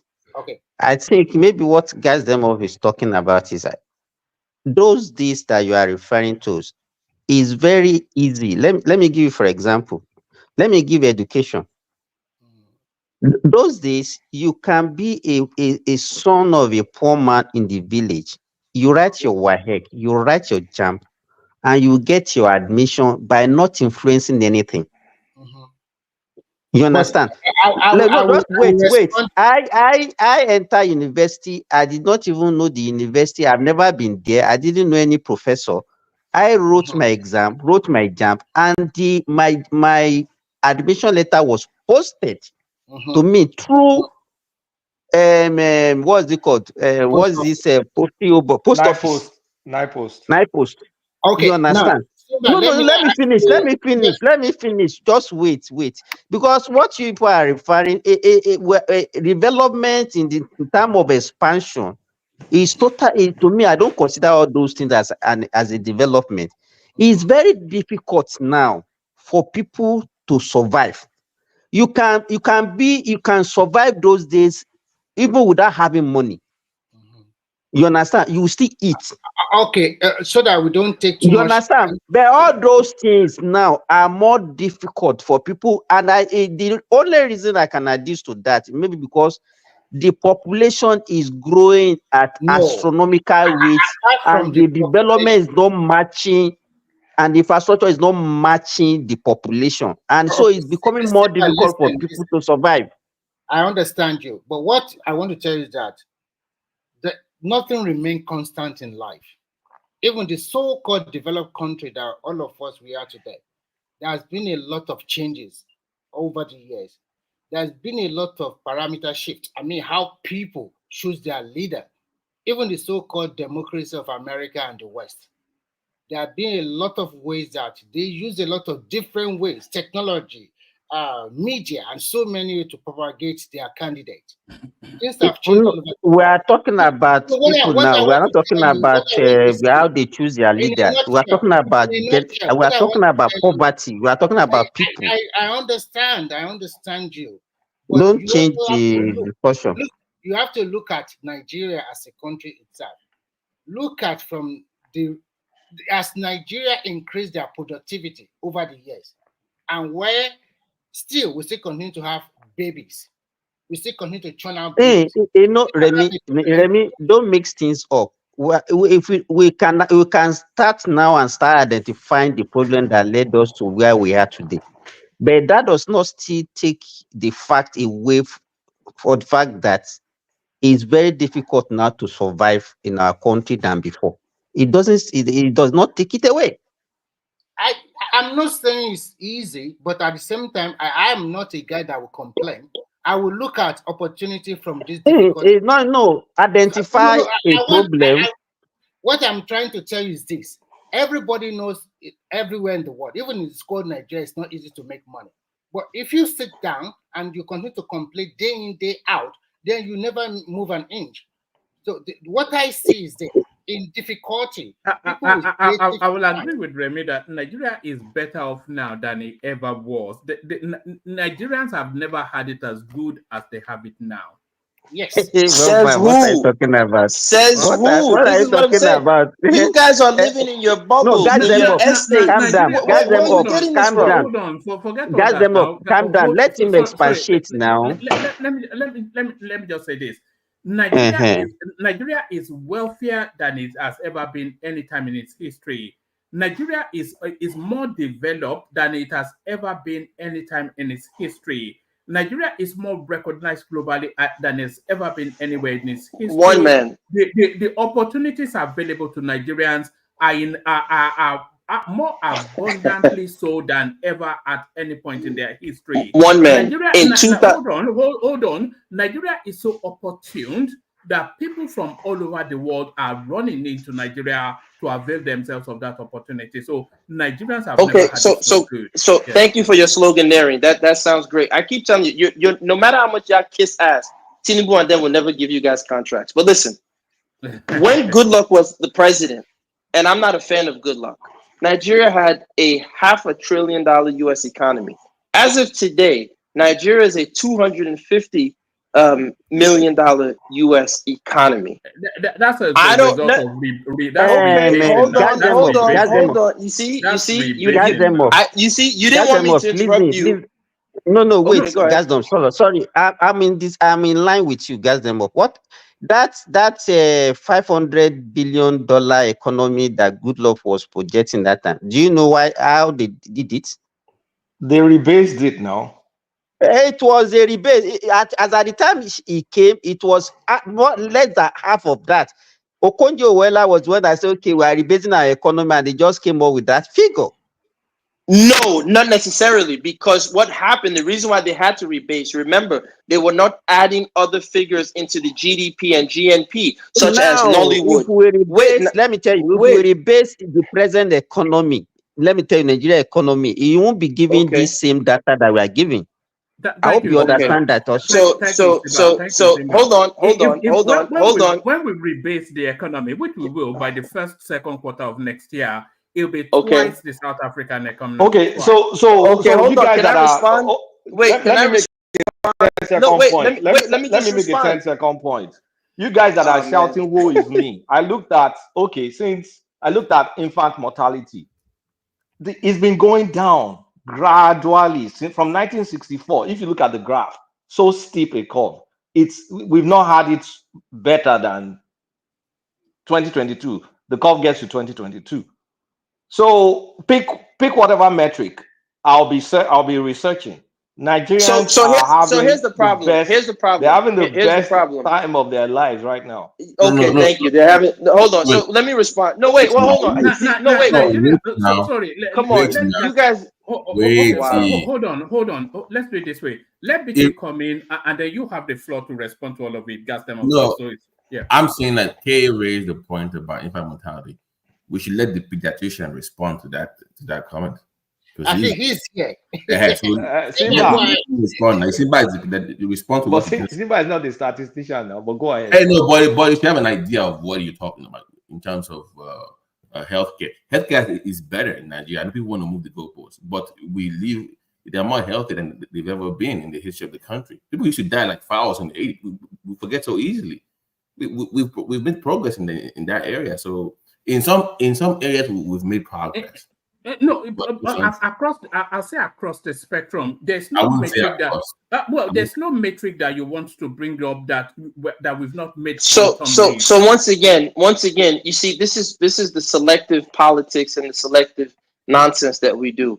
Just a few seconds ago, when I stated that the World Bank has actually shown that Nigeria has actually been increasing in poverty, the first thing out of a panelist's mouth was, "Oh, they've changed the definition of poverty. It's no longer defined and it's no longer calculated." They've changed the methodology, haven't they changed it? Okay, I'm not.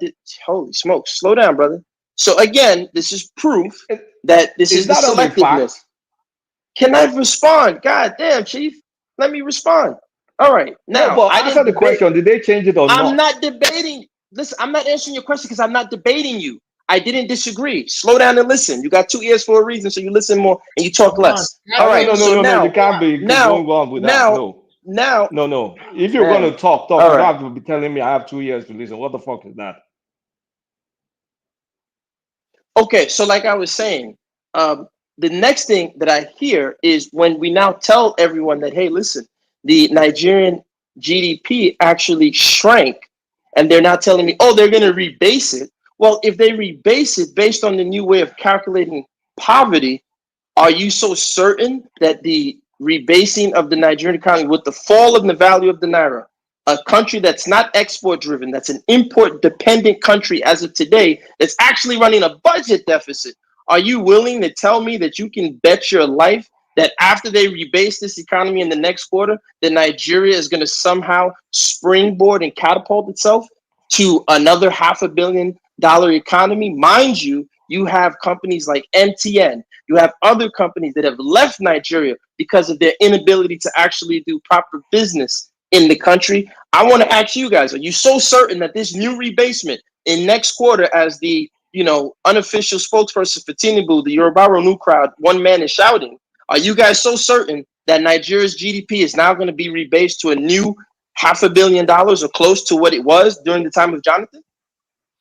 But I must also tell you, during the time of Jonathan, we are not totally export driven also. What happened was that the price of crude was selling above $100 and we are making a killing. That is one. And the second,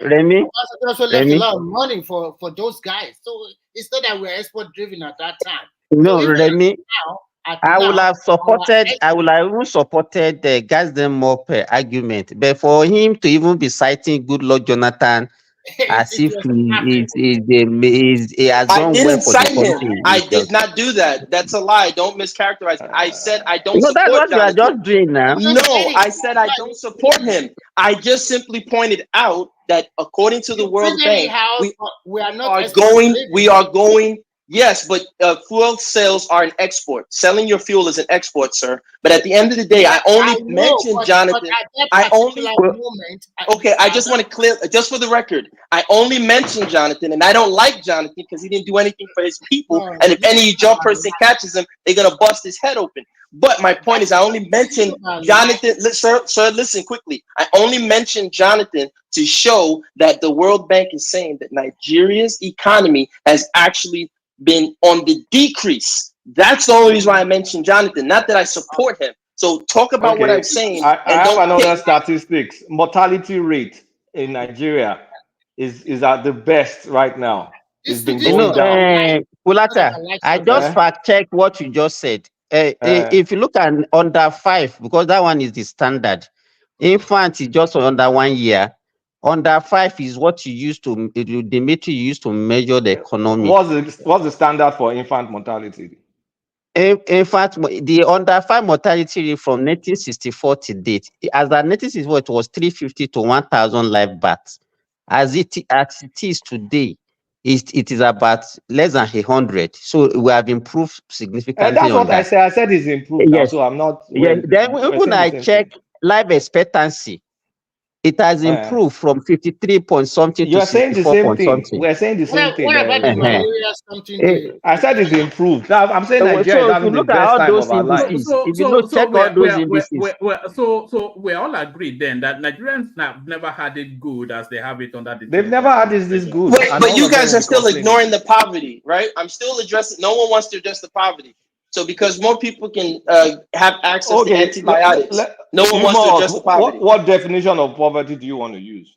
Listen, I'm not you. You're the smart guy. I mentioned the World Bank, I and you asked said you that a we should. question so we can research. What definition No, of poverty do you sir. I want? already told you the World Bank. I already mentioned the World Bank, and you said don't use them because Does the World Bank have its calculation is own different. definition of poverty? Do you want to I use don't, $1 a sir. day, or you want to Sir, use what's it called, you multi-dimensional determine it, poverty?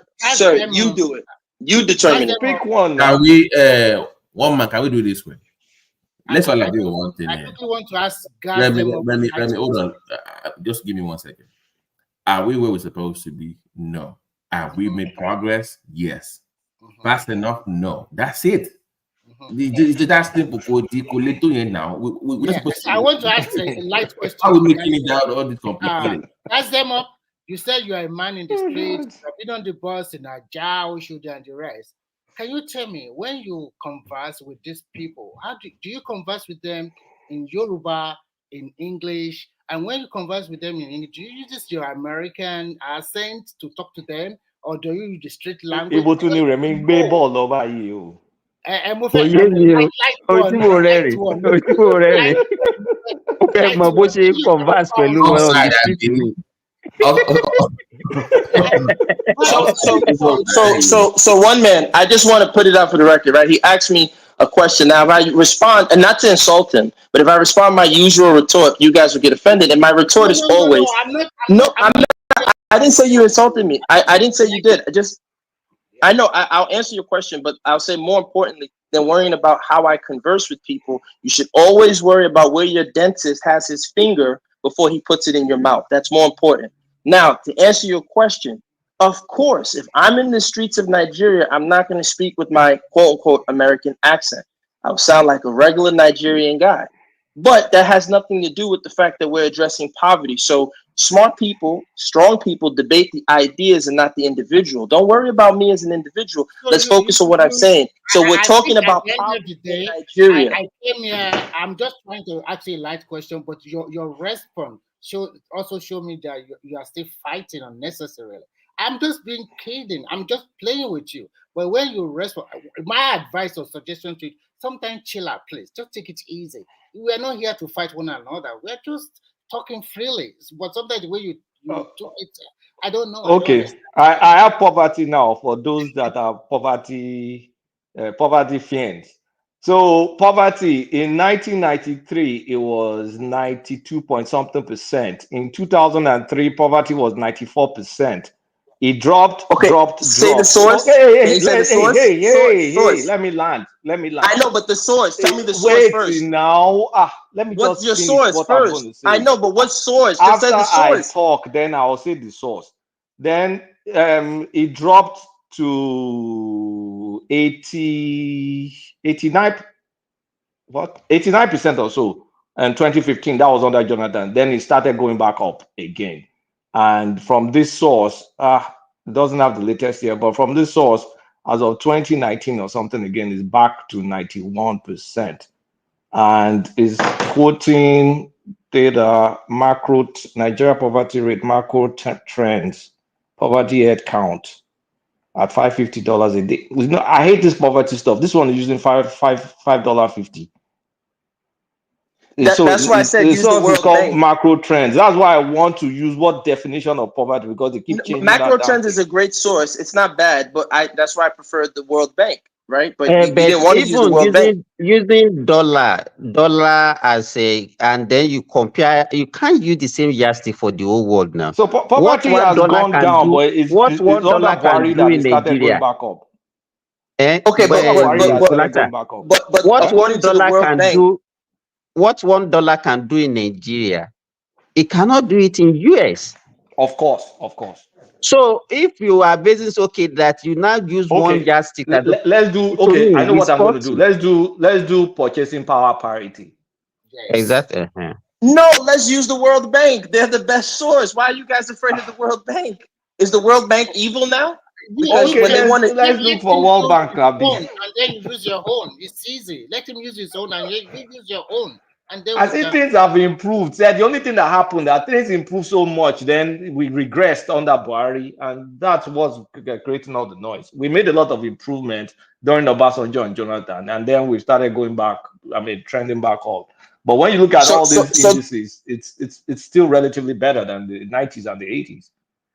Well, I was talking about poverty. I never said, and globally you've seen a decrease in terms of infant mortality deaths, and that's because of the technology and the ability for technology to be shared and transferred across the globe. So what we're seeing is not necessarily because there hasn't been any real innovations from the Nigerian medical space. All that's happened is that Nigerian medical practitioners have access to the latest innovations in which they're seeing the real innovators in the West transfer that information over to them. So it's not like, oh, Nigeria innovated their way out of World Bank.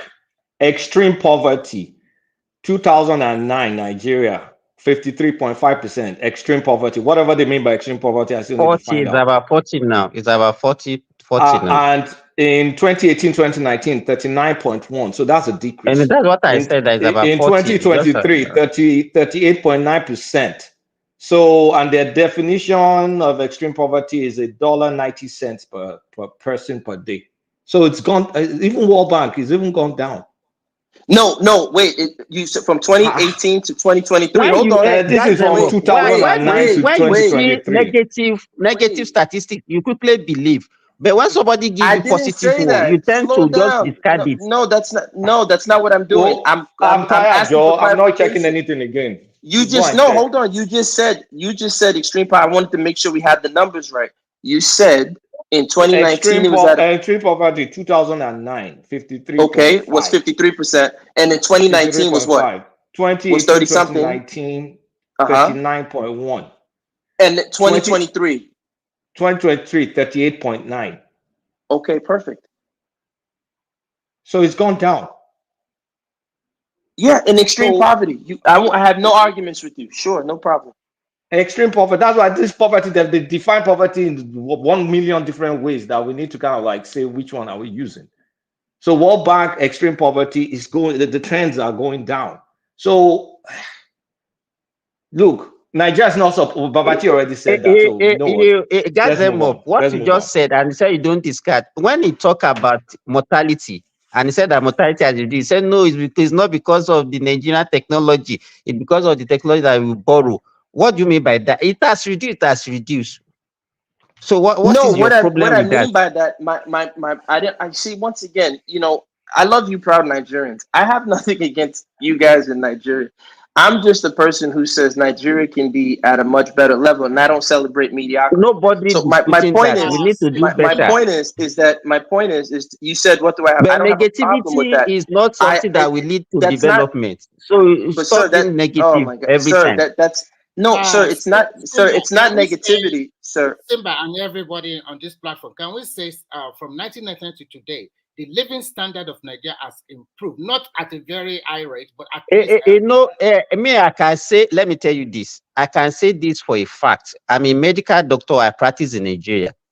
The kind of malnutrition that we used to see in the late 80s, 90s, even to early 2000, we don't see them any longer. That time you see kwashiorkor, you see marasmus. These days, you rarely see such things. Polio all over the north.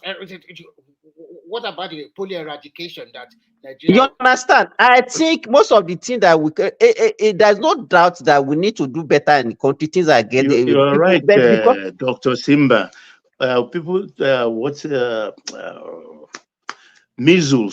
Measles and smallpox, chickenpox, they are almost non-existent for the children anymore.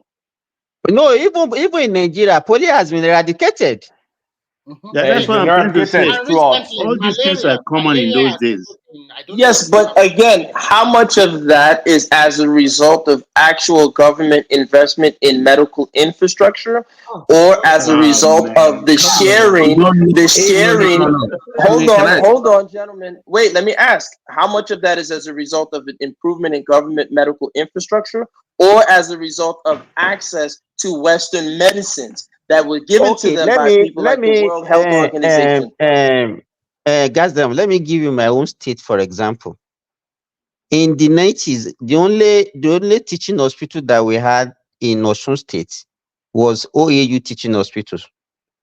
As I'm talking to you now, we have almost 3 or 4 teaching hospitals in Osun.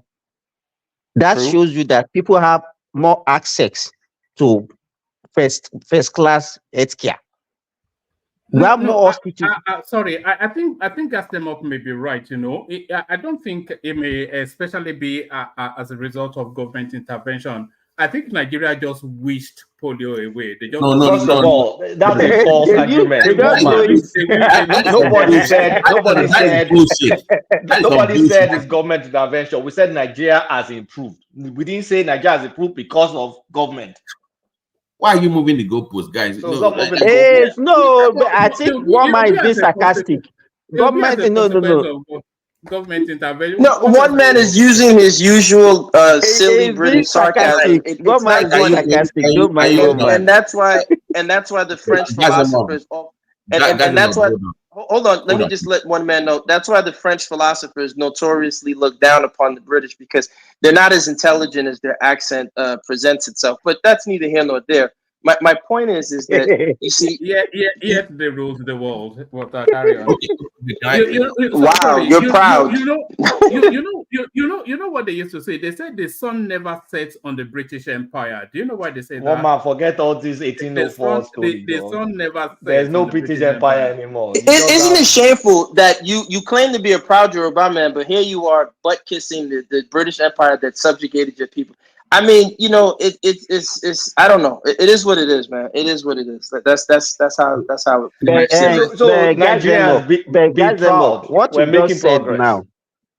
No, what you said about say the Nigeria is not government intervention that led to polio eradication. Do you really mean it, or you are just joking? No, I didn't say no. Once again, no. You see, I think you guys are not hearing what I'm saying. I'm saying that how much of that is as a result, like I said, when I look at, for example, the current Nigerian budget that's at a deficit, right?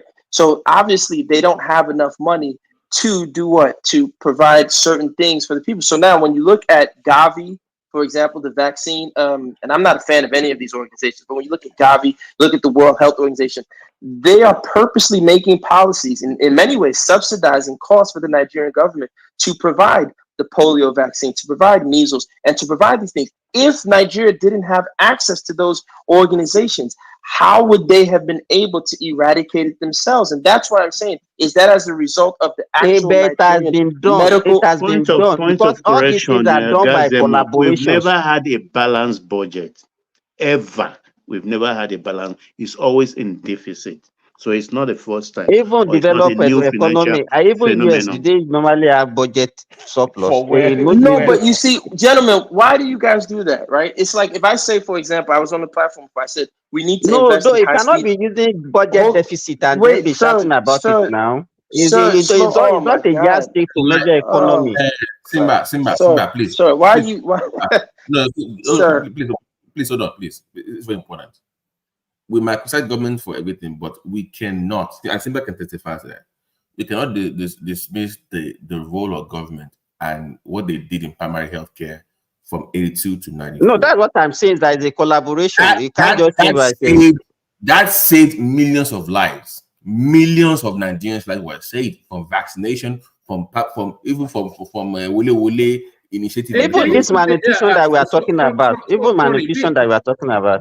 BT, they used to take those immunizations to the interiors. Everywhere was it? So you can't say the government did not. Because it was important.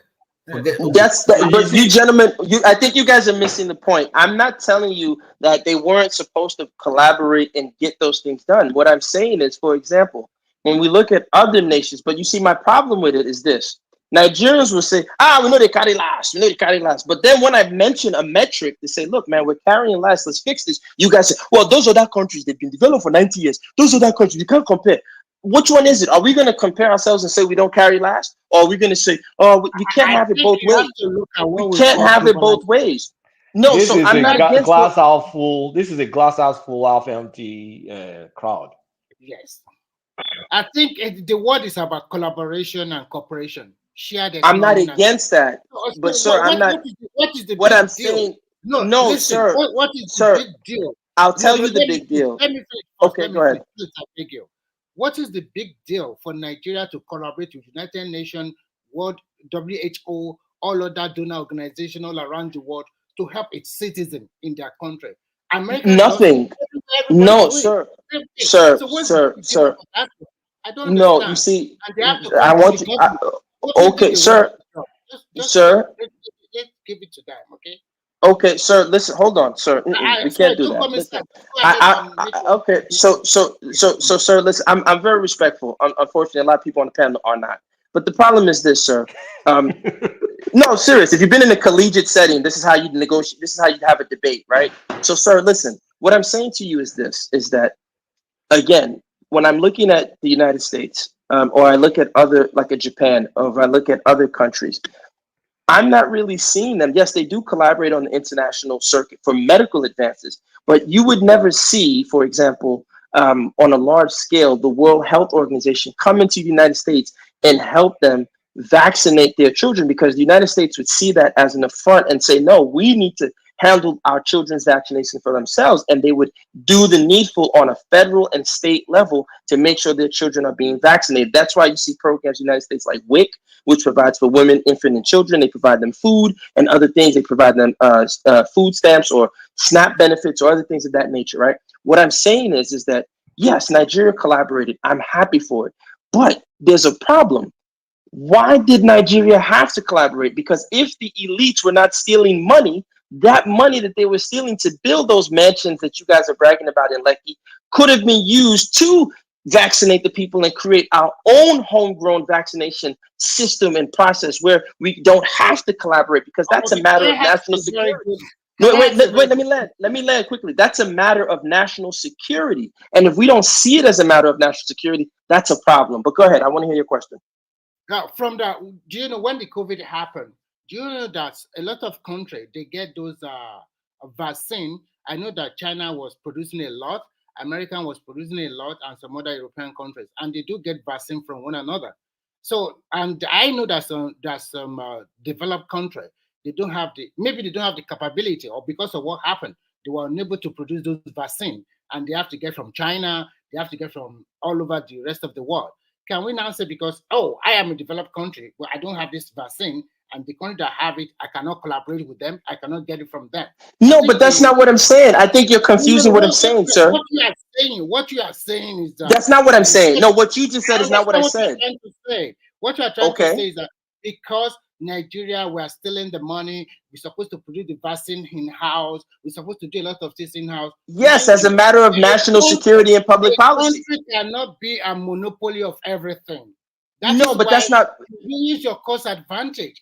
Okay, can other people speak? Let other people. Okay, well, let me say my last sentence, please, to respond quickly. Can I have my last sentence, one man? Yes, I'd appreciate that. Yes, after that last sentence, I'll just yes, I'll stop talking. I'll just take a small window to promote something that Nicolata comes in. So make that last sentence here. Yes, my last sentence. So again, I am not saying that Nigerians should live in this walled-off cave where they don't engage in global trade with anybody. That's not what I'm saying. Once again, let's be specific and be clear. I'm pointing out that obviously COVID was a global disaster, and ironically, the two countries that were in collaboration in Wuhan, which were the United States and China, were the ones who had the access to the vaccine and the chemical makeup for them to do it. But ironically, you see a country like Cuba made their own vaccines. Russia made their own vaccines. Now, other countries were not able to do it in a timely manner, so they did collaborate. That's not what I'm saying. That was a global pandemic that everybody had to collaborate. But what I'm saying is you would never see those other countries that collaborated just willy-nilly accept that, oh, we can't produce a measles vaccine. We can't produce basic vaccines to keep our children safe as a matter of national security. So please don't use COVID, a one-off example, as an excuse for our elites who are stealing money. They're never going to give you a contract. So don't give them an excuse. Don't give them an out. Hold them to task to say, yes, we're glad you collaborated with Gavi. We're glad you collaborated with the World Health Organization. But do better. Stop stealing money and create a system where we can create our own vaccines locally for our people as a matter of national security and public policy. And I'll stop talking. Okay, all right, thank you. all right. Just 1 second. Let me just quickly flash up Dupsy show coming up on the 2nd of November. There it is right there on your screen. It's a gala night. It's a special event night. It's a cameras on session. So everybody will have their cameras on. So you get to meet all some of these voices that you have been hearing. The show is going to be hosted by Dupsy Baby, of course. And then she'll be supported by Dr. J, who you have met on this platform before. And then you get to meet Chioma in the fullness of her being on that day as well. And whoever else turns up, we're lining up even more women to come join us. So I'll send the link into the comment section now. Click on that link, go bookmark it. You might as well give it a like as well. It's the 2nd of November. It's an ode towards the Kamala Harris journey as she hurtles forward to seize charge and become the first female ruler of the world. So because, of course, the American president is the world president, but so it goes to that question then. Women empower, the Kamala Harris example. So that's going to be hosted by Dupsy Baby. Epic session, 2nd of November. So sorry. One man advice, because Kamala Harris may lose. So what if she loses? Then what are you going to call this? No. Women not in power. No, it doesn't matter if she wins or loses. It's just the journey to the possibility of her becoming the. So it's not really going to be. So we can turn it to women trying to crack the. The date is before the election now. The date is before the election now. The date is before the election. Oh, my bad. Sorry, I didn't realize. The 2nd of November. So it's going to be the women trying to crack that final glass. The glass ceiling. The final one. I hope they can crack it with their heels. I like that. Sorry, back to the conversation. No, be my fault. Anybody can win at this point. Kulata, I just checked the Nigeria literacy rate also from 2010 to between 2010 and 2021 grew by 13.7%. 13.7%. That is the growth. I mean, the literacy rate. Simba. Like I said earlier, we have improved in some areas. And some areas we need to do more. That is where we are. But today that we get to make any progress, why would anybody even say that? We're moving in the right direction, not just fast enough. See, the thing is, Nigerians, I don't think we have a very, very negative mentality, especially us that are abroad, about our country. Well, are we at our potential? Of course not. We're not even close. But if everybody kind of like recognizes some of this improvement and then support it, not just badmouthing it all the time. Because when you badmouth it, all you do is just lecture from 1,000 miles away and not whatever. What are all of us here? I mean, there are many people that are maybe even millionaires on this show. That what are you doing to actually improve Exactly. That's things? what I want to say. People just talk negatively without contributing nothing. Nothing. To the yes, they are doing nothing, and they just come here and just be blowing English. Yes. Nothing. It's true. You've You're not right. built a borehole in your village, or if you They come did from a not village or even hometown, invest Even if you've you not anything to create fixed even you've employment, not fixed your employ one old or two create school. people. employment by You've not setting put responsibility. you've not done nothing. Yeah. Are the I will citizens tell of you that Nigeria supposed to build boreholes, or is the government of Nigeria supposed to build a borehole? It's all of the above. When I went back to Nigeria in January, our sick bay. I remember the story when I was cooking bucket of rice back in a boarding school. I burnt my leg. I saw the sick bay. They were rebuilding the sick bay, and I donated all the ACs in the sick bay. That since I slept there, I know how it felt. I don't want any kid to feel like that anymore. And I bought them 5 ACs. I know. I mean, that one I know is there. And amongst other things that we did, my friends and I. Okay. And that's just one school I went to. The other schools we contribute to. Can I say something real quick before you go ahead? Because Gasema was quick to just poke holes in what you just said. But I'm sure the school you went to in America, the alumni of that school contribute too, right? Don't they? It's not just government. Oh, the yeah. alumni. Of course, I'm not again. I contribute. I contribute. Of course. No, hold on. But you did not bring up the collaborative effort of everybody. You think the government should just be the ones to champion it? No, everybody has to put something in, regardless of if you're abroad, if you're at home, if you have something. Everybody contributes. Government has a role too, obviously. Yeah, but I don't need to come on the platform and address what I'm doing individually. We're talking about our government. We're not talking about individual efforts. No. But We're they're talking trying about to make it everything. clearer Not to you government. that government should not do everything. Private citizen or individual, they are the one that build nation. And if you want to use the America as a good example, America is a capitalist society where private individuals are able to build businesses. And when you look at Nigeria, that we are tend to copy this Western country. Look at what some of our billionaires are doing. So no matter what you say against people like Dangote or Tedola, the Okoyas, and the rest, this captain, I always held them in high esteem. These are people that we should praise more. They build industry around. Remy. No, Remy. You see, the problem here is even that do we pay taxes? Even Yes, those who pay, do we pay appropriate taxes? Baba, I don't even want to get there. It's us that sermonize from abroad. A lot of what China became today and India is because of I mean, a lot of it. I I'm not can saying all of testify it. to that of India because I'm It's a because living of their witness. I diaspora witnessed population. it. China, because I lived there Exactly. for 20 years. So The diaspora population, but Nigeria diaspora population is just to come and run the country down India and just talk. Kolata, India is sector. It was developed by the diaspora Indians.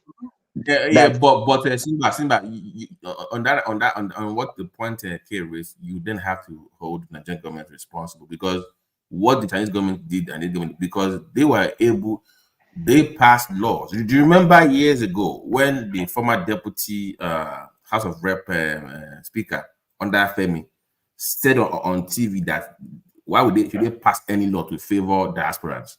Do you remember that video? That Femi had to come and apologize to Nigerian diaspora. So your government are not even deliberate enough or as assets until you see your people abroad as assets. That is the only way. I know you want them to do something on their own, but your government has to see diasporans as assets to the country first. That is what they have to do on their part. So if you want to, that's why to be very effective to help the economy. Babati, you have a very good point. But at the same time, what about the general? But if I ask them in Nigeria, you're the ATM. Lori now, you're like an ATM abroad living there. Oh yeah, Dubai alone now. No. I want to talk about the attitude of us living in diaspora. Why are we so like promote negativity? No, we promote negativity. I know. We never come together. People, listen to what I'm saying. Let me be calm here. Some of us will be that way regardless. We can't help that. Okay, they will be that way. That's just the way it is.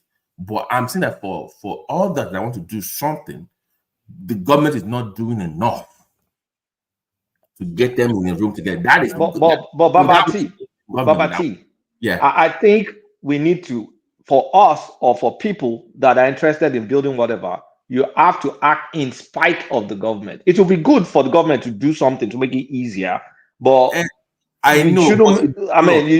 What I'm trying to say is we don't use that as an excuse. I know, but it's because you brought up India and China, and their own government had a role in what they became together. So I'm saying, like, if you use them as example, we cannot then dismiss the role of government in harnessing the potential of diaspora in growing the country, because you brought up China and India. Okay. No, BT for Indian. Let me please. BT for Indian is just the diaspora that drove the economy. It has nothing to do with the government. I'm telling you, because they are all over the place. The government has no. Okay, so we should just go the part. Okay, I get you. Or how do I put it? Government did some policy to help the IT sector. It's not exactly like my point. Yeah. But you don't have their House of Rep head saying that they don't care about that. But that one just thought the rubbish and forget about it. It's not a policy now. But see, I also want to talk about the patriotic level of the citizens of India and China. You will never see them backmatching their country that we as Nigeria backmatch our country. And they are so disciplined that they follow government policies and directions. And when we not just oppose it with Nigerians, it's totally different. Remy, I have a colleague here that he said it 3 days, just 3 days ago. And you know where the guy come from. He said the only thing that will promote in Nigeria is the thing that would destroy that country. That is the only thing you can promote. He said an average Indian or average Chinese. He's a doctor, and he said he will only promote something that will destabilize that country. That is what he will be promoting. Can you imagine? Where is the okay? Let me. Okay. By the way, there's this famous Nigerian economist on Twitter. This idiot. One man, find that Twitter. We need to talk about this tweet. This guy said, because they said there's this company from Singapore that wants to come and invest in Nigeria. In refineries, right? No, I know what you're talking about. First of all, the guy's not an economist. What is he? He calls himself that on Twitter. He's not. But okay, what the hell was that? Who does that to their own country? That was just crazy. Like, how can you say, don't come to Nigeria? It's bad. Sorry. What did they say? Sorry. Some South Koreans want to come and invest in refineries in Nigeria. Allegedly. I'll say allegedly. I don't know, because it may be Lamba. It's allegedly, but it's true. But the guy now posted that do not come to Nigeria to invest. And it went viral. Because hold on. But gentlemen, didn't Dangote say the same thing, that if he knew what he knew, he would have invested? Hold on, wait. Let me ask. Let me ask you. Hold on. Hold on. Because some of these people that are following him also went further to start emailing those companies. It went beyond just Tito. Yeah, but you know now. So who does that to their own country? Hold on, but wait. Let me ask the question again. When Dangote was on BBC and other news outlets, he expressly said his friends, his Nigerian friends, warned him, laughed at him, that he should not invest in Nigeria, that he should have just bought Arsenal instead. They told him, do not invest in the Nigeria project. And if he knew, he wouldn't take on the oil cartel because they're more dangerous than the drug cartel. No, and then he kind of regrets. Is that not what he said? That's not what he said. Can I speak? He said, he talked about my friend said, I should not put the refinery in Nigeria. It's not about his other businesses. It's about the refinery. That's my point. One. So his friend told him. But you say now, if they said from beginning, he should. No, I didn't. That's what you heard. That's what you heard. I'm talking about the refinery. It was even asked for that. Hold on. Now, will he buy Arsenal? He said no. That will have. No, listen. That's not. So I know what he said. What I'm saying is that you guys didn't criticize Dangote for calling out. You didn't. Let me land. You can't use that one. The content is not the same. Okay, I get it. It's not the same. But my point is, it's not the same. Don't just bring that one. Okay. Listen. The content is not the same. It's not the same. sir, in my country, we have what we call freedom of speech, right? As long as I don't go to Which a crowded building country? and yell fire, Which I country don't is yell your fire country? in a crowded building. I have freedom of speech. So now listen, sir. What I'm saying is that Dangote Your country. also expressed his frustrations with investing in the Nigerian market. He talked about how the EFCC just accosted his workers at their office. So all I'm saying is that if almighty Dangote is going through this, how do you expect people in the diaspora or anywhere to say, hey, I want to come and invest in Nigeria? When we have that's it. Point taken. The same Dangote doubled his wealth overnight by investing in Nigeria. How about that? Are you supposed to listen to a guy that was in the thick and things of Good negotiation, point. and after the negotiation, literally doubled his wealth overnight No, in the I'm a same fan of Nigeria? Dangote. Listen, I'm So having I all should my listen to what he investments. says, or I should look at his wealth. No, listen. Listen. Literally times two. I'm a Dangote fan. As a matter of fact, I only invest in the Nigerian equity space, and I'm heavily invested in the Dangote equity market, his stocks. My point is that it's on one hand, right? We're shouting at the guy who wrongly told the South Koreans or whoever not to build the refinery. That was wrong. They shouldn't do that. But at the same But time, he's like I not an keep saying, investor. The guy that is talking is not an investor. I Why is he agree. Listen, discouraging other people? gentlemen, listen. Just listen. All I'm saying is that you guys are medical doctors on the panel. It's one thing to address a symptom. It's another thing to address the root cause. We have to address the root cause of unpatriotic behavior in Nigeria. It's not just because people are crazy and they want to sit down there and say, I'm Arawa, I'm Yoruba Ronu, and that guy Sunday Boho going to England doing his bullshit, and the guy in the Deltas. It's not just that. Their behavior, there's things that are happening on the ground that need to be addressed. So all I'm saying is, once again, when we focus on policies that address the unpatriotic behavior of Nigerians, then we'll see a different level. Like BT was telling us, let's have a diasporic policy that focuses on us. That's all. Yes, gas them up. I think we are speaking to parallel spaces. Nobody's disagreeing with what you're saying, but what they're saying is what this guy posted here it's more of a political leaning than anything to do with ease of doing business or opportunities or Nigerians. What it says there are Korean investors coming to Nigeria to build for refineries.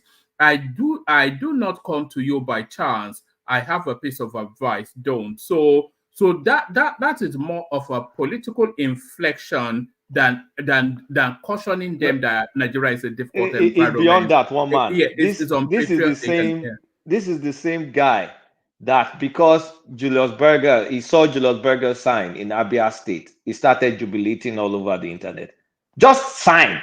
No, it's not like project. It's not like they've started doing it because they just put sign. He said, no, Alex Oti is performing wonders. So you should know where it's coming from. And Babati, this is the same guy that said debt is equal to revenue. Really? Debt is equal to revenue. Like anybody gone that's not an accountant, no, that's. I never said that. I never said that is equal. You now. Okay. I'm sorry. I thought you said me. No, guy, calm down now. I'm talking about the guy here. On his page. Let's see. I'm gonna maybe follow this guy. I know he has a large follower. One man. The guy is a dumbass. I'll have to find him. I only just found him on Naira. I know he has like a large follower. But gentlemen, I found him on Naira Land. But gentlemen, once again, this is why I say the conversation of empathy. We all understand he's probably of an Eastern origin, and yes. Are they saying some crazy things? Agreed. But let's be empathetic. Sunday Boho was just in England doing his bullshit. I didn't hear you guys complain about that. So all I'm saying is... we did. Hold on. Let me land real quick. Let me land quickly. All I'm saying is that, again, as medical professionals, you address the root cause and not the symptom. So let's address the root cause on a policy level as to how we can get Nigerians to stop sabotaging themselves and their country publicly. How do we address that as opposed to mocking them, as opposed to insulting and looking down on them? That's what I'm saying. Let's have some empathy. It ain't going to kill us if we're empathetic to us, to our fellow Nigerians. What does empathy mean? It does have quite a following. He has a following. The guy has a following, but he's a dumbass. What does empathy mean? The empathy is making someone president because of where that person comes from in Nigeria. Is that the definition of empathy? Is that what would make people stop saying bullshit like attacking your country? Once again, we live in a country where when I was growing up, we would hear the pledge, as at that time people would say, to serve Nigeria is not by force, right? Right now, the young children of Nigeria will tell you, school, not scam. So these are things that are the cause of large root issues. And all I'm saying is, let's have empathy to build a strong Nigerian populace, a patriotic Nigerian populace. How do we do that? That in nation building. Nation building is not about empathy.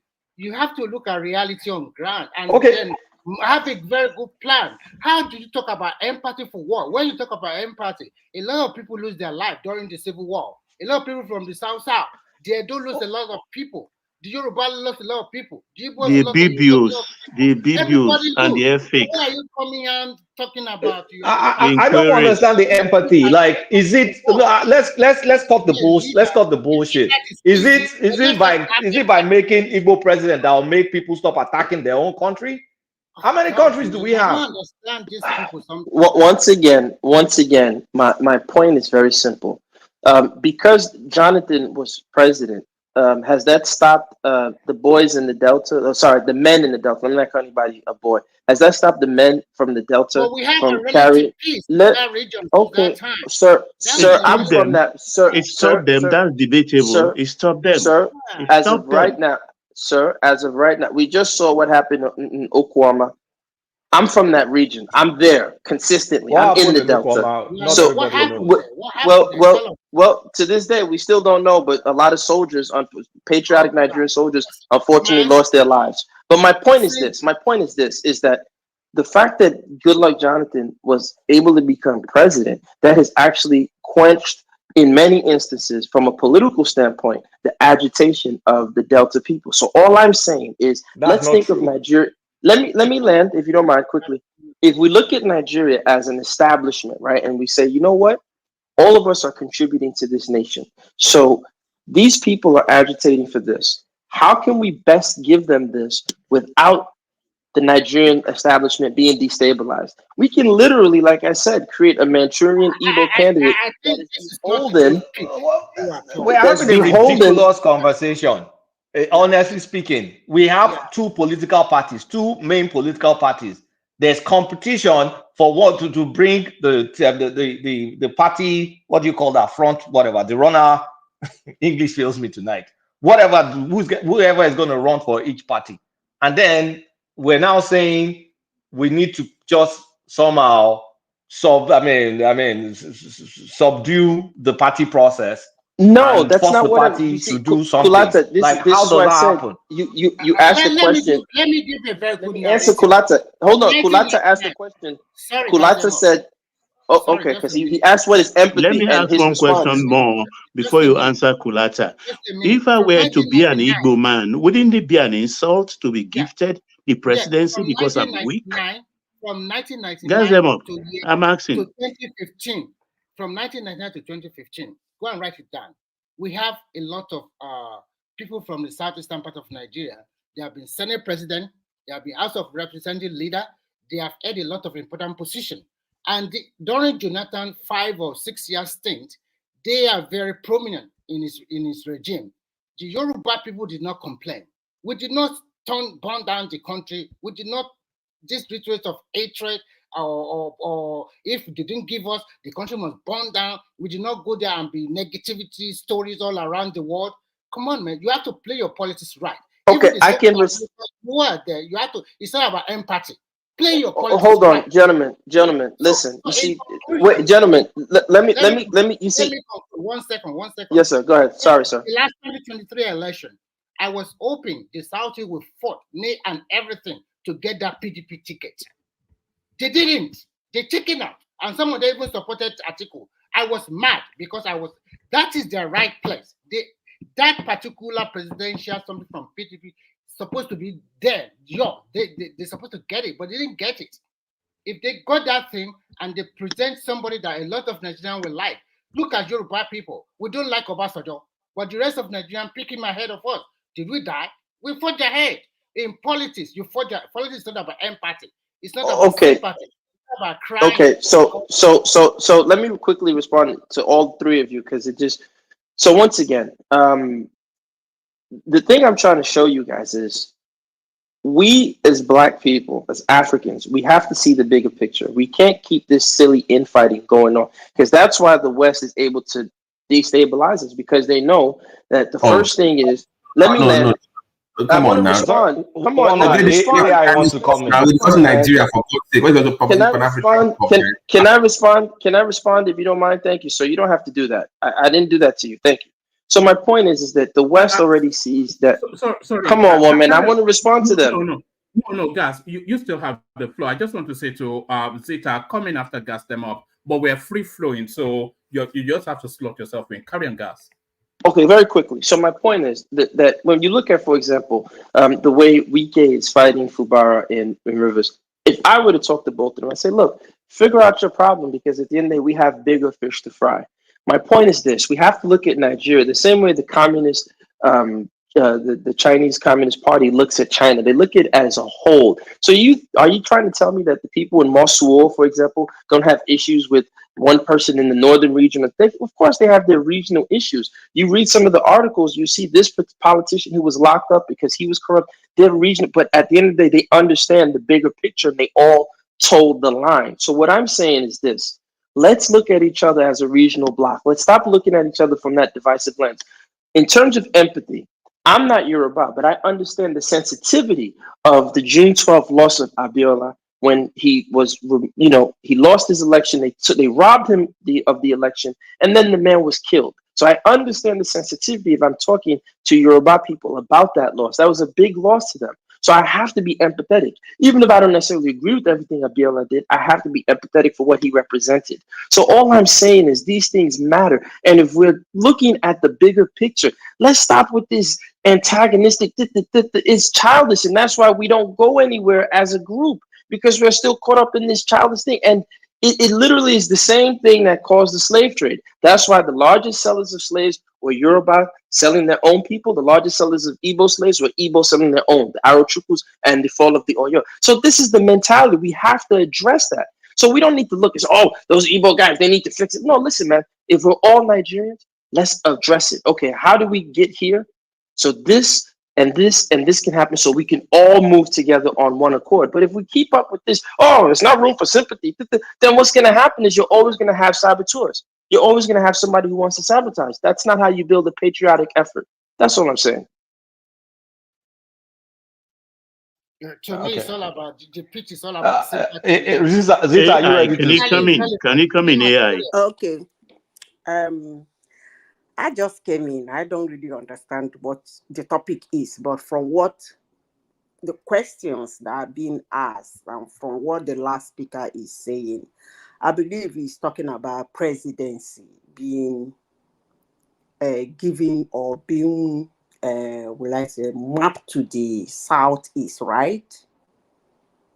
Yeah, that's right. Yes. Guys, I'm talking about empathy. It was used to placate you and the Southeasterners. You know, when we say what we want, we should be able to have a solution at hand for it. It is very nice for everybody to be sympathetic, speak nicely of a situation and how bad it is and how terrible it is and how it should be better.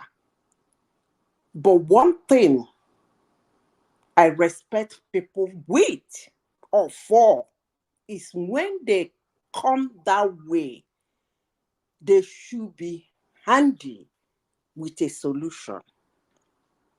That is one. Two, the problem in the southeast is different from the problem that is in the Niger Delta. I will keep saying this. Love me, hate me, I don't care. I will continue saying it because that's where I come from. For somebody that said, I heard somebody saying he was angry when they did not, PDP did not map it to the Igbos or to the Southeast. Let me use that word. Why should you? I don't understand that. Southeast is made of 5 states. They have their own party agents that is supposed to represent them in the primaries, right? What did they do on that day? That is number one question. Number two, I know most of you must have had what is called a protest vote. I believe that in life, when you want something, you put your mind to it. If you walk towards it, I'm telling you, you're going to walk into it. Every year, an election is election is done in Nigeria, more especially the presidential election. The rhetoric you hear from the Southeast, it's not the same. It's not the same. When you get people who talk that way and behave that way, what do they actually want? Jonathan came out, is their brother. They voted for him. He claimed to be an Igbo man. He became the president. The next moment you jump out and say you have not been president before. The next moment you pack your vote, you give one party without negotiation. The next moment you say you want to leave Nigeria. So what I'm saying is that anybody who feels he's sympathetic with the Igbos because they have not been the president, I don't know how the heck somebody will be saying that in a country that have almost 800 tribes.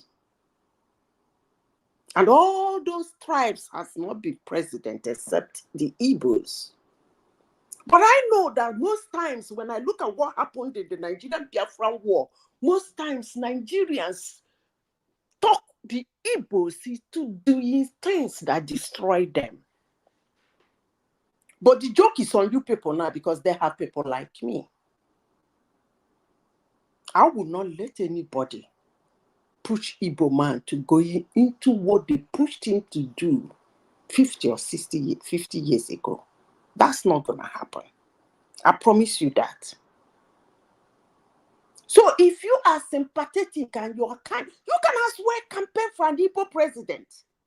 There is nothing wrong in that.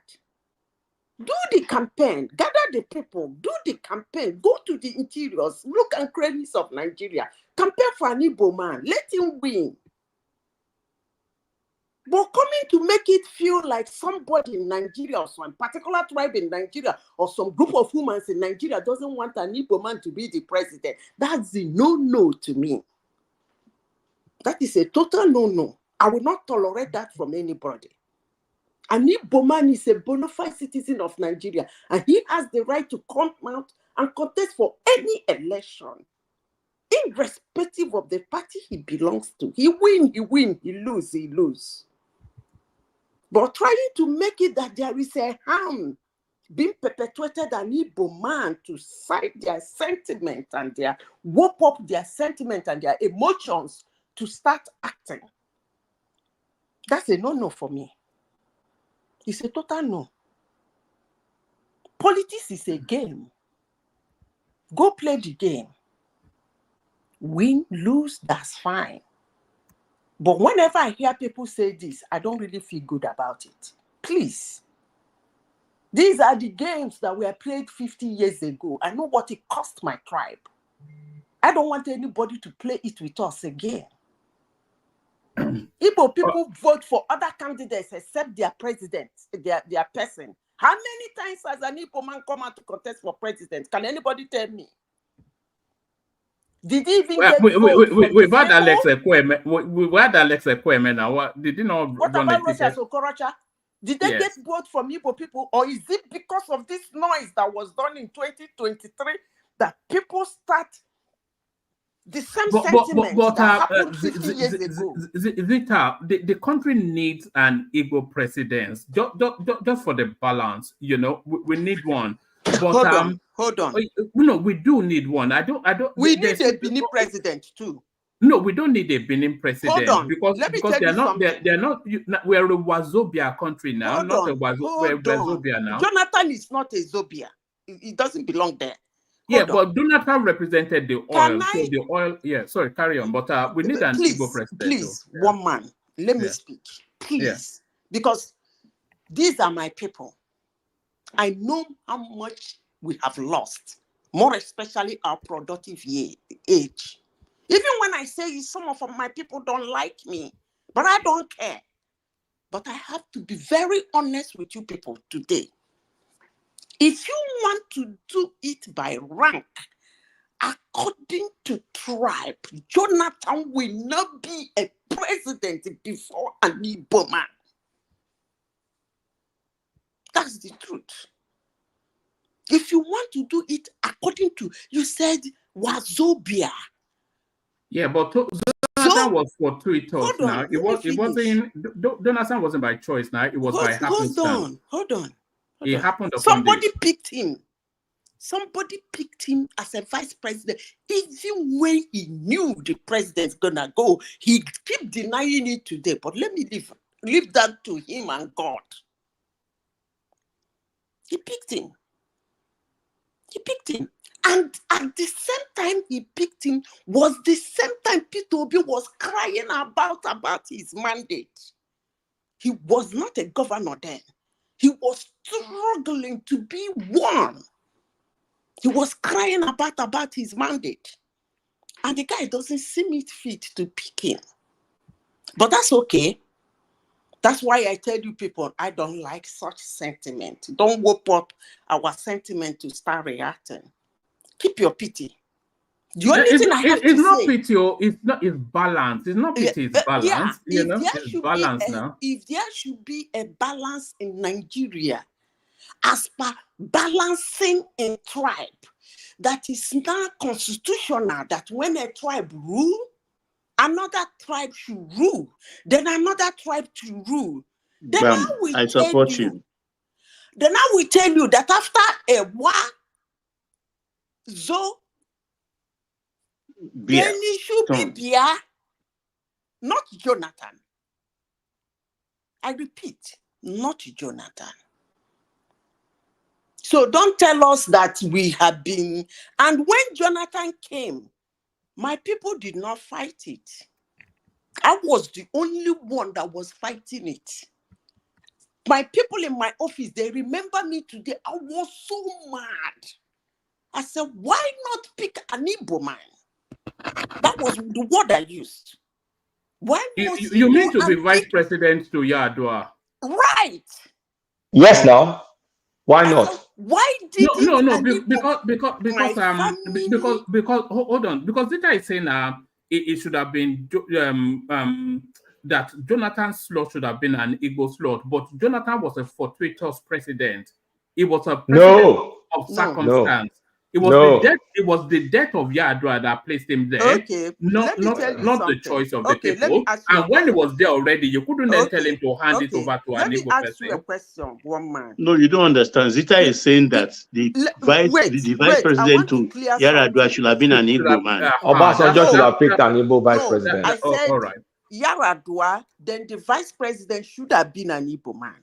And some people, including one man, is saying that because that Jonathan stumbled into the presidency, because Obasanjo has come out severally and told Nigerians that he is not aware that Yar'Adua was sick.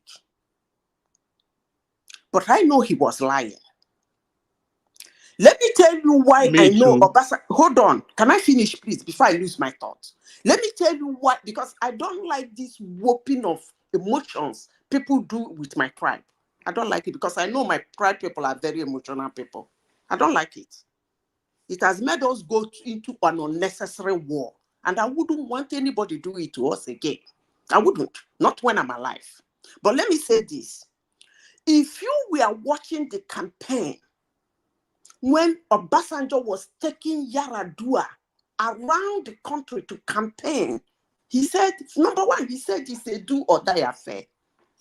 At that point, Yaradua could not even shout PDP. That was how weak he was. Obasanjo on several occasions snatches the microphone from him. The videos are there today. And that same man come out to tell the whole Nigerians, look straight in their face and say he is not aware that he was sick. I, for one, I will repeat, leave the Igbos alone. Anytime an Igbo man come out to contest for election, for those of you who think it's our turn, go out in mass and vote for him. Let him be the president. But you see all these things people come to the global platform, say what they want, try to say that is Wazobia. And I will bring a situation for you. I will put it to you that it was never a Wazobia stuff. It was a tribe something. And any tribe can be pushed to become. And a German, Jonathan is not even an German in the first place. His tribe in Bayelsa State is the least, not even known in Nigeria in the first place. That was why I was very angry when Obasanjo picked him. Somebody from unknown tribe, from nowhere. And then people, the same Obasanjo today is talking about how an Igbo man will be president. Muna, leave us alone, no. I beg you, thank you. All right. There's one more clip that I want to respond to, Zita. But before I play that clip, I want to bring the comment section into the conversation. And the comment section has been especially pushing for a request. They are all waiting for it. So the budding relationship that is all right. I think this is for the comment section. So Ja and Zola, don't say I don't do anything for you. So this is for you. So Chioma, I hope you're sitting comfortably.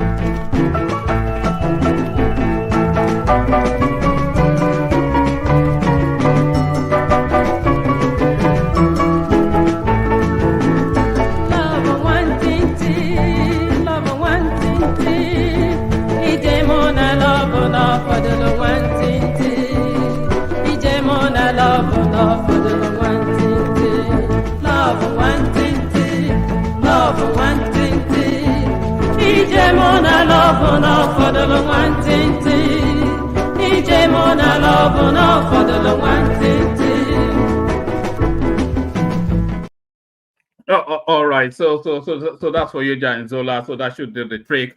So that was an intermission for the comment section who are going wild in their own way. But Zita, I'm not sure if you came across this this particular clip, but this is the #1 clip that's been trending around the Nigerian cycle all the way through today. It's a moment in time. So this is the first incident of this encounter since the elections, and this is how it played out. So watch this and then let us know what you're making of it.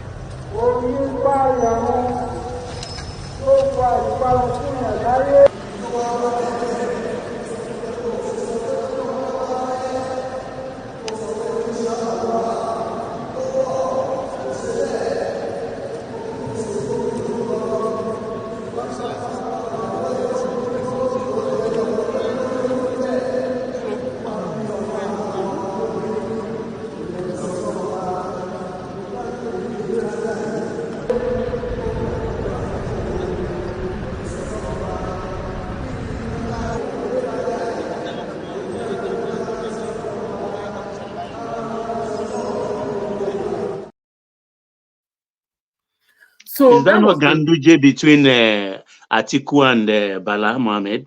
yes, that was I think that was Bala Mohammed, Ganduje, and then Atiku Abubakar, and then Tinubu strolls in, and then Bad combination.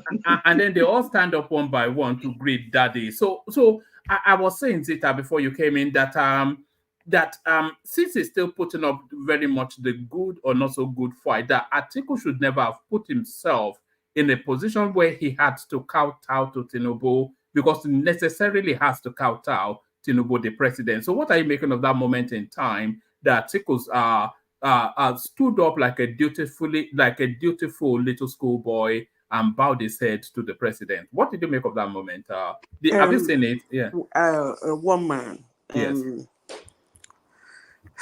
We shouldn't be discussing a thing like this.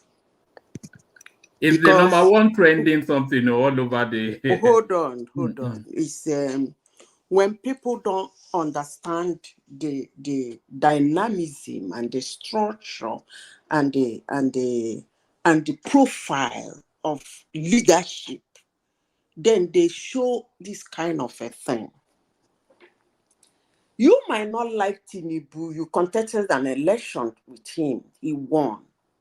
They are not standing up for the man called Tinubu. They are standing up for the president of the Federal Republic of Nigeria. How else can this sink in to some human beings? I am somebody who comes from a dynasty where they said Ibamweze, but my dynasty have a king. From the origin, Bobo, go and ask. You don't mess with it. It's a quiet dynasty, silent. Even Aton Zeribe could not. So I understand that you do not. I come from a town that have extremely very wealthy people. When I mean wealthy, they are rich, silent billionaires. But you see that little dynasty, nobody even knows their name. But you dare not. They're not respecting the poor lad that is sitting on that stool. They are respecting the stool. Tell Nigerians and those people circulating those things, were they expecting Atiku to mock a seat that he has been begging all his life to sit on? No, they are saying they say he should not have been there so that he would not have had to acknowledge it. Why wouldn't he be there? What kind of nonsense is that? Because that's a surrender moment now. What we just saw there, that's a surrender moment. Surrender to what? To his ongoing battle with Tinubu. That's why Africa will never grow. One man, please, another topic. All right. I think a lot of people feel that he surrendered at that moment, but you disagree. All right. Let me take you to this one. We did not instruct Tinubu to remove subsidy policy in Nigeria's interest. So a lot of people, I'm sure you've come across the commentaries as well, that the IMF, World Bank have been puppet mastering Tinubu, pulling his strings and remotely somewhat deciding policies for Nigeria. So they felt the need to come out and debunk that. It will satisfy the naysayers. Okay, let me make a mockery of that topic now. The way I'm going to make a mockery of it, before I say what I want to say. They did not instruct, truly they are right. They never instructed Tinubu to remove the subsidy. They instructed Buhari to remove the subsidy. So because it wasn't Tinubu that removed the subsidy. So don't you think they're right?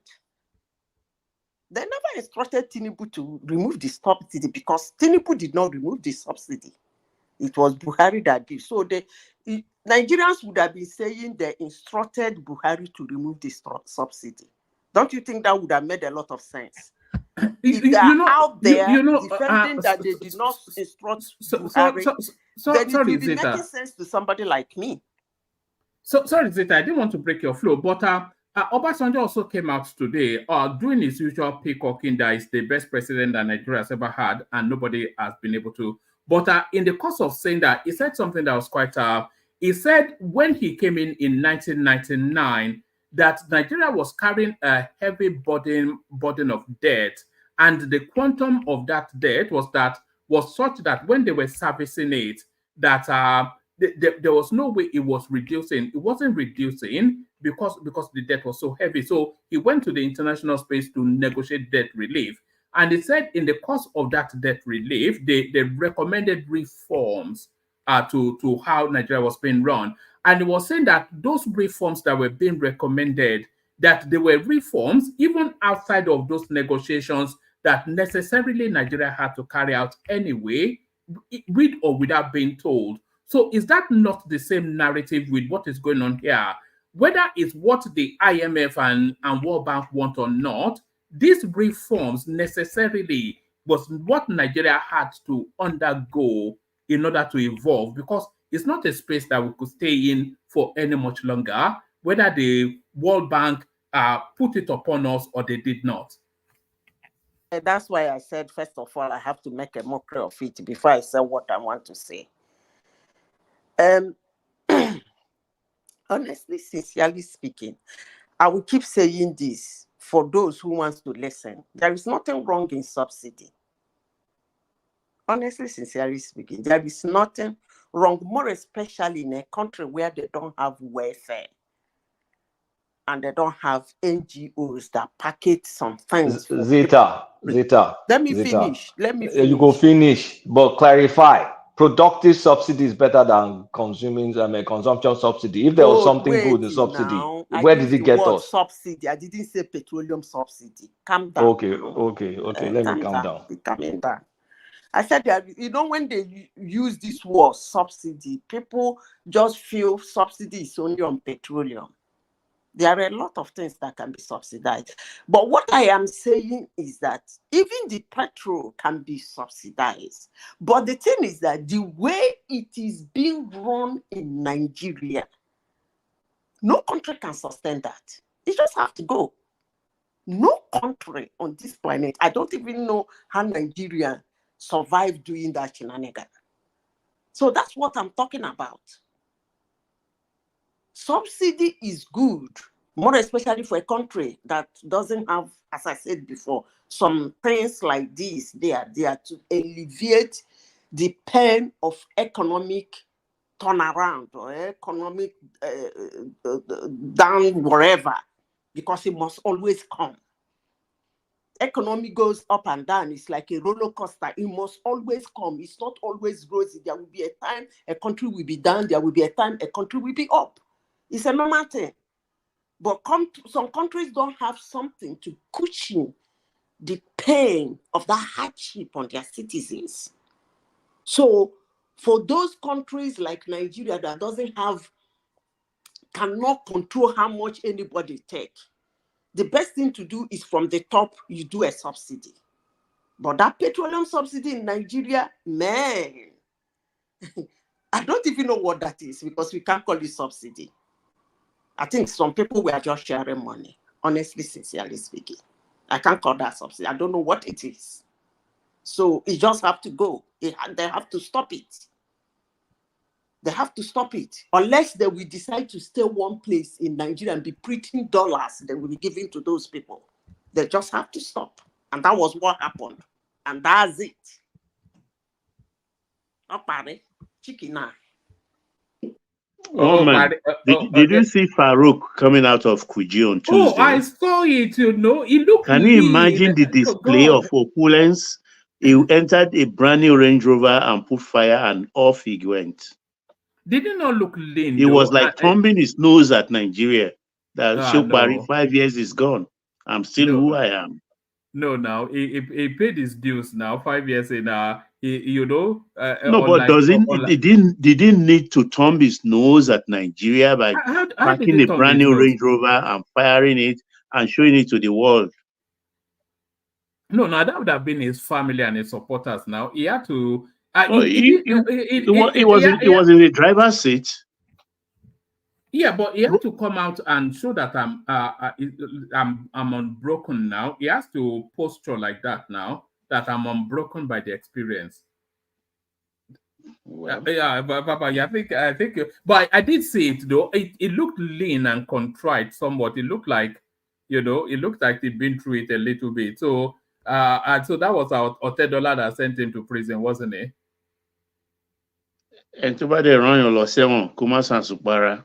You see, I thought that, when I saw him coming out, that there will be round two, there will be round two.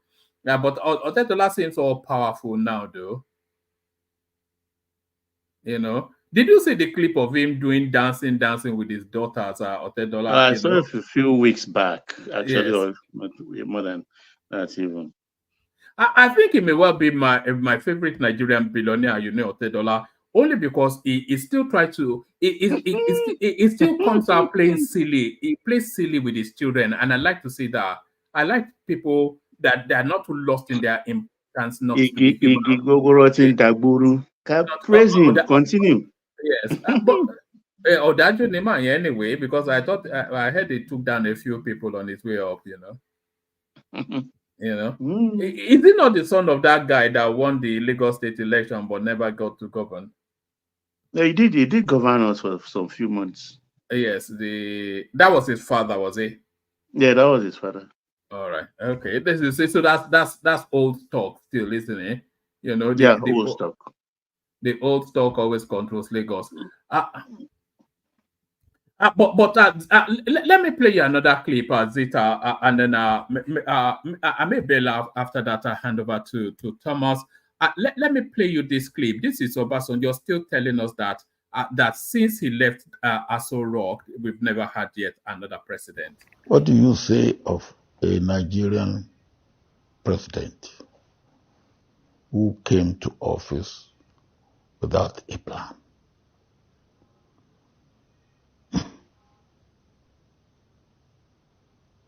Who came to office without a plan? And then he woke up and just said, oh, 3-point plan. What are the 3 points? What are they going to achieve? Who are the people who have worked on it? Oh, you come and you just open your mouth and make a pronouncement on something that has not been studied. Let me again give you an example. When I was military head of state, we decided to really be part of the frontline states to fight the last vestiges of colonialism and apartheid. And we were determined. So, as a result of our policy, our pronouncement, our determination, then we became known as member of the frontline state, even though we were thousands of kilometers from the front line. And we decided that we will do what needs to be done. And then we worked with the frontline states. And where it was necessary that we go the whole hog with them, we did. And at the end of the day, we succeeded. But it cost us something.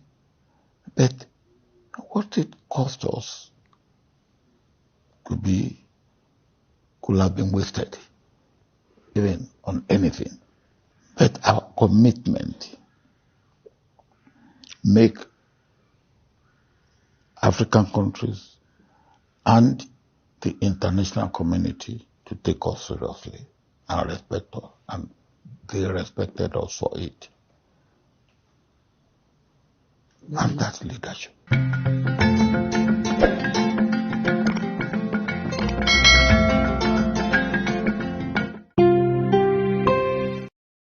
So, did you notice the guy in sunglasses, double-breasted suits by his side? That was Umar Bongo of Gabon. all right. Oh, you mean that? So that's Obasanjo still insisting that anybody and everybody that came after him is a counterfeit. So that's Obasanjo So what's insisting wrong that. in what he said? Well, is this a record of open letters to whoever is in situation that he feels that he has to run criticisms on them, and there was a lot wrong with what he said. By the way, he's saying that the person that came in without a plan, and we all know that Tinubu has a plan. Whether it's the right or wrong plan, that's where the debate is. But certainly not. We've seen the raft of reforms as it has virtually reshaped the country, either for good or bad, within 18 months. So he certainly has a plan. Whether it's the right one or the wrong one is immaterial. And then he was saying that the guy just spoke without first planning what will happen, the oil subsidy, that without studying it. The oil subsidy was not even, so he was just speaking out of paste just to continue this Dabaru, I am better than all of them narrative that it seems to be propelling. Okay, I'm sure you want me to respond, right? Yes, if you could. Yeah, he's extremely right. Tinubu will have to finish 8 years, and then probably we compare him with Obasanjo. But as we speak, he is still the best.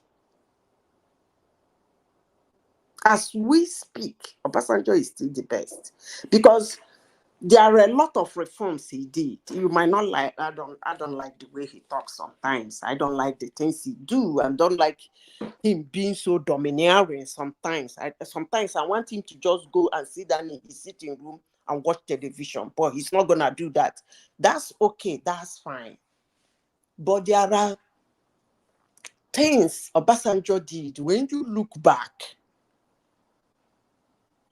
number one, you will think of the gods, maybe because he's a military man. The gods for him to get those things done. So let's wait. Let Tinubu finish his own. Then we can compare. We are not talking about policies now. Of course, I don't believe anybody will be contesting a position unless that person is Kamala Harris that doesn't have a policy. You will have your policies. You'll be able to tell people what you want to do and what you don't want to do. Okay? Everybody did. So Tinubu has his own policy. Obasanjo has his own. We are talking about deeds now. And I believe that's what he's standing on to say what he is saying. Yes. So far, after him, who else? It was Yaradua imposed to Nigerians. After Yaradua, the drunkard. After the drunkard, Alhaji came. After Alhaji Nko, is it not Buhari? Is it not Tinubu? So what strong policies that will check a foundation that any of them have done? But I can tell you the one Obasanjo did. He did at least 3. I know that shook the foundation of institutions. You and mean the way Nigerians do EFCC, things. Abi? EFCC, Abi? Huh? Is it EFCC? That's the It's only not thing even it the is. FCC. Let me tell you one thing Obasanjo did. I've said it before in this platform, but such things most times don't really make sense to Nigerians. But it makes sense to people like me. In oil and gas companies, before Obasanjo become president, and you know, in oil and gas, they do what they call JV partners. The government is part of the JV. They are the JV, you know. So it's a joint venture that they do. And you take my oil, you give me the money, I sponsor some certain things. That's how it runs. And what do this oil company do before now? The whole world is hearing me. They import expatriates for every little job, a job as small as conception, a job as small as front-end engineering, a job as small as detailed design. I wouldn't go into construction and fabrication because somebody will say, how much do we know to fabricate and construct? But let me start with conception. What do I want? It's my land, it's my oil. What would I want to build there? This oil company import expatriates to come and do this. Now, you know how much it costs to import an expatriate? They will come in Nigeria, stay 4, 5, 8 years. Sometimes they don't really get that thing done. But huge sums of money come out from the coffers of the federal government, approving for those people to be in the country. And now, when they come, they don't actually relate. They do their things and they pass instructions and all those things. How that get to Obasanjo, I don't know. That's why I will always tell Nigerians and people all over the world who cares to hear my voice this morning that Obasanjo is the only well-informed president Nigeria has ever had. I know why he's blushing. I will tolerate his blushing. I know why he's blushing. Because I've been in a meeting where he took decisions. I know why he's blushing. He has so much guts and he got things done. Let me continue with what, it's not EFCC. Obasanjo woke up one morning and said that should no longer be done. That they're going to take fresh graduates from the universities. Thank God the world is hearing my voice this morning. Fresh graduate from the universities. When I mean fresh graduate, in the technical line, in the tech line, and in the engineering and the environment. Because in Nigeria, we know our environment more than a foreigner. He said, fresh graduate from the university, not more than 2 years experience. They asked him 2 years experience. He said the person must have worked in oil. Like I said, what he means by 2 years of experience is that, or 2 years, not more than 3 years of graduation. That was the word he used. And they thought he was joking. With them and our fellow Nigerians, they run around it, dance around it, come up with all manner of reasons why it is not possible for those people to come. What are they thinking? What do they know? They agree. Obasanjo now said, okay, fine. You bring these people, they come in for 6 months. They train them for 6 months. They tell them what to do within 6 months and they go back. I will not pay more than 6 months. I will not approve more than 6 months. Let me tell people who care to hear, it was war. It was war because I was among the first graduates that were picked. Bezolo Minyi, the first black man to be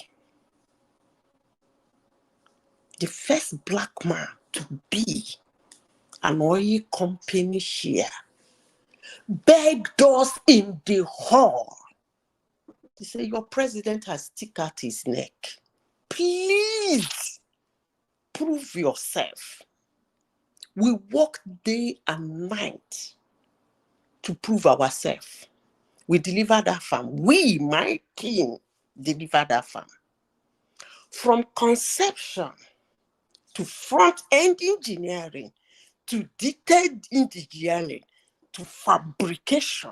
When it came to fabrication, they came again.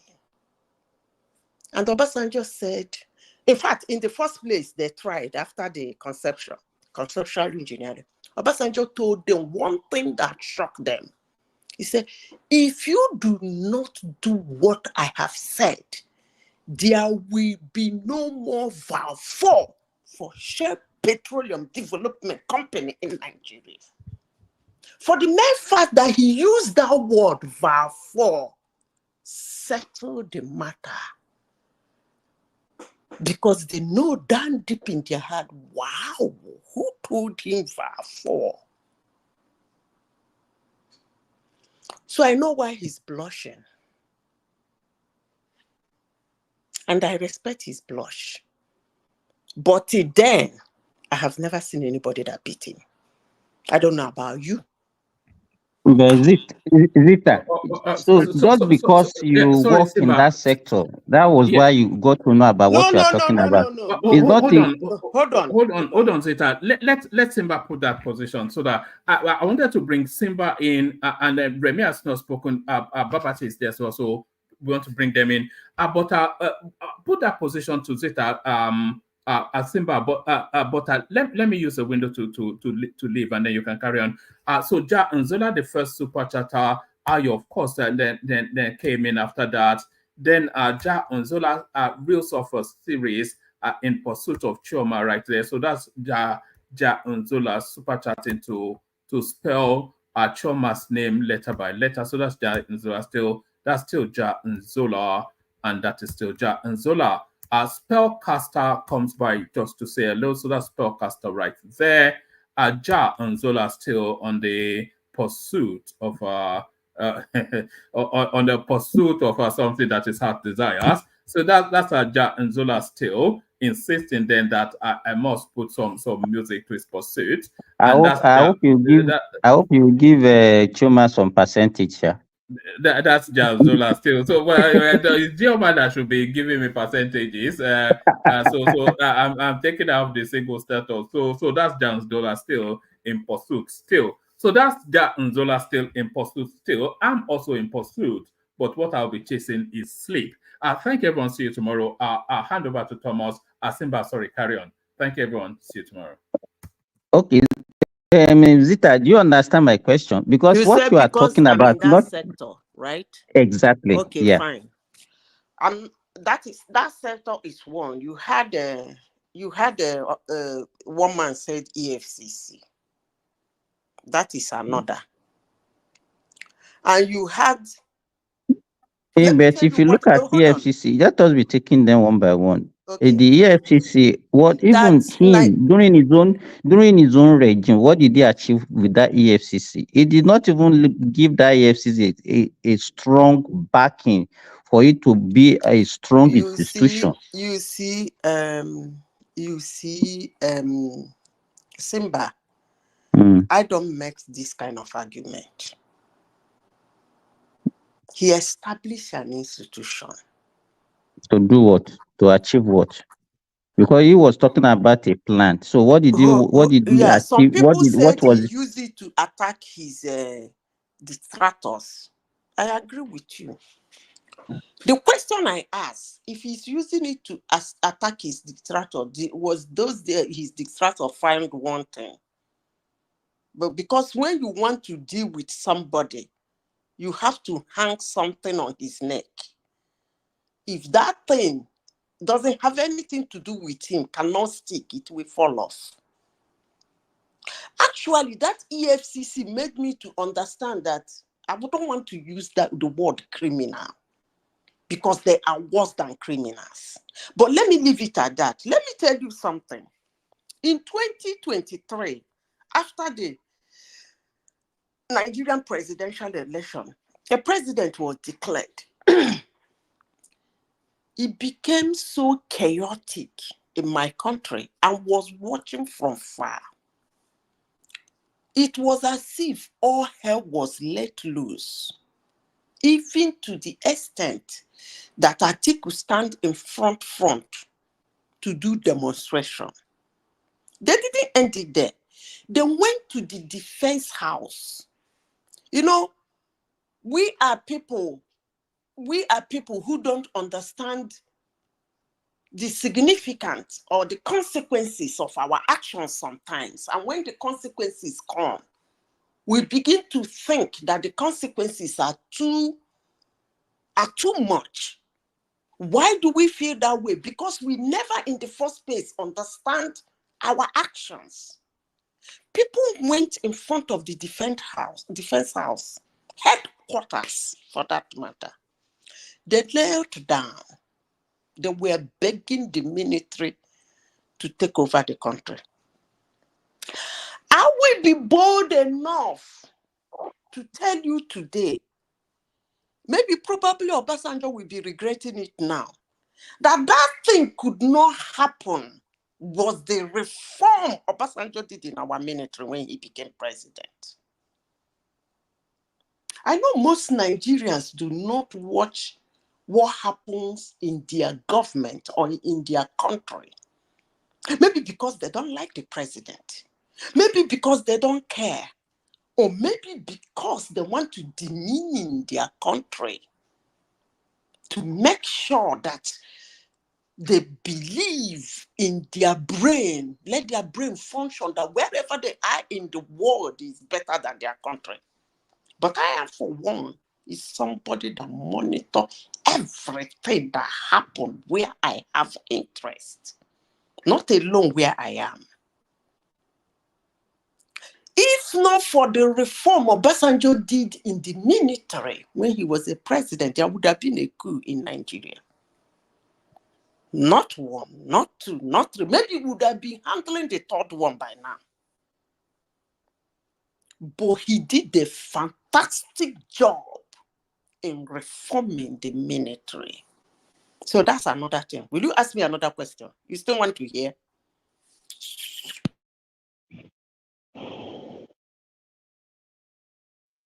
Oh, that's Nigerians, Madam Sita, it's there's nothing we can do. They say there's freedom of expression, so maybe that's the kind. That's how they expressing themselves. Um, Simba, do we have Yes, Simba? yes. Yeah. Do you want free flow? Yeah, we are just free flowing. So yeah, I think it's your turn. I think, to me, Obasanjo, to be frank, is the luckiest Nigeria, but I do not see him as the best or is better than the rest of them. He has a great opportunity to make that country to be a better country. But what does Well, he do? since, okay, he had a great opportunity to make the country a better country. Mhm. And according to you, he did not get to the finish line. Why didn't others take from I where did he not started? say what transpired when I was in Nigeria at that time, and I know what happened. Because the only thing I can attribute something that he did to me, that he did, is just the telecommunication. When he get about $247 million. So you've counted number 4 now. Let me finish, Madam Zita. The 2,200. But even that one now, you cannot. It was a global thing now. It was not only in Nigeria now. So what do you I don't mean? know why That he's when he really ruled giving for him 8 that. years is El Dorado. His 8 years was full of chaos. It's full of wahala, and he's so A lot arrogant. of political When assassinations and so he on and cannot so on. articulate himself.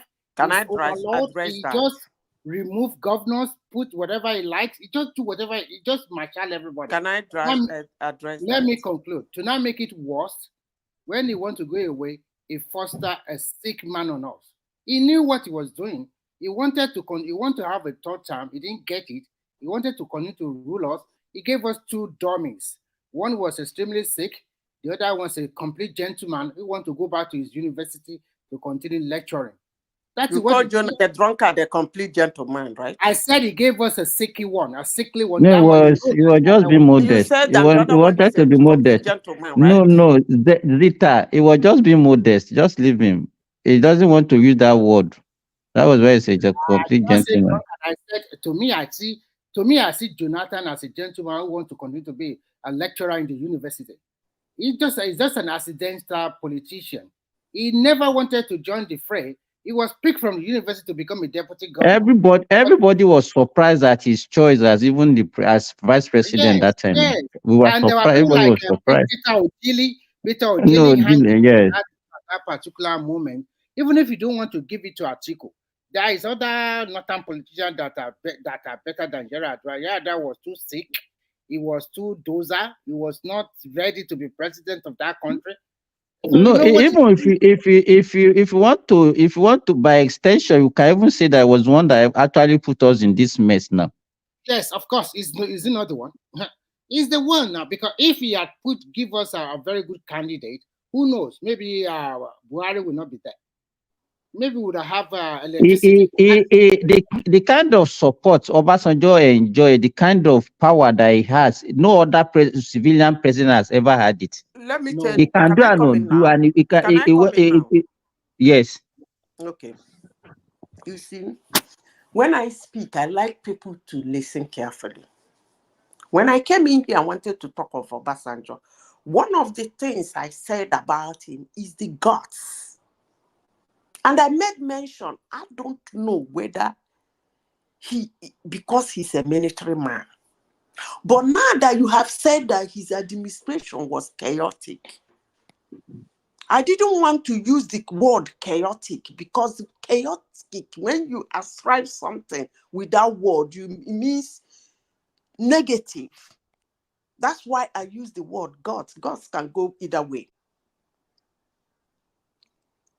It was chaotic because he was putting in something that has never happened in Nigeria before. That was why it was chaotic. You ascribe the communication to him.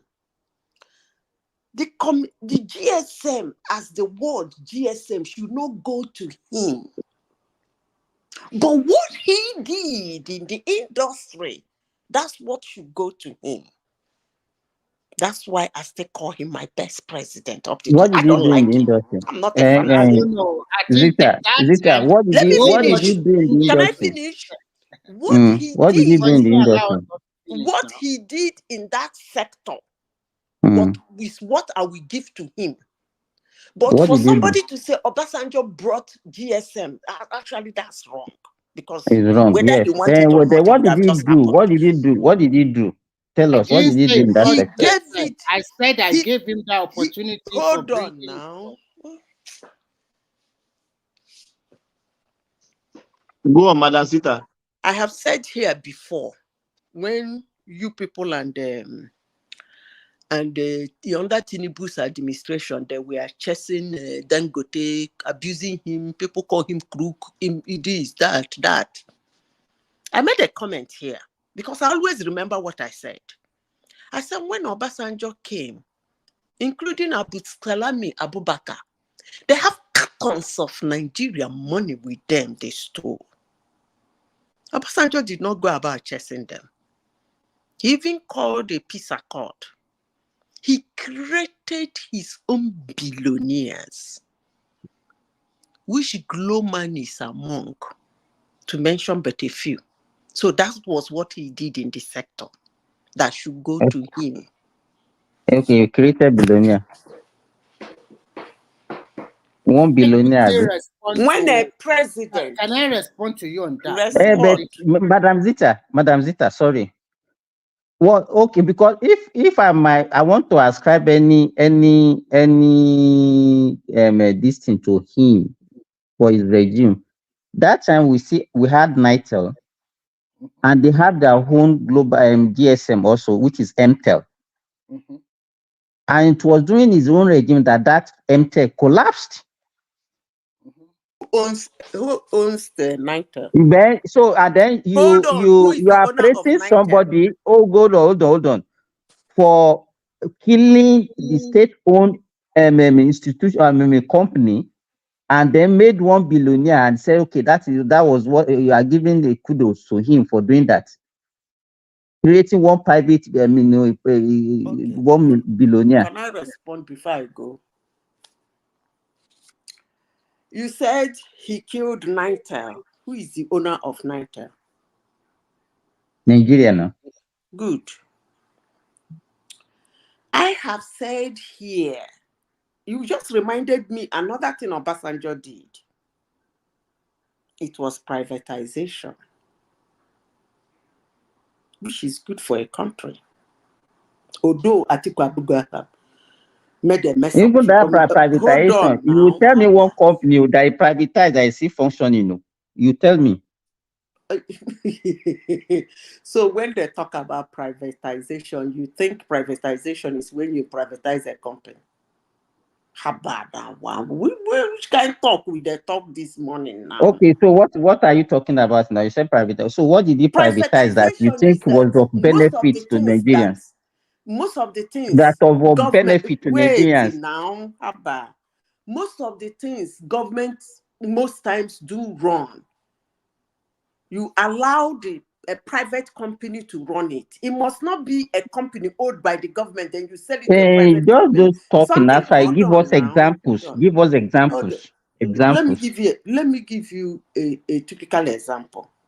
Mm. Something like okay, let me give you an example of the one that you know before. I think before now, Nigerian government used to get involved in the issuance of visas. That thing is being done by private company.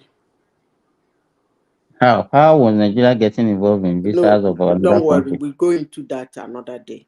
Don't worry about that. I Let don't me give believe you that. another example.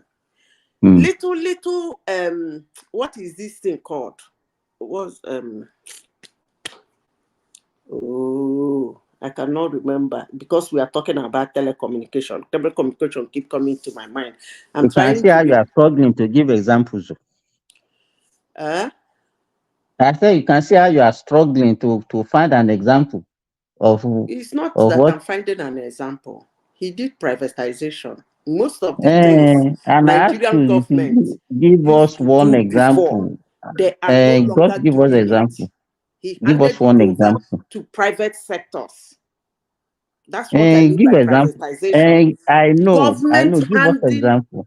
All handing the privatization, where are they today? They are all in comatose. They just share everything among themselves. No, that If was they, why I was asking if her they to the give an easy one, example of the the one that transport and the he rest can give. themselves. Oh my God. You see, God, man, it's just unfortunate for that country. You came here, glorify the guy. Oh no. Excuse me. Yeah. Okay, let me reverse the statement. Let me reverse your statement. You said that all the companies they sold, everything Yapatu, right? Yes. Is that what you are saying? Yes. Okay, since I told you that privatization is not all about selling an existing company, but on non-exist. Hold on now. We say you should Even give example maybe I now. go Why are forget you waiting I don't talk. ignoring? Give us an example. I said privatization is not all about selling an We existing. heard you. We heard you. Hold on. What? Wait Okay. now. Wait. Selling an existing good and services. Mm. Okay? It can be a good and services that somebody wanted, should have been handling. It will be given to a private sector to do. Now, let me reverse the question. Since you are telling me to give you an example, can you tell me any part of the institution in Nigeria, anyone that was privatized that is not functioning? No, you give us an example of the one that I'm for giving you private that is communication functioning. now. I gave you Which one? communication. Communication in Nigeria is privatized. Is everybody? No, Are we not I talking to don't people in think that Nigeria? was what happened. No, it was not privatized like that. So how was it privatized? Okay, Government is if running you it. talk about privatization, okay, why is MTEL or NITEL not privatized and we see it working? But that is the Which only one is? government Hey, institution God in of that mercy. sector. See, okay, let me explain because this is my area. It's So if capitalism. you Just hold on. Calm down. give Calm down. you want to pretend us giving Calm down. private Hold on license now. to for Before people I to lose my operate is a thoughts. privatization. Hold on. Before I lose my thoughts, please calm down. Be calming down before I lose my thoughts. When a service is being privatized, that doesn't mean it becomes a competition among the private owners that own it. So anyone that survives. It doesn't necessarily mean that the one Nigerian government was holding before that it privatized will be the one that will be alive. Definitely it's gonna die anyway, because it's half dead before they privatized it. So which one is your problem? Madam Sister, before you go on, let me ask you this quick question. Nitel was sold to them among themselves. They sold Nitel to themselves at a cheaper rate, of course, at the end of the day. So they got it very cheap. And sometimes they also get some soft loan from the federal government. And at the end of the day, they kill it themselves, allowing the other player to thrive. And we all know what happened to Globacom. We all know what Obasanjo did before eventually allowing him to compete with MTN and Econet. Econet is not EFL. So what I'm trying to say is this. At the end of the day, they shortchanged Nigeria. How? The MTL, you privatize, you got it at cheaper price, you got loan to make it better. At the end of the day, you now collapse it. So what can you excuse me, I don't understand you. What question are you asking me? My question is this. You talk about privatization and also allowing other players to come into it. And remember, when we are also talking about allowing other players, in other clients, those MTL and the red, they do not pay a licensing fee. But in Nigeria, they pay $247 million, each of them. That is why initially, the cost of SIM is very expensive. What I'm trying to say is that MTEL, that they privatize, that they sold among themselves, among Atiku, Obasanjo, whatever they do with it, the same thing they do with electricity also. At the end of the day, they collapse it among themselves. That means they shortchange Nigeria. How did they shortchange Nigerians? If I may ask. This Niger MTEL belong to Nigerian government, belong to us. And they now bought it from us at a cheaper price. So that's the true value. And at the same time, they also get a soft loan from Nigerian government to make it better. How did they? You've not answered my question. I told you. You use the word they shortchanged Nigeria. So I'm telling you why they shortchanged Nigeria. At the end of the day, they deliberately collapse it and eat all the money.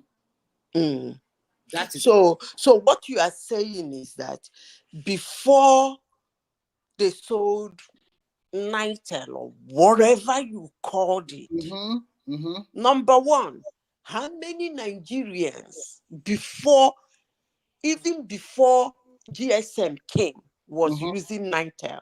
That is number one question. Can I answer you? Hold on now, let me finish. I'm still asking the question. And at what rate? What was the dilapidated stage of Nitel before they sold it? That is number two. Then the current question I want to ask you. As at the time, very few Nigerians were using Nitel and the government owned it. And it's not making enough money for either Nigerians or for the government. And some Nigerians were not even paying for their services to use it. Did you feel shortchanged? Okay, now let me respond to you. Let me respond to you. This is an asset that belongs to the Nigerian government. And privatizing it means buying it or selling it off is to make it better. It's not to collapse. That's a lie. Where did you get that one from? Okay, so what you are trying to tell me is that if government privatize or maybe commercialize some of their institutions, some of them they don't really need to. Let me finish. Hold on. Let me tell you how capitalism works. Let me tell you, maybe you didn't understand the privatization, how it works. Some of them you won't allow people to finish, but you want to. Your point. I don't understand the way you argue. Finish. Okay, what I'm trying to say is that the intention might be to make it better, right? We privatize because they are moribund. They are not working very well. So, no, let me finish. The intention is to make it better, to make it work more better, efficiently and effectively. So, but at the end of the day, they are the ones that even bought it. It's not that they sold it to average Nigeria out there.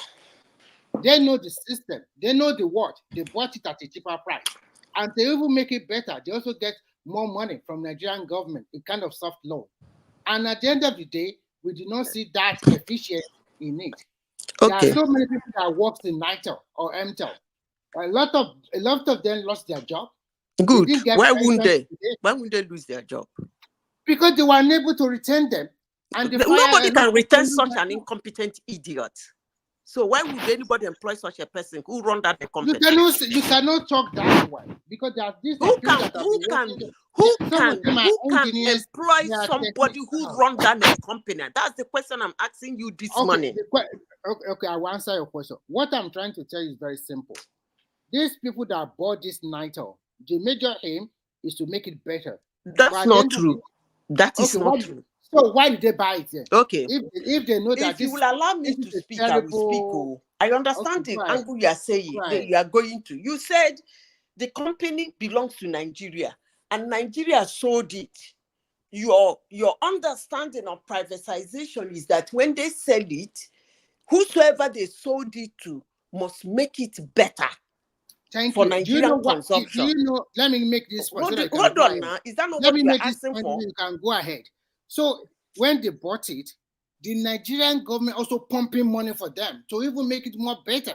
They get a lot of loan, a lot of grant from the federal government. And at the end of the day, I don't know why you already sold it to them. Why are you not giving them soft loan again? Why are you helping them? At the end of the day, that money, that asset, everything lost, collapsed. Okay. That's what I'm trying to say. Okay. Okay, fine. And what did you do about it? Nothing. Because the company has always. Okay, wait now. Wait. Let me answer you.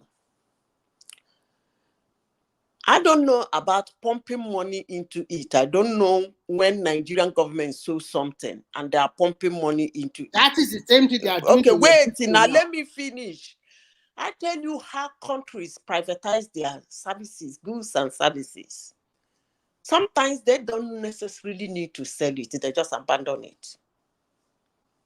I hope that's making sense to you.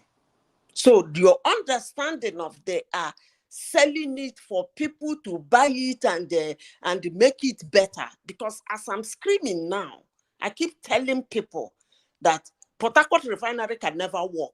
Kaduna refinery, they don't believe me until private, expensive, well-built refinery starts springing up in Nigeria. That's when some people will understand what I'm talking about. So that Port Harcourt refinery is here now. It's owned by Nigerian government. They've been pumping billions into it to get it to work. How are you feeling about it? Okay, you don't feel this. Hold on. Let me finish now. You've been speaking. Okay. Do you feel subchanged? Can I respond? Do you know? Yes or no? Do you feel subchanged? Of course, I know that some people are doing. And what did you do about it? Now they want to sell it off. So my brother, please, I know they do round and round argument. No, I'm not doing privatization. It's not that the government must sell that thing for you to get a refund on your. They can abandon it. The important thing is that goods and services has been privatized. That is the important thing. If it's an institution, they can privatize it. It doesn't necessarily mean that the building the government owns and the infrastructure, whatever they are using to run that institution, they must sell it to somebody and the person must work it for it to work. That's not privatization. They can decide to abandon it. I think just say the goods and services. You do not understand. Madam Zita, so we can summarize that Obasanjo's privatization is just to abandon things that are not profitable to government. It's not for. It's not for the for it to. Word, but if that's the only way. No, that's what you imply now. That is just to abandon. Since it's not profitable to government just abandon them. That's all. I don't care about who that word. I wouldn't use that word, but that's the only way I can make it clearer to you. Yes. No, we understand what you are trying to say. If you think I'm saying he abandoned it, he did it consciously and everything. If that is the only way to make you understand what privatization is all about, that's fine. You cannot tell me about privatization. No, privatization. If everybody, your aim should be to make things better. It's not to abandon. So, but if you say your own man know that you are praising this money, his own is just to abandon. We are okay with it. No problem. They are all shambles. They are shambles. They just change Nigeria very well. They share it among themselves. And even the discos, the distribution company, that they share among themselves. What happened? Is it not the government also continue to pump more money for them? They are all of them, Abu Salam, Obasanjo, Atiku, they all hold this distribution electricity come all over the country. The government has to give them a lot of grant to make them better. We don't have this, we don't have that. At the end of the day, what do we get? So all this politician under Obasanjo, it was a rules. At the end of the day, that is not how to do it, and that's not how to go about it. The intention is not pure enough. The intention is to shortchange Nigerian people, and we were shortchanged very well. If you must tell the truth, if at least you have lived in probably you have been to several countries all around the world, is that the way they are doing it? So because oh God, what I just hope that things will turn around. That is the only prayer we can offer. But about the telecommunication, because they are private and along the line they continue to evolve. After collecting about 1.something billion dollars from 2 or 3 or 4 out of them, but they didn't do a very good job about it at all. That is not the way. Just a calamity. Obasanjo is the hero. Hero. It's not my own hero. Hero called. Why I listen to you guys just criticizing Obasanjo without giving him his credit? What did the man do? When the old man will never stop talking, he's supposed to go and be watching television and be taking care of his grandchildren. The money torí gbígbó pajá náà, nítorí kíkan pàgbò. We know that. Remy, I was able to surprised like it took him a year. Usually it doesn't wait that long. I'm like, I'm like, this guy didn't say anything. This guy is kind of quiet, but he can't help himself now. Babati, the next thing is expect letter as soon as possible. He will write another letter. What's wrong in him talking now? What's wrong in him talking? Ola will not tonight. And we need an OBJ apologist. We don't want not. No. Ola, one thing. You know, if you want to make Ola to be angry now, just mention Buhari. No, Ola, one thing. To me, Obasanjo is the luckiest Nigeria. And he got there by chance and by luck as head of state. And then during that time of 1999, that he became the civilian president. It's not that the Yoruba people really want him. It's just an opportunist. It's not even. Let me tell you, it's not even issue of Yoruba or Hausa. It was just used him. He was used. It was a reward for what he did for them in 1979. Yes, they just rewarded him again. So we all knew what happened now. That's why I say the guy was a puppet, but people don't believe it when I say it was a puppet. Forget about whether it was a puppet. It was a look puppet. At what that guy did between 1999 and 2007. What did he do? What did he do? We just asked Zita now, and she could not mention one thing. Okay, I will tell you what he did if Zita could not tell you. Now, this guy, we know, he formalized full deregulation of telecommunication. Then he went ahead on the company system. No. Let's stop. No. Let's stop doing that. That was coming regardless since the Abubakar days. That was going to come from Nigeria regardless. Baba, NEPA electricity was coming since Abubakar days. Doing that, man. Let's stop. Electricity was coming since Abubakar days. No, because that was across Africa. It was just not Nigeria. It was coming regardless of who we did. Ghana even started their own 1 year or 2 years before Nigeria. So what's that, man? Let me tell you, there was a time of cellular. There was a time that Turaya. Forget that one.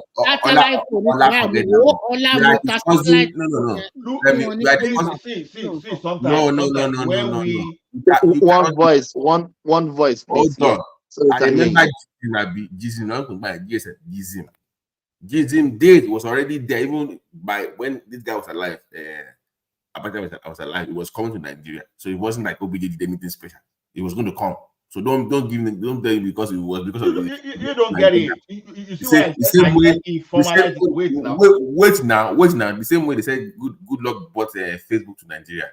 That's what we are doing now. Hey, Babati, no, don't even compare that. The thing is this: I ask you, I've heard people say that GSM will have come to Nigeria irrespective. I say I hear you. Good. When telecommunication, the normal night was working everywhere, it never worked in Nigeria for more than 30 years. Now, electricity, it's everywhere. It will have come to Nigeria. Electricity is not working in Nigeria today. So it's very easy for us that when we don't like someone, we just wave everything away. What about I'm not saying Obasanjo, when you compare Obasanjo to all these people we want to defend. You cannot defend talk that Obasanjo. Let me wait now. You cannot talk that way. If you point to me, then you ask the question. Okay. See, you can't still say that this is what Absalam, this guy, Tinubu, has done better than Obasanjo. We are not comparing Tinubu. What we are saying, nobody is what we are saying. We are talking about Obasanjo. Don't bring Tinubu. He came out and started making himself. How can somebody, a reasonable person, even be saying that they've never had any president apart from him in Nigeria? How can he be talking that kind of rubbish? That was what he said now. Gowon outperformed him more than 100 times. That was what he said. No, anyway, that I don't know for that, but what do you I can see what Kulata is saying that GSM. Kulata, I know that IBB deregulated telecommunication, so that's not the issue. I said Obasanjo formalized. So Obasanjo sent NCC. I don't even know why do you like to be lying and be painting lies as truth for us? Well, you have to be saying this to small kids that are not in existence that time. It's not somebody like us that you have to be telling this now. What lie? No, Remy, wait now. What lie did I tell you, Simba? What lie? Okay. You have been saying it was not the one that regulated the telecommunication sector. It wasn't. So what did he do that make it clearly, Simba, that you are giving the credit to him? What did he do in that sector? What did he do in that sector? Mention what a particular that he did in that sector that are giving kudos to him. Now, Simba, you are the one line now with due respect. I said we know clearly that IBB deregulated telecommunication is a fact. I mentioned it here. I said Obasanjo formalized it by sending NCC Act to the National Assembly, and it followed through. Formalized? What do you mean? I don't even know. I don't know. Formalized what? Forget about forget. Who sent NCC Act now? Who sent NCC Act? Who set up NCC? Who sent NCC Act? I will follow through. So the thing is this: I'm still telling you that you don't have to like someone before you give him credit for what he did. Whether you like it or not, our banking system. NCC Act is 1992. I don't want to wake people up here. Stop lying. It's 1992. I said Obasanjo formalized NCC Act. He signed it to the National Assembly now, and they passed the NCC Act. There's a difference between act and a decree. When I say NCC Act, when I say act, is an act of National Assembly. There's a difference. But how can you now be giving that one as a credit? I said it was the one that came in immediately after the military. So and has to do that. So why are you giving credit for that? It's not the see. You know one thing we do here is this. You know one thing we do. See, even Adolf Hitler, where it's necessary, can have some credit. So that someone is evil, that you don't like someone, it doesn't mean that the person is absolutely it's the same thing that you used to do to Buhari. So we don't come here and be preaching what you are also guilty of. Me and Buhari na personal issue. Forget story. So you can't. Don't even go there. Me and Buhari na personal issue. What I want to tell you is very simple. Climate Obasanjo operating by, he was lucky that apart from the price of crude oil continue to increase, after about Stop this idea of saying it's stocky. Idea of saying it's stocky. I see. The reason, let me tell you something. Let me tell you the reason why I said so. Master reason. Now compare your Obasanjo with Buhari. Buhari, low price in oil. COVID-19 also happened. All of Remy, Obasanjo said it over and over that Buhari is not good when it comes to economy. What you show? No, wait now, is it not a fact? He also a good person. Is it not a fact? Is it not a fact? He destroyed our economy between 1983 and 1985. In terms and of he came back in 2015 and destroyed it again. And you are saying, in terms of infrastructural development, Buhari outperformed Obasanjo. Do something. In terms of that you can see physically, told you everybody. My own issue with my own issue with OBJ is that he had the opportunity for major adjustment. I mean, like when it comes to the structure,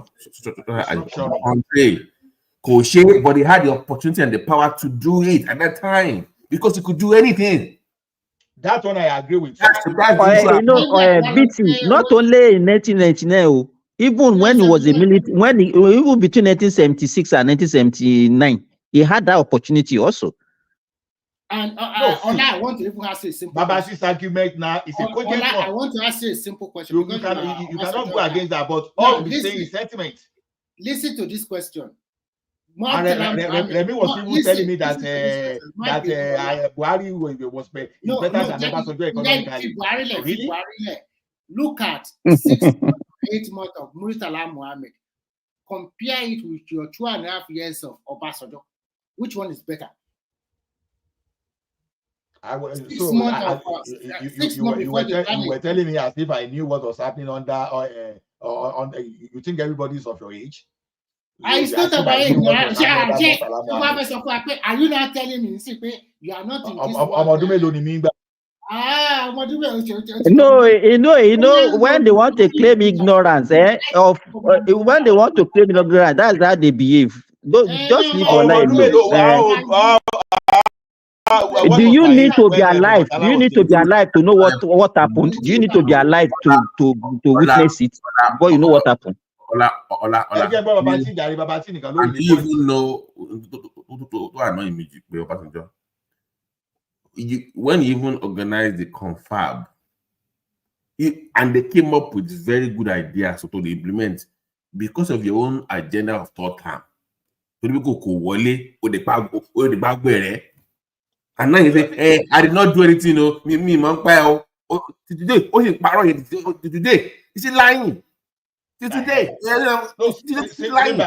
Simba Remy now. This is a cogent argument now. You understand? You wasted time on confab. Even if you were not planning thought time, you were supposed to have debunk it immediately and crunch all those rumors. You didn't crunch the rumor. I agree with that. Even what about the peace and reconciliation? This thing that he did, what was the aftermath? Okay, that's the point. It's just a talk show. This is what we should be saying. Rather than saying Obasanjo didn't do it. These are the points that Baba, I will give him negative instead of positive. I will give him negative. The guy. Negative. See, Simba, I'm not saying you should not give Obasanjo negative when you have your point. Your point is your point. But when you are not trying to diminish what he did, just like whether we like it or not, you cannot diminish what Buhari did in infrastructure. Well, you are diminishing every no. Even I don't want to listen. You know, I've never discredited Buhari when it comes to all those infrastructure. It's only that I just want to focus on how it destroyed the economy. That's just the point. But you will not see me now and say, let me give you one more. Look at what transpired between, forget the Tinubu for a second, between OBJ and Lagos State when it comes to power generation. The thing that we're complaining of today. But a frustrated effort you want to. Aaron. Look at how we frustrated them. How we betrayed Ogun Oshoba in 03. I mean, this guy is not an hero of He anybody. sees himself alone and alone. He's too arrogant. You understand? The guy is also so arrogant. He doesn't see any other person, any good in any other person apart from himself. That is the kind of person Obasanjo is. So of course the hand the boy in Leko. Now we are still paying for that till now. Imagine he let Lagos do that back then. Even the people that he put there, the people that he installed, he rubbish them also. And you are the one that was not the one that, if let's say Yaradua had died. What about Jonathan? He will single-handedly and pick Jonathan as the vice president. So what are we talking about? So he's been in one only Kweda now. He's been the He was that's all of the whole problem that we have now. You want to talk about our election during his own tenure? You want to compare that one and what we have now? The guy was just ruling with recklessness, abandon recklessness. In my state, OBD was getting more numbers than people that are even registered for to vote in Ogun State. No, more people are so now. Exactly. No, I agree. Because the man said it's a do or die affair. We know. So that's what I'm saying, that where we want to, this is the third time I be saying it, where you want to talk about Obasanjo now, you say what nobody can argue against. Nobody can argue against that because Obasanjo himself said, do or die affairs. We know how Obasanjo was backing this Benin man, and even despite the man investing our fund, not doing the right thing. The then minister for works. Exactly. We know how he was supporting Adedibu. We know. So all those things are fact that nobody can just go again. But someone is telling me that Obasanjo didn't help Nigeria pay off his debt now. Immediately we know that that's not correct. Obasanjo did a lot of evil. Nobody is saying Obasanjo was a saint. He was never. But the only thing is, when you start seeing the good thing that he's doing now, and we are rubbishing it now. Ola, what he should have done, at least let's say he was the founding father of this Fourth Republic. He's supposed he has that opportunity of giving us the best election. I mean, to reform our electoral system, everything, put in a good foundation. All this electricity and whatever, all those things will just come on their own. But all these small things that you are just giving him as the strong foundation that is supposed to give this democracy, he didn't give it. Baba. And that's why we are seeing this mess. See, the problem I have with the country is this. Since 1999, Obasanjo has been the best. He's telling you how the buy is low now. The buy is no low. That's buy is low. In fact, exactly, that's what I'm saying. That's it. You understand? We are not even talking of the lack of Awolowo now. We are saying since 1999 now Obasanjo is the best. Whereas we should have someone in the mode of Awolowo that has turned the country around. So, but if you want to diminish Obasanjo just for let me. I don't even know the basis. We are comparing bad things together, Abi. Exactly. We are comparing bad things. You are comparing worse against bad. Simba, let me ask you. Of all sectors, Obasanjo, if he even failed in everything, agriculture of all things is not something that we should be lacking in right now with his background in that sector. So I mean, yeah, which the kind of there's no way we should be where we are right now if he had done the right thing back then. Power is that we should have moved forward, but don't failing now. The problem I had with Obasanjo that time is he should have known, because that restructuring that he should have done, because I know it is military like him. At least Obasanjo is part of class of 1966, even though so far now. That's why he kind of abandoned the whole thing now. Once that thing failed, he just got angry and he started being using EFCC against them. Oh, it's terrible. So he had his own flaw, but that should not even be an excuse for There's his no current but there, self. There's no but there. The vital things that is supposed to, he didn't do it. All those other small things that you are talking about, they are just jara.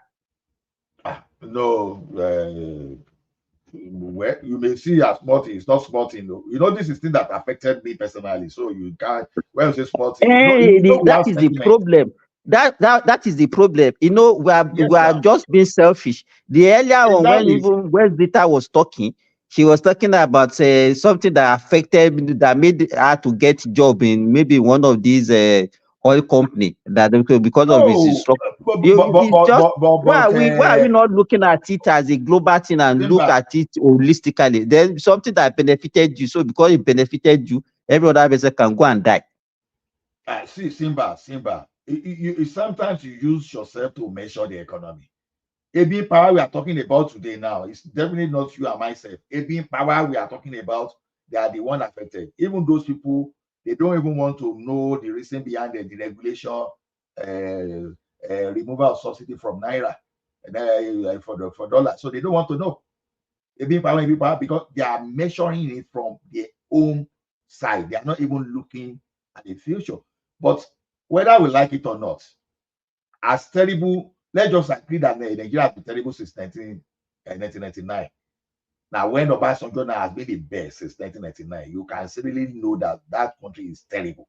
If there's another word to use after terrible, then we use that word. But not just because Obasanjo talk. All of a sudden now we are now seeing the Tinubu as an agent, or we are now seeing Buhari as no, we are not comparing. We are not talking about. Nobody mentioned Tinubu in this matter. But what is his problem? No. What is his problem? Why can't he just keep short? No, but that about you not keep short. No. Ola, listen, you're missing the point. The point I'm making here, or I'm listening by making here, is that if you whenever the president and you're being critical of the government ABC and the Manokio, yeah, but you are there now. Even the security vote on Banisi, who approved it? It was him now. Have we forgotten? It was a bribe for the governor. Who destroyed the local government? Was it not the same Obasanjo? Man, Ola, come on, man. This guy. The local government problem that we're having today, it was one that destroyed it. Ola will now come and say he did well. Oh, major structures. He destroyed everything. Well, something I will not argue though. She was function between 9 and 2003. They were okay now. Until that 03 whatever that he was doing. I don't know what happened to him in 03. Just messing up the whole thing because of personal ambition. And you know, in an article they were dragging things for themselves now. So, but Obasanjo didn't do well in that time because he should have just come out and say, no, I don't have agenda for that, and just quench the thing. So, you know, a person like me, I'm still trying to give him some benefit of that, but I think he should have said, I'm not interested in thought time. Say it once and for all and finish article there. But the guy didn't talk. So probably he was looking at, okay, let them do it. So if it comes to me, then maybe I will take it. Right? I think he was 100%. Ola, let me ask you, if let's say he didn't bring somebody like Yar'Adua, or maybe if Yar'Adua survived and spent 8 years, do you understand? Do you think that our political landscape maybe will have developed more than this, if not because of what happened between Yar'Adua and Jonathan? See, Jonathan. Even that means somebody like Buhari wouldn't have come in as our president. Jonathan did more damages. You understand? Maybe you want to give a blame to Obasanjo for bringing Yar'Adua. Okay, probably. It was coming in of Jonathan was also his fault. I know. You understand? You can even say coming here of Buhari is his fault. See, By extension. don't, well, for that of Buhari, I don't even want to go to that of Buhari. You know why? You know why I'm saying this? Let me give you this. If he didn't bring somebody like Yaradua that died, maybe it's another northerner that came that time, and that time it couldn't have been Buhari. It would have been another person.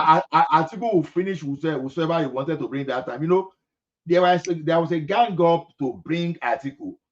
The reason Obasanjo brought Yaradua is not because he loved Nigeria, in my opinion, in my own opinion. It was just because he wanted to stop Atiku. Atiku was using what was this, Yaradua, the movement that he formed that time. Please remind me. That is senior Yaradua movement. I mean the PDM. PDM. It was that PDM that Atiku relied upon, that was using against Obasanjo. So that was why this guy went to that caucus. That okay, at least the senior Yaradua was the one that formed it. Okay, let me bring his Aburo now. That was what that guy did, because at that time when they were even saying this guy what do we hello? Go ahead, we can hear you. Hey. So when they were even saying Yaradua was saving money, the question we were asking was that saving money, and so what? So it simply means that Yaradua has no brain, has nothing to do. Because if you are so smart, you won't be keeping money, you will be doing some developmental projects instead of keeping money in the bank. So why did you pick in the bank why people are suffering? To what benefits? Why did the OBJ pick Yaradua? OBJ pick Yaradua just to stop Atiku. That's just my own belief. So could that mean to healthy? So could that mean to healthy? Oh, Yaradua just to hopefully compensate ẹ̀gbọ́n tó yẹ kí wọ́n pa ní prison. No, see. Tó bá mú Donald Duck sígbà yẹn, Yaradua máa nà kí lórúkọ Atiku. Anybody tí Atiku bá fún un. No, he could have picked another person from the north now. Arike Funoni, is it not the same thing? Atiku ti bribe gbogbo governors tán. Atiku ti bribe gbogbo governors tán. Okay, when they wanted to bring Jonathan, for example, in 2011, what did they do? When Atiku was bribing everybody, this allegedly, allegedly, $5,000. So what did Atiku and what did Obasanjo campaign? They said they book all hotels in Abuja so that they won't allow the Atiku's delegates. You see the politics now. Atiku should bribe one too. Obasanjo is the current president. That is the one ruling that time. They will checkmate him. Even this last election, is it some northern people, they vote for Atiku now, but still some people still vote for Tinubu. The way that country is structured, whether you like it or not, it will continue to be that power rotation from the north to the south. What we are so the delegate that couldn't get to tell that time, the delegate that couldn't get to tell that time, did not participated in voting during the primary. Yes.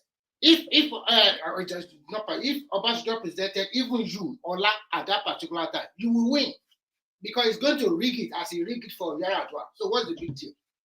No, they were using the state money now. They were using the state money to run elections. That's what they're saying. Anybody that he brought forward at that particular moment, that person would have won. No, it was let me tell you. You remember that the senior Yaradua and Danjuma were the one that they used to police him between 1976 and 1979 when they put him as the head of state, kangaroo, that time.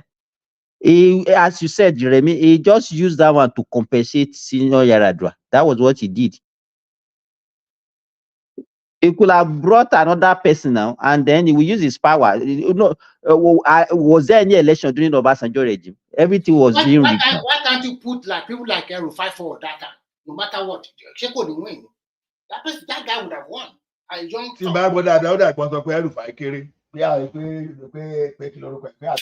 it's still compensate already. Baba you ní kọ̀kọ̀ fún Nàìjíríà, ó kàn flex muscle káàkiri. No, Actually, you know why Obasanjo was moving Senate president? Because Atiku was infiltrating the National Assembly. How So many once times they did hear you remove them? You were just removing them like. once they hear more that they wanted to impeach the president, the first thing Obasanjo will do is to remove the Senate president immediately. Is it the only Senate president? See the way he's removing the governors. Remy, you know what it meant? You know what it meant for Obasanjo to prostrate for Atiku in 2003? You know what it meant? It simply means that Atiku was I in front. understand that one because generally Obasanjo was not good in politics that time. All the governors, they don't really like Obasanjo. Obasanjo was not good in politics. It's not as if he was not good in politics. Because already he had the support of IBB. No. Let me tell you what happened. Actually, most of the governors under PDP that time, they don't like Obasanjo because Obasanjo is too arrogant. Still thinking is that military guy to control them. So all of them run to Atiku. Okay? And they were like, okay, propelling Atiku to contest against Obasanjo. Actually, to be frank with you, if Atiku contested against Obasanjo that time, Obasanjo would have lost. So he has to use Yoruba logic. Immediately Obasanjo established ICPC, or what did they call it? And he established EFCC. Automatically, and he scapegoated Alamese and scapegoated Tafa. So they could not trust him. They could not trust him. So and they could trust Atiku better because Atiku was one of them. They were spending together. Atiku ti palẹ̀mọ́ ngba yẹn gan. So doesn't mean that Obasanjo no palẹ̀mọ́ later, but oníkálukú kan ní bọ́n ṣe ń palẹ̀ tí wọ́n mọ́ ni. Today, she be under no say nothing for Bola again. Why that? No. If you want to go to political assassination, don't even talk about Obasanjo regime.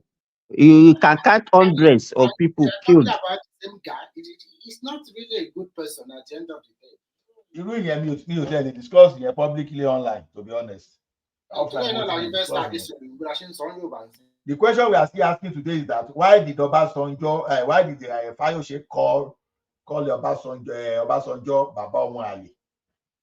You understand? And we know that Obasanjo, you don't try nonsense with Obasanjo. How come that Fayose easily called him Baba Omo and nothing happened?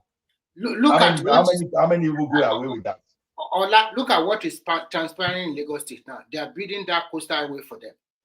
At least this Tinubu prioritize that state first. I'm from Ogun. Babati is also from Ogun.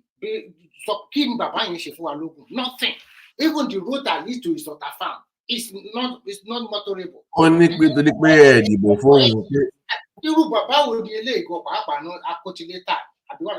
Okay, Ola.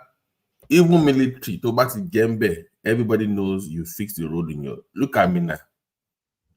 That's just Nigerian the way of doing things. Once you become. If you know what PTF done in Mina, they use that PTF to do PTF fund to do in the northern states. That time all the hospital you see PTF mattress, PTF drug, PTF this, PTF road, PTF education, PTF lab, PTF everywhere in the north.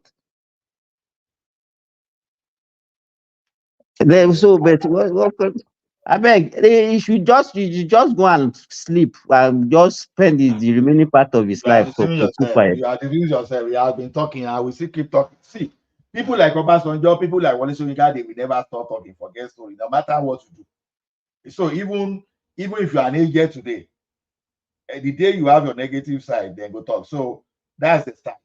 Hey, but it just confirm what we have been saying about him by saying it. Now, before he used to just write letter and be talking, but now for him to even come publicly and say I'm the best, how can you be saying such a thing? All I will say this. Actually, I will give him credit for bringing EFCC, ICPC, and also facilitating that telecommunication, like what we call it, global GSM, MTN, and the rest. But EFCC, ICPC, let me ask you, what use of those two institutions to Nigerian? Of what benefit has it been to Nigeria? At least, all the checks and balances. Osha, maybe they are not working optimally. But at least let me tell you something. Let me tell you about something. You see, when he scapegoated the Alames here, this is what used to happen that time. Whenever they just share fact, federal allocation, right? The next thing is this: you see dollars start going up. People don't carry money, and all those governors, they will be going on a medical tourism. All of them, they wanted to go and see the doctor overseas. Immediately they carry, you know what they were doing? They were carrying the money out of the country. Immediately they cut Alames here. Oh my goodness. That's foreign medical tourism. Stop immediately. It didn't stop because the other Alemesia was actually fall into the wrong this thing of Obasanjo. That was he was using it as a witch hunting. He was using it to witch hunt people. And others got the gist now, and the others got the gist, and they stop it. Ibori that was still doing Agiri, Ibori, like what we hear that he was asked to sponsor the Yadra election.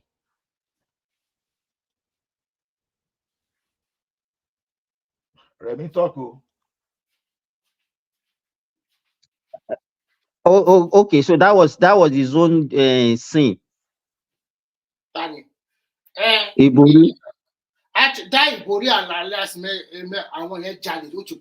It's just too much. Okay. You know, you hear what Tola just said that the reason why he was actually dealing with Ibori because he refused to use data state money to sponsor Yaradua for election.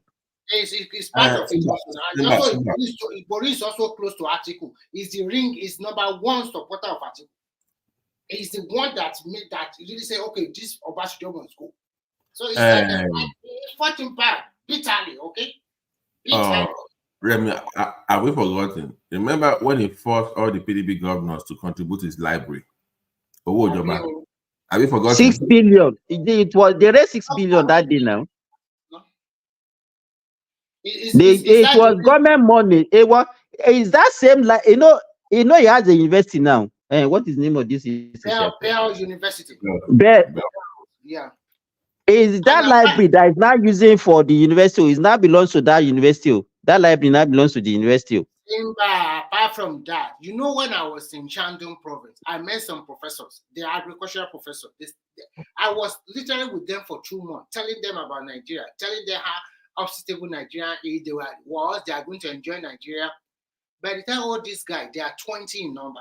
When they got to Nigeria, I was thinking that, okay, they are going to be working big federal government, agricultural farmland. Obasanjo farm. Yeah, farm. Private farm, and it's on government. It's Nigerian government that sponsored them. When they got to Nigeria, they went straight ahead to Obasanjo farm. And this Obasanjo farm we are talking about, before 1999, we are moribund. Why today Obasanjo farm nearly all the state of Nigeria? Why did he get the money? Obasanjo that is a billionaire now. As at 1999, when they released him from the prison, how much did he have? I don't know.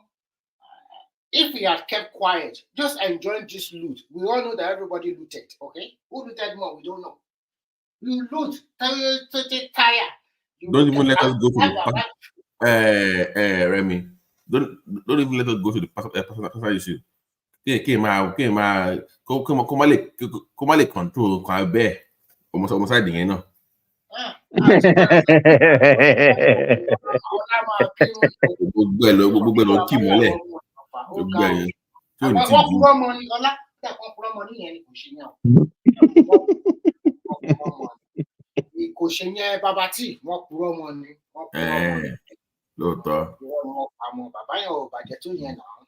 Nǹkan tí ó wà yé mi ni pé ṣé o mọ̀ kọ́ mọ́ tó mínísítà kan tó sáàbù tó dàbí ọ́gí lè ṣàṣà yẹn ṣé tó ń bá yẹn náà fà á ni o ti mú orúkọ ẹ̀ mi ìfẹ́ dárúkọ ẹ̀. Owó nìyẹn. Àwọn ará bí àbí.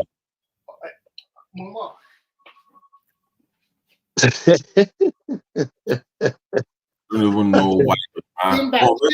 Simba show many yẹn. Simba, do you know that person? No. I didn't have a clue. ọmọbìnrin yẹn tó jẹ minister for education gbà kan níṣẹ́ òun lẹ́nu gbogbogbò mo mọ tó ń sọ tó máa ń wọ gíláàsì. àdúgbò ní test ni.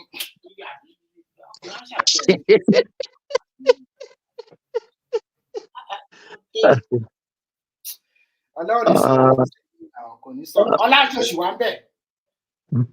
Ola is not here. Rẹ̀mí ó ti fẹnu ó ti lè jẹ́ Kọ́lá lè sọ̀rọ̀ mọ́. I was even going to ask Thomas. Thomas, so how do you feel about when No, Simba, hold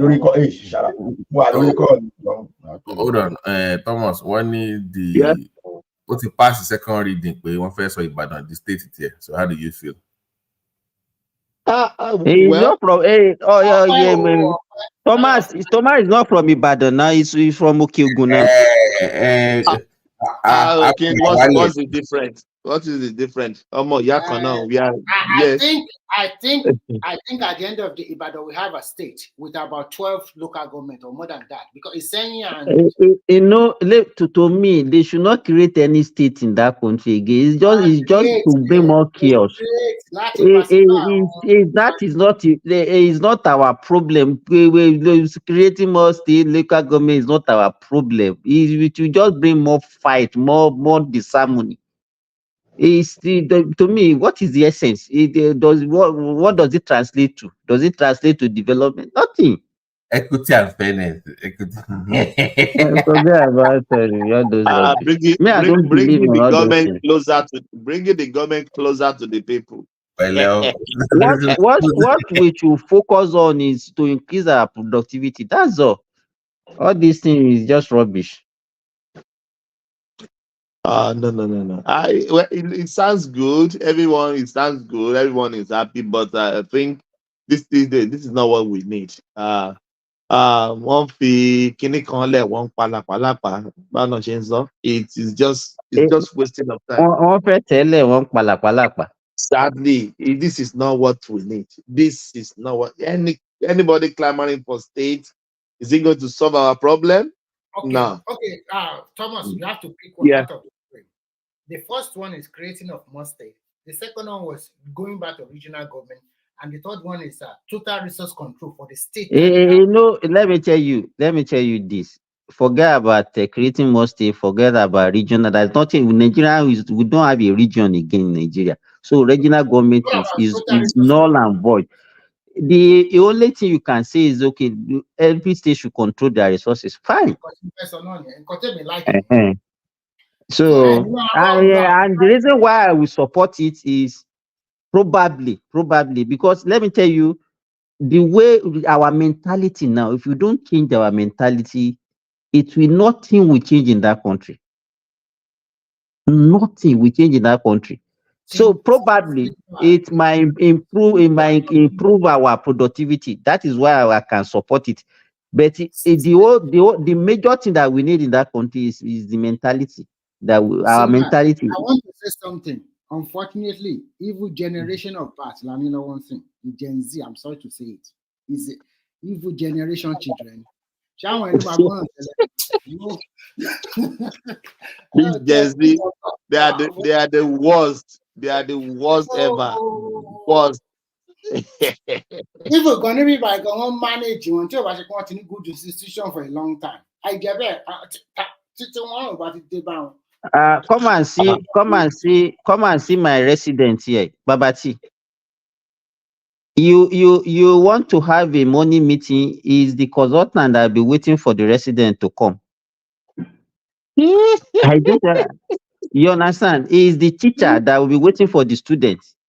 For the students. Understand you? Simba, complain. What I mean, you need them. They don't have enough of them, so you have to find a way to, it's just the way nature of the. I've said it before now. To them, you just have to manage them. Can you imagine? You can say in Yoruba, as a doctor, see duty. Ó sì wá sí duty just because pé wọ́n pín méjì.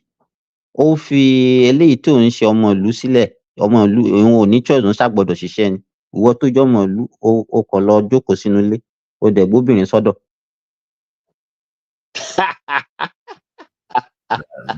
That is too far. That is just laziness. That one should. But Simba, within your residency, 60 hours a week is nothing now. Abi, I says 60 hours, what do you mean by 60 hours in a week? Kini tó ń sọ. If you are, let me tell you, the way we normally do our own duty, the day you will do 24 hours, you understand? You start your 24 hours, right? Let's say you're on Tuesday morning, you resume work at 8 o'clock. Then you will not close until 4 p.m. the following day. Because you understand what I'm saying? They just give you 2 hours to go to just freshen up. That's all. Yeah, like okay. So there's nothing like off. There's nothing like off because we don't even in Nigeria we don't even run shift. You know, because to them, sleeping in a doctor's bay or hospital bed is a very strange concept. They want to go home and do their makeup and this. Let's just yeah, that's just that's the way of the world now. Yeah, this is we are in a new world now. Everything is just Simba, go on. New world. New world. Well, I will still I can't blame them. We are the ones shifting the goalposts for them. You understand? In the name of things have changed and all this. And whoever is saying the way we are talking, some people can even say we are very wicked and with that we want to maintain the whole status that is so stressful, that is this, that is that. Let me tell you, No. You ask the same person that is saying that. Who would you prefer to treat you? The one that went through the rigor of school, or the one that is doing makeup and TikTok on you? You ask the same person. Could you make? We're not going to pick them. Wàá máa ṣe word round wàá dẹ̀ rí doctor tó jẹ́ pé kò tiẹ̀ ní focus lórí nǹkan tó ń ṣe orí fóònù náà máa wà tán máa tún ṣe nǹkan míì. They are so addicted to phone that I don't think they can leave their phone for 1 second.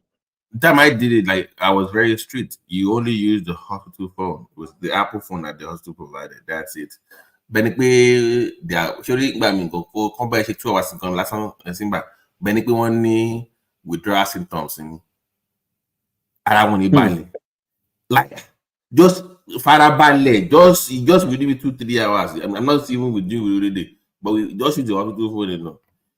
But one withdrawal symptoms from not using their phone. I don't know, it's like crack cocaine to them for some reason.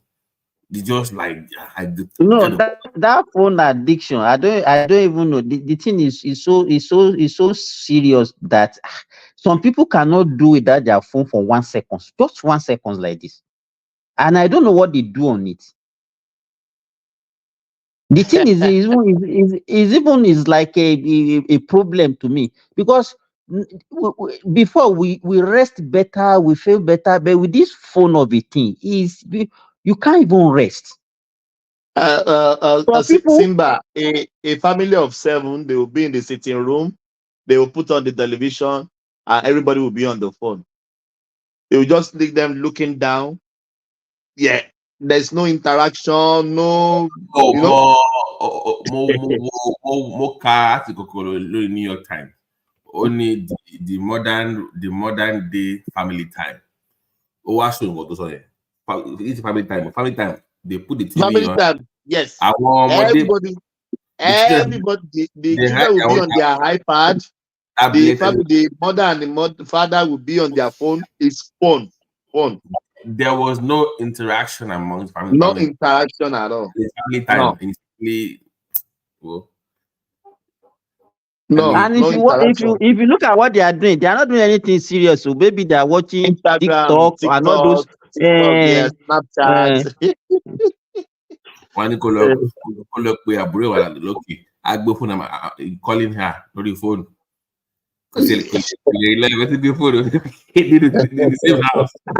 And Babati, it also contributes the lifestyle, obesity and everything. Those things contributed to it too. Because people are not, they are not. Yes, want to go out. They don't work want out to do. They don't anymore. want to stand for Nothing. anything. They don't. They No, don't want no, to no, no. stand for anything. Ani Simba is so bad. We have what we call DoorDash here. DoorDash. DoorDash, yeah, DoorDash, yeah, like Uber Just to Eats. go and get your own food. That is even in Iraq. They have to come and bring you to your house. Okay, Yeah, they will shop for you. You can't even go to bring, the grocery store yeah, anymore. bringing food to your doorstep. You know, I don't know. I don't get that. Me. I don't just to go and get your own food. That is even too much now.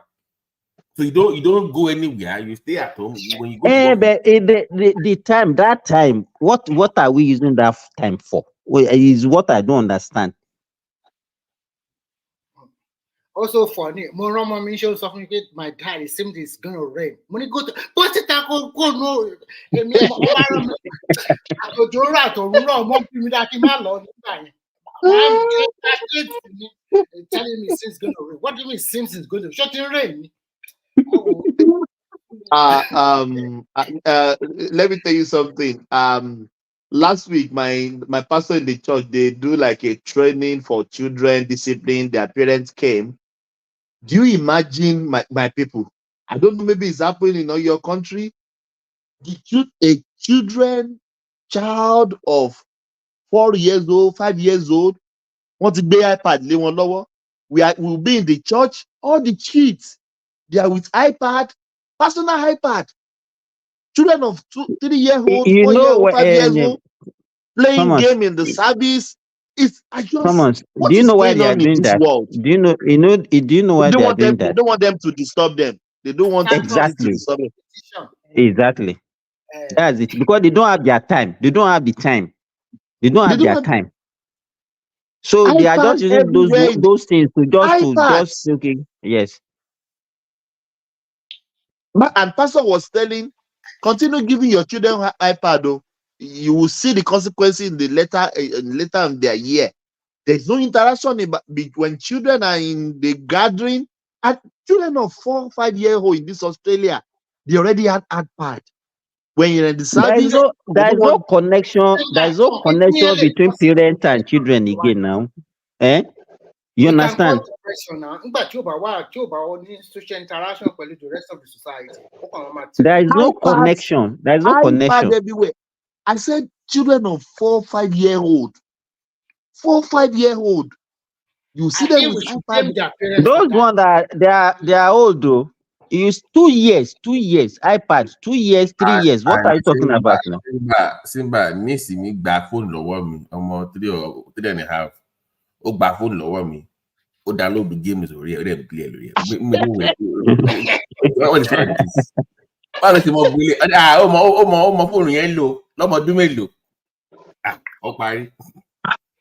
No. No. This no. This I was don't aswad anything in front of their face. Mama Monisha, I don't know.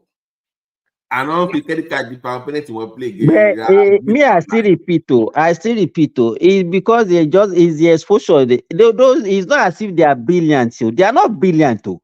No, it's not brilliancy. It's not brilliancy. I No. want to ask you a question. Show me what's up in Nigeria that why English. Yeah. No, sorry, they said Nigeria is not good like before. But when you go to Nigeria now, you see a lot of people with expensive phone. iPhones, 3.5 million. And they're always 24/7 online. Where did they get the data money to pay for that kind of stuff? And you are telling me, at the end of the day, the people there are very poor. They are not. No. Let me tell you what is happening. The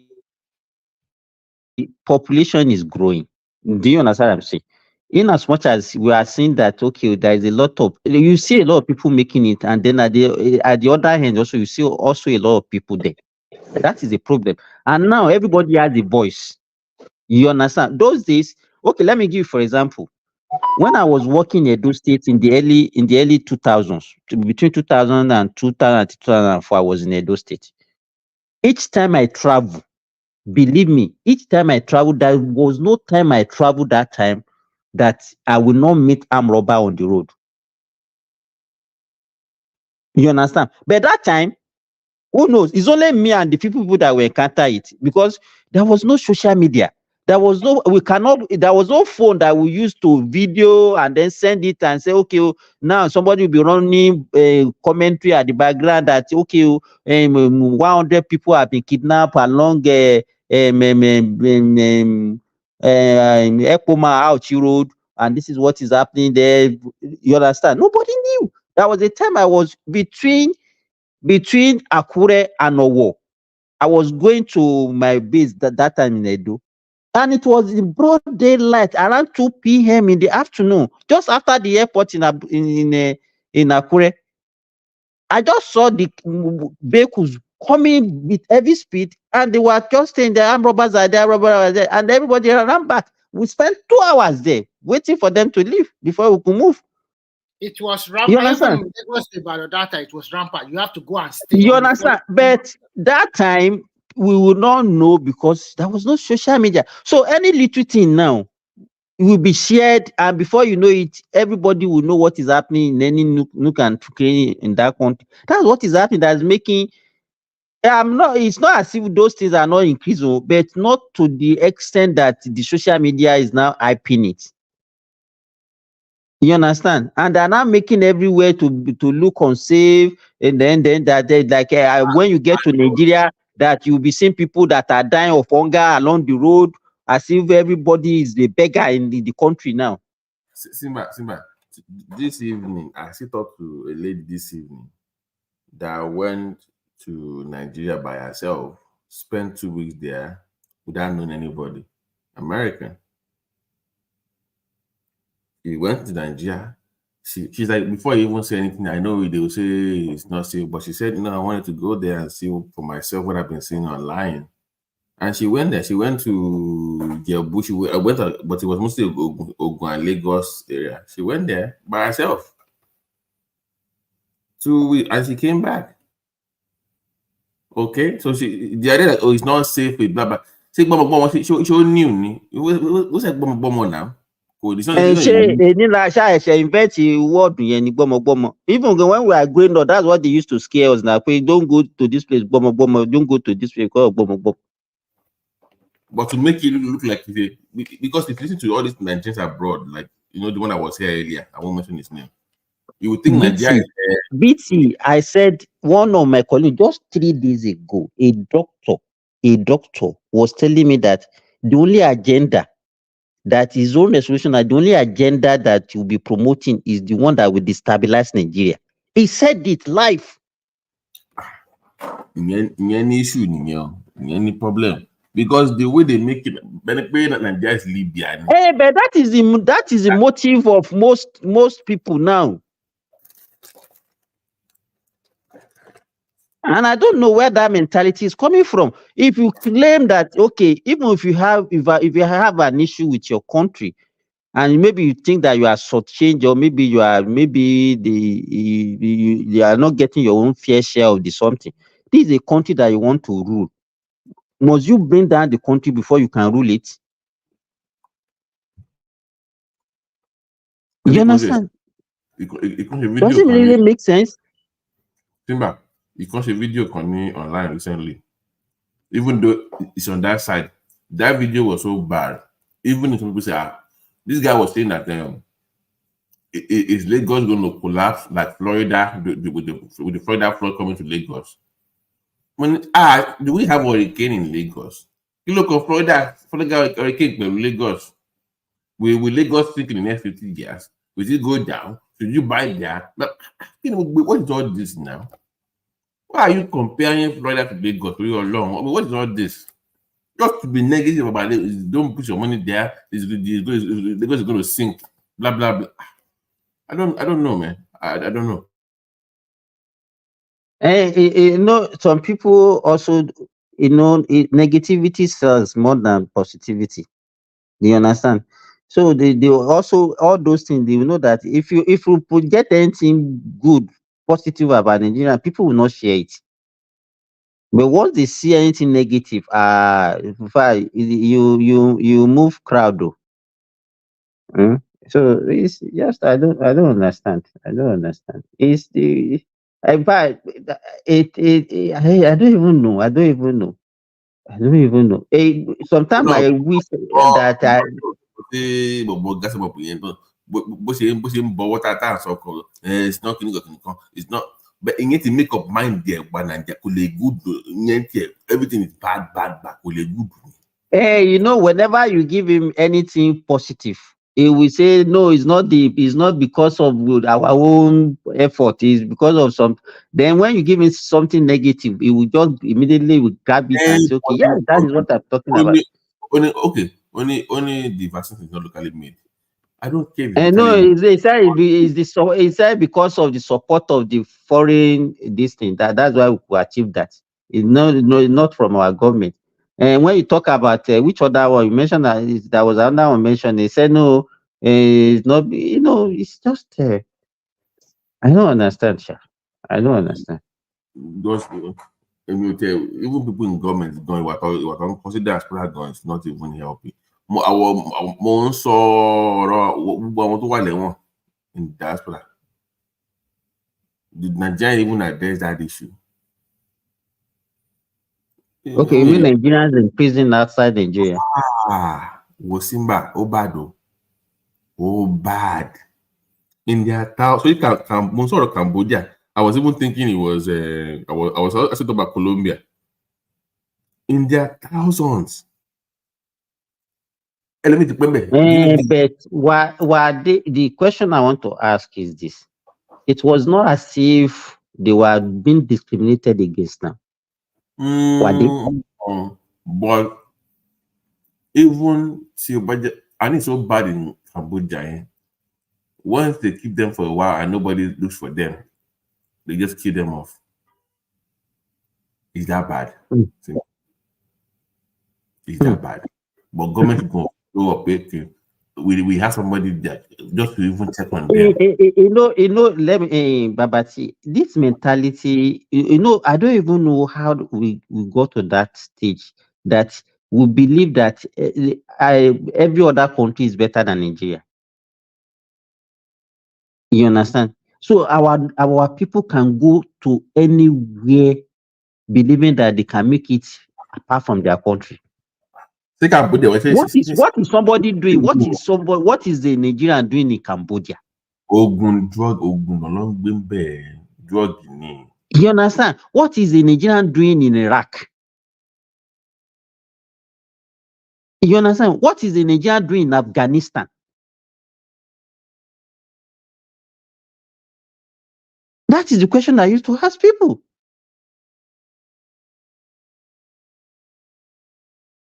But that mentality, all the social media, they have succeeded in actually brainwashing that you just have to leave that country for anywhere, any other place is better apart from your country. So you go where? You go to you not get in trouble. Recently, I saw a video of a lady that was crying that they should come and help them, that there are many even in Libya, war torn country, Libya.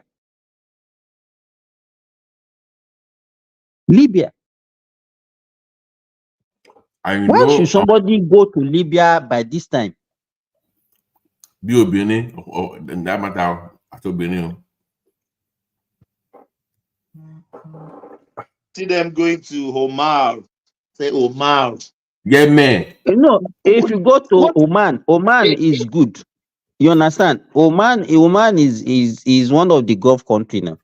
But not like Yemen. Yemen, who is with that, if they are even leading to the whole world because of malnutrition and all those things. Yemen is a war torn country. It is where it is where But Thomas, just if you have time, look into it. And I want to work on waste when that. And once they catch it for me by or life. Once they put it for life, anyway. How can you do it? Nobody's looking for you. I wish I could bad with the black hole. This is my point. àwọn tó mú fún drug yẹn ẹlòmíì ni màmá wọn mọ̀ọ́sẹ̀ lórí ọ̀rọ̀ yẹn ṣọ́rọ̀ mi yẹ bí àwọn kò mọ́ rógà ni. But he doesn't have any country to stand for him. See, No one. Oh Lord, No yeah. one. That's the problem. You are a gunner. Maybe what they used to do is that once they get a hint that okay they are suspecting, they will just go and carry everybody they can find in that. And that's why you have to be careful the kind of people whenever you are out of the country, the kind of people you associate with, the kind of places you go, you have to be careful. And then out of desperation, there was one that was caught. Which country was it? One of these Asian country now. This one's supposed to be a footballer. He was looking for to travel. First of all, travel to Greener pastor. Now he met this one of these Igbo guy that said, okay, I will help you, but before I could help you, I just want to send you to one of my friends. You go and deliver this this thing, whatever. And the guy was caught. Oh Lord. Who do you want to tell that it's somebody that sent me? Wow. And our Luyan won't like to do already anyways. What about that Canadian lady? Someone sends in Nigeria, you know about being Nigeria, don't catch she's a Canadian, and Nigerian gave him something to come and deliver to Nigeria, and they caught her. So sometimes, especially those, Middle East country, I don't always wish people to go there because immigration law no brutal, seriously. You just waste your life for nothing. They don't like black people, and sometimes they treat us very low. Even some country like even China. China is a free country, but tobacco law involve any anything draw illicit something. You guys. One let me say this one, Yoruba. One fail. So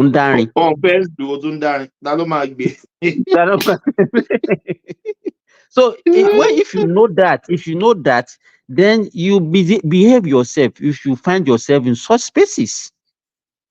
Some they never behave themselves. That places they are not supposed to go. That's why you are going to be. But some also want to lodge it on the local people that they are better than them. But you know it's so bad for a group of people when they don't even care about your country anymore. They care about your tribe. Yes. That means they've already tagged you as this kind of individual. So why do you keep going there? If it's that bad now, that forget your country, they know your tribe as something that is problematic. Why do you keep going there? Because sometimes I ask myself, when I was in China, a guy said he's going to Vietnam, and I asked him, what do you want to go and do there? This is blah blah blah. Why do you no, I can find job there.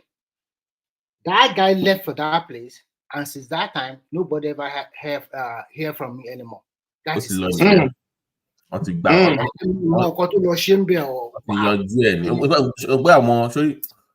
look it up on Google. Àwọn Asian people tó bá wo English version. So people only operation like Simba was saying that where they can go catch a group of people. Sort of a year. But people economic is a koto. Even once jungle justice for one. They wouldn't even make it to court, they wouldn't even make it to the police station. Take care of there's one guy called Shanghai by. After about 2 months, they just contact the embassy. Don't buy. Because the way they will be looking at it, Babati, why should they be wasting their resources in prosecuting them? They will torture them, and they don't care whether they give or because taking them to court, the country also they spend money now because they don't see them as human beings now. Even that this thing that this is what they do. Sometimes if they arrest you for overstay or something like that, they took you to their detention facility and they will now contact the embassy to now find ticket money for you. It is those guys that we have to donate money or for him if he's lucky to buy ticket for so that they can take him back to NIG. But some of them they were unlucky like that. Some of them you don't even know they have even. Rẹ̀mí má yẹn tán ẹ̀ ìta lọ lábílí ìta lọ bá wọn ṣe ń bẹ̀ ẹ́mbásì gan yọjú wo. Embassy máa ń yọjú consulate. But nígbà tó bá sí consulate náà wọ́n á káwọ́ sókè. Wọ́n ní ìmọ̀tán pọ̀ pé wọ́n ní àwọn they are short of resources báwọn àwọn ti wà overstretched. A ní adáwó fún ni a máa ń dá ìgbà tí èmi ò dáwó mọ kí ló tún máa kàn wá owó yìí náà mo ṣiṣẹ́ fún mi máa dáwó gbogbo gbà wọ́n ní there are too much court cases of Nigerians pé they are stretched in pé làǹfẹ́ dé. So what are they trying to tell them initially? Like, go and do whatever you want to do with them. US nìyẹn o, so imagine Asian countries. US no rate nìyẹn. And I think it has to be that people are not patient enough. They want to make that quick dough very quick and fast. And some of them don't understand the system. Some people never even sat down and say, okay, what is the system here? How do I go about it? No, so Remy, those countries are watching them now, but the way we be, nobody. This is not Nigeria. They know who is doing what. They have surveillance camera on you. They have video on you. They have audio on you. They know where you live. They know the thing. They know now. It's in Nigeria now. They know what you're doing. Ní Shanghai, tó bá kó ní apartment tó bó ti bọ́ sí elevator by camera there ti mú. Gbogbo bí tó bá lọ, they use camera like the camera is just like something like water there. Every corner, everywhere, there's big camera everywhere. So, but to pick on Nigeria, by someone say, no, it's not me. So, the camera saying, what you show, call it, it's not you yesterday, it's not you today, it's not that. A friend of mine, that guy is now in US. That they pick that guy up in the bar. Immediately they pick him up, the first thing they do is that to test his urine and then they shave his head immediately. Why are they shaving their head? They shave his head, and the reason why they are doing like that is easy because they thought that the reason is because it was like Nigeria. Some Nigeria they like to flange you. He went to the bar, he saw one guy, and that guy started the chats. They continue talking, but that guy is dealing in blah blah blah blah. It's a chinko guy, and because then they have been following that guy, and because of that guy, they now pick him up. Okay. And they shaved his head, and he was shouting. He said he was shouting. I said, after all your shouting, what did they do? Did they put your hair back to your head? No, they shaved it very badly, okay? And tested, and they discovered that he's clean, and they released him 2 days later. And we have been looking for a Nivoloa. Oh, God, man. So sometimes you have to, like Simba said, where do you go? You have to be very careful, okay? Because some of our guys, they want to go to so many places and so. And when they go to all these places, one live low key. Even if you are doing what you are doing, Chinese but when they steal in other countries, they hide it very well. They will drive their under. But Nigeria, one is doing their work, doing everything. Once you make more money in that country, I knew another one that he was lucky to get this wired Alibaba money. They call it Alibaba Mama hijack processing. And this guy continued to spend like 10,000. At that time, it's about $4,000 every day in a bar for 6 months. When they pick him up, he was sentenced to like 5 years, and they now take and deported him back to Nigeria. Nothing. So sometimes I believe that what you work for will surely stay in your hand. That's something you get free. So Nigeria now, I mean, I'm bad in Nigeria. Quick command no lava in Nigeria. You doing one my word straight instantly. I want income tax. They don't pay income tax. Shenin Biba in Niger. Nigeria, how many people pay taxes? Oh, so tax, we don't pay income tax now. For example, apart from people that work for civil service, or probably work for a very good private organization, the rest entrepreneur is zero tax. And they will telling you that because they are paying a kind of indirect tax, whether shop levy or maybe they thought that is what they call personal income tax. That is not. Here, if you want to sell Atarodo, I'm telling you, Atarodo, you have to get your license. You have to get that license. You have to get a tax identification number for your business. Oh, the escape was not tax. Scandinavian country, you must register a company. That's nothing like pé mò ń ṣe lábẹ́ ilé mi o. Tó bá tẹ̀ lọ ń ṣe lábẹ́ ilé ẹ̀gan àwọn tó jẹ́ níbẹ̀ wọ́n lọ ṣòfófó ni. Ó dà kí àwọn wá sọ́dọ̀ tó wọ́n ń gba kéèkì àti wọ́n ń gba chinchin. Á kanlẹ̀kùn ẹni ṣé o register o lè máa ṣerú nǹkan bẹ́ẹ̀. You can't be doing something under your house. It's not hygienic enough. O fẹ́ pollute environment. O fẹ́ pa àwọn èèyàn ni. So this is a country that everything is well structured. But Nigeria, o lè máa ṣe business 100 million kó má san tax kankan. So people that are really making money in that country, they're making a kill in Nigeria. They're just smiling to the bank. Let me tell you, everybody is just working against that country, and then we'll be shouting. Everybody will just be crying foul. If all of us resolve today to make that country better, but nobody is ready. Everybody just, we just like pointing, accusing finger. No, it's not me, it's this person. Meanwhile, you are also one of the people that are destroying the country. You are one of the people sabotaging that country. If we resolve today, everybody resolve. A teacher, you as a teacher, you are doing what you're supposed to do. Customer officer, you are doing what doctor, you are doing what you're supposed to do. Then it will work for all of us. But when we are, and nobody is ready to take responsibility, Do you know that people are already, Simba, sorry to cut, you know people are already getting ready that they don't want to be captured under that TIN number. That is why the government said they are going to force you to have the TIN number, whether by force, by coup, or what on it. Some people are already starting to devise a way that, okay, but how do I go about it? One is tribalists now that they are focused on some people. They're going to find a way to try and. But what they are trying to say is that if your income is below 1.5 million, maybe in a month, maybe you'll not be taxed 25%. Above that one, that's why. I think they are just giving a lot of tax free for a lot of people. So people should not be afraid. If your Wokorobo is just 10,000, 100,000, because people. I don't know whether you used to do that. Like me now, whenever I want to buy anything, I don't buy anything here in Saudi Arabia. I would rather go and buy it in Nigeria because it's cheaper for me to buy in Nigeria than to buy here.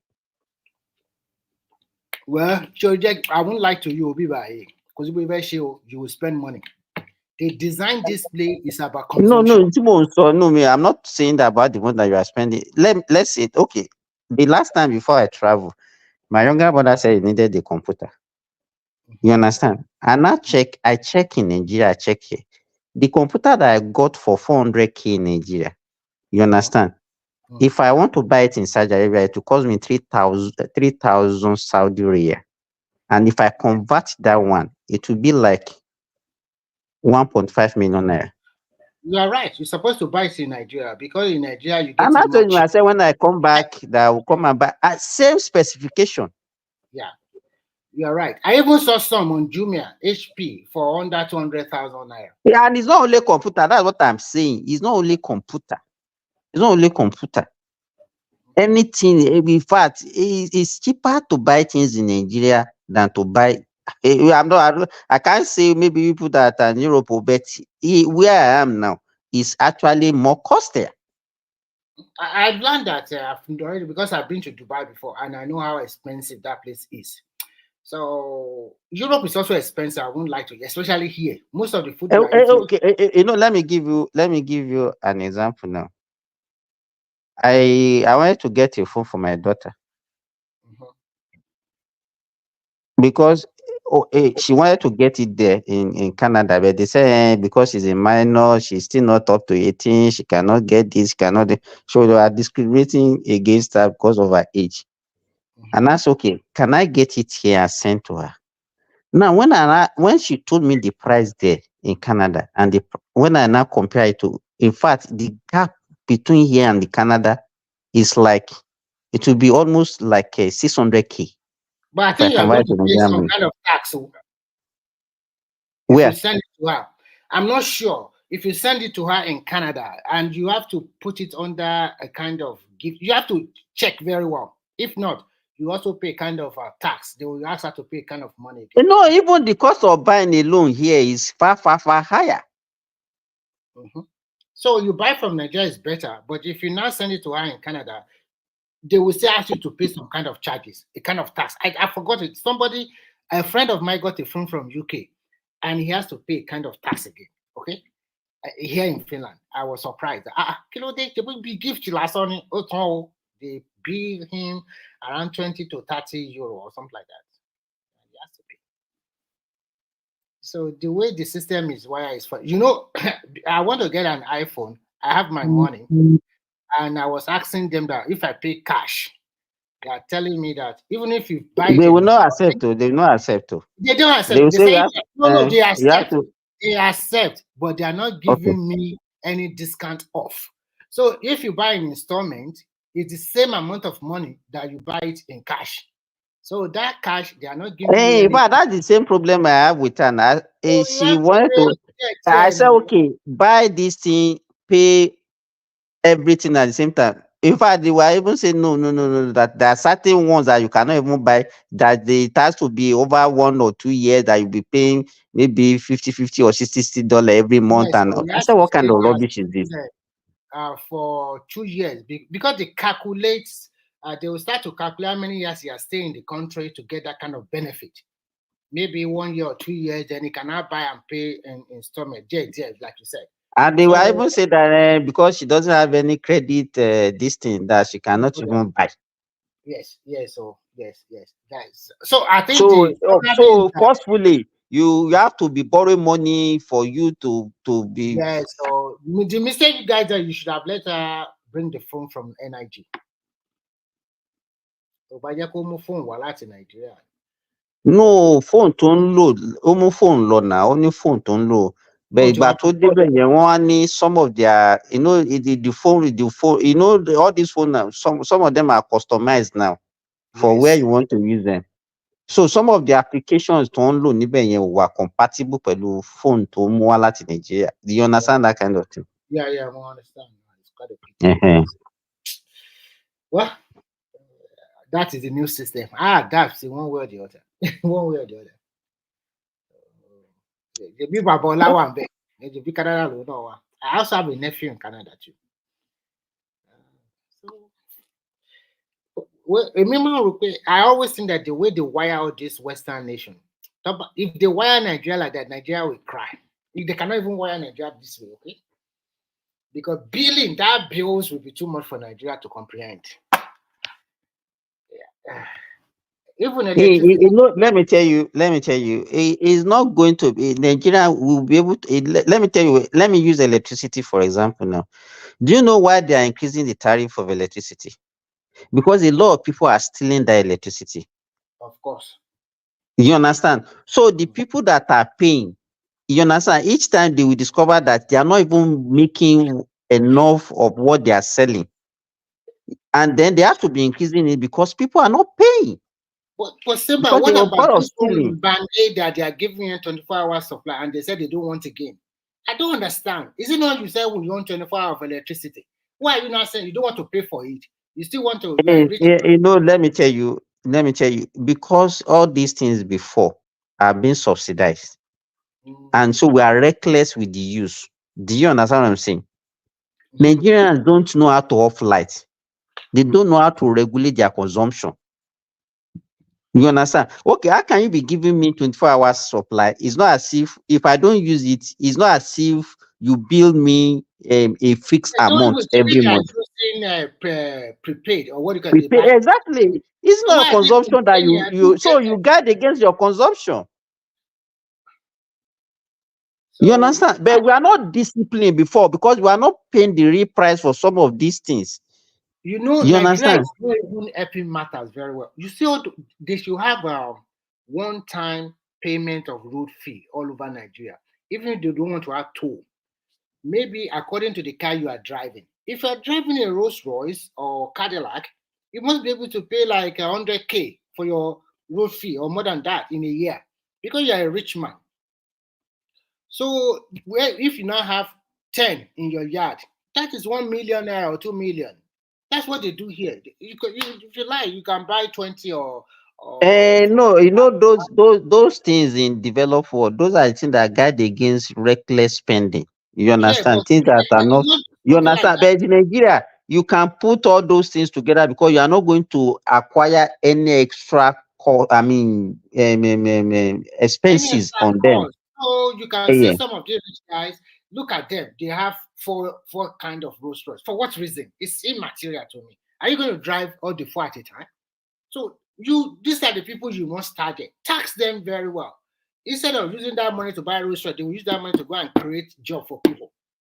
Go and use that money that you are wasting unnecessarily. Exactly. That's what they should do. So that way you free a lot of money from You unnecessary see, spending. one person having 6 cars, 7 cars, 8 cars, Look just at as a your status symbol. that Meleye that he will be showing up. He does not even know the car key. Does not even know whatever. Tax the hell out of this guy. He will sit up, okay? So it's interesting. The issue here is the way I see this regime thing. If they are serious about it, if Nigeria can wither through this storm, it's going. But my fear is whenever we want to now navigate and start enjoying this, that's when Nigerians will start their shenanigans and they will truncate everything again, and we now have to start I afresh. think And I think Simba, the prayer we should pray is that if this guy can turn it around a little bit, maybe he should sit down and Nigeria should sit down shine their eyes very well and choose another person that will continue on that path. Not just any weakling. but do you think that Nigerians can reason that way? That's another thing. Nigerians will not be able to reason that way now. Because that country does not need people like, I'm sorry to say this, does not need people like Jonathan. That country does not need a weakling. So that will get there, they will just be saying, I don't have no shit, I don't have no this. No.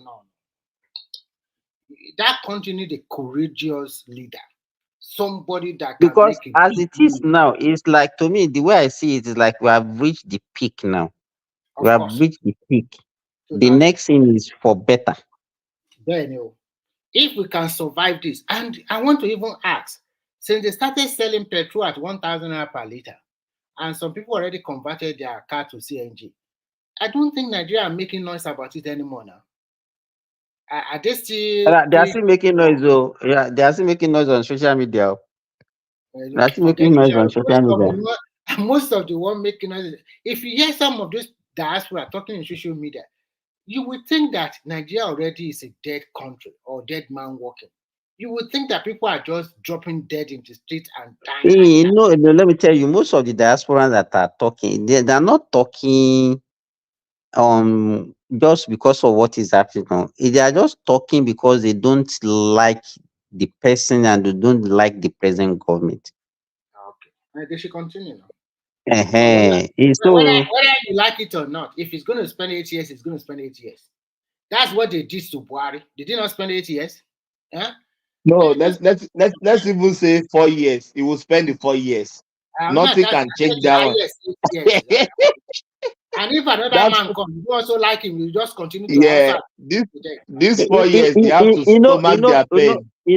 Remy, maybe I cannot use myself. Do you know this disposable cup that they use for dispenser? Yes. Uh-huh. I don't use because I wonder if I want to eat rice, Thomas, as I'm living alone here, it's only half of that cup that I used to cook. If I want to eat gari and want to make eba, you understand? Is that cup maybe just full? That's what I'm going to use. You understand? And I will be Yeah. wondering if you see some people, if they want food like this, you'll be wondering where they want to spend that You energy. run away. You were running. What always surprised me is that when you go out and you see some Nigeria eating, I mean in Nigeria, if they give them amala, it's like, give me more. Like 5 wrapper and ogufe, everything will be there. There was a time I have a short stint in Eleganza in Oregon. Then our director that time, the factory manager, I usually follow him to have lunch. That man is a very hefty man like this. At that particular moment, we want like 4 fufu, 2 ogufe, 2 this, 2 that. At the end You know that time when they go to the what's they called restaurant, what they will ask them that they will not ask them. They said they will just put meat. It's not as if they will say, okay, bring 2. They will put different types. Then they will pick. They will not count. They will not count after they finish how many they have eaten. Nigeria people they eat. They recklessly living. We are so used to it, believe me, because we are not real. We are not real. I saw my Remy, I think were you there when I was telling this story? My own cousin that was tried to pity. As at 2021, she I think she's about 31 or 32-year-old now. She had 6 children already as at 2021. And her husband has 4 wives. 4 wives. You understand? She happened, no, just wait now. She happened to be the second wife. Now the husband now divided them into two groups. The first and second, and the third and the last. So the 2 are living together, the other 2 are living together.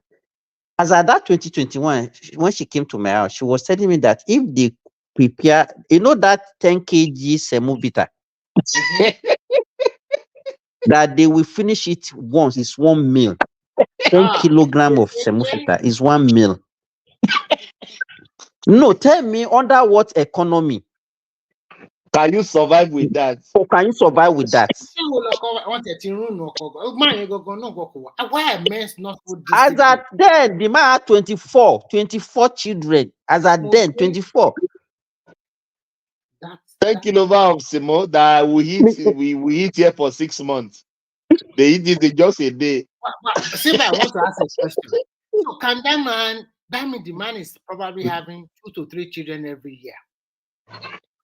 He's a young man, no. He's a young man, no. Probably, maybe he might even be in his early 40s. Maybe is he super rich like that or what? Yeah, you know the funny thing. Let me not tell you. She now sent, this is my cousin, my mother's younger sister's daughter. So she's very close to me. She sent about 2 weeks ago. She sent a voice note to my younger brother that she needed something to eat that very morning. That she's hungry and her children are hungry. That she needed something that even if it's 5,000 or something like that, you should just send. And my brother now forwarded that voice note to me. You know what I did? Immediately I heard that, I sent 100K to her account. And now ask her to go to my house. I called my wife. I said, please get every foodstuff, gari, lubo, whatever. Just pack and give, that she will be coming. And when she now came to our house, my wife was not telling me that she's pregnant again. For the 7th kid.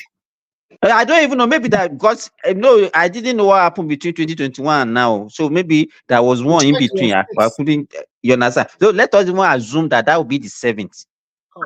Why are people, when we talk about, why are people creating poverty for themselves, for God's sake? No. It's the blessing from God. So that means you'll be their or Odogu for the next 10 years. So, because they'll continue to walla you now. Because the human feeling is there. You want to tell me that 100K, do you think that one can last her for 1 week? I think 1 week is just go and find 3-4 days. That 1 million, that 100,000 is finished. What It's are you gone. talking about? What are you talking about? No, We're talking no, about man, housing. Thomas, how much Yeah. can somebody earn anywhere in the world today to sustain 7 children? But how come that Ah. woman is also getting prayer? She could more family planning or what? Mo sọ fún o, mo sọ fún o. Why are they doing that Nigerians. in this modern world? She is also cleaning herself. Do you know funniest thing? They are just bringing those kids for poverty to they will end up on the That will be streets. intergenerational poverty. It will be just from Intergenerational the poverty. parent. Yes. Yes. That Simba. One day we were just like we are 5 siblings in my house. My parents we are 7. We're no in a good mood. We are just gisting. We're even blaming our parents. Why do you have 5? Maybe if you have 2 or 3. No, yes, we said it. If you have 2 or 3, maybe we could have go further than where we are today. Because even then, 5 kids is so even it's too much. Damn. I never come from not even average home.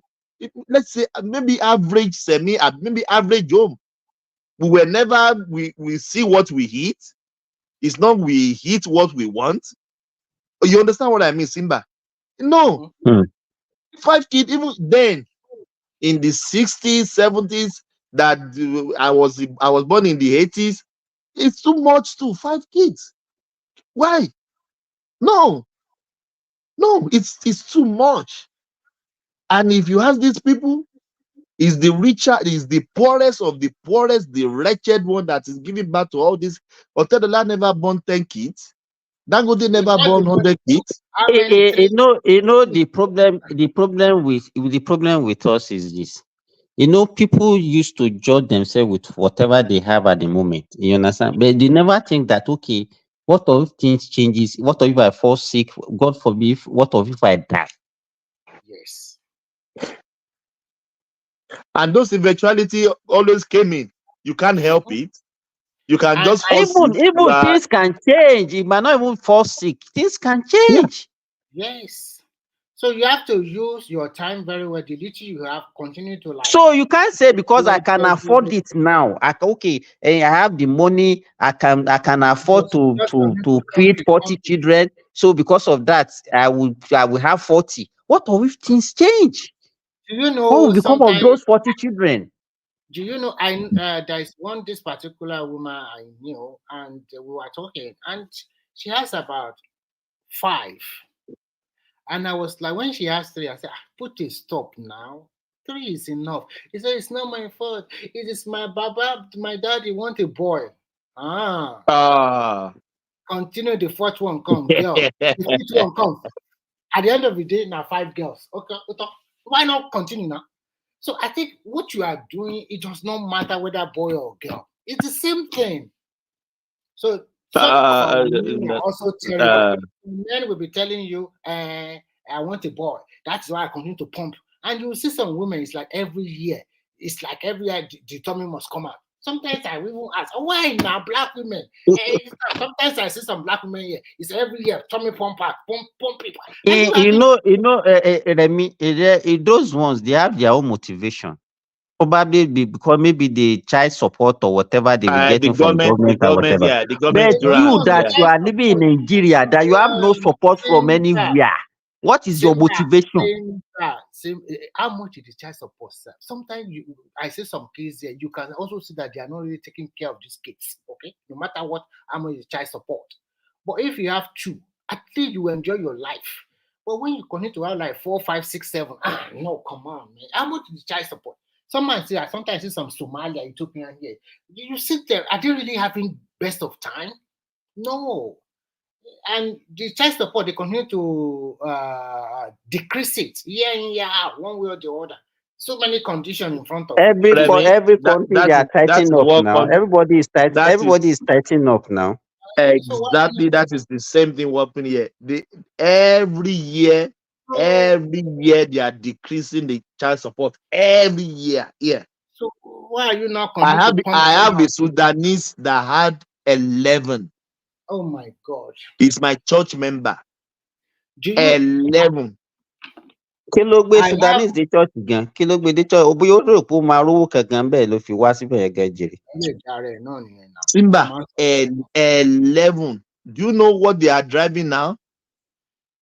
Van. You know all those coastal bus. I know now. That's what they. Thomas, ọkọ cousin mi tí mo sọ yìí, bọ́ọ̀sì náà ló máa fi ń kọ́ ọmọ lọ school. Bọ́ọ̀sì orí wẹ̀dà bọ́ọ̀dì bọ́ọ̀sì. This woman I'm saying, the the husband is not coming to our church. Oh, it's the wife that is coming. They come with Ayas van.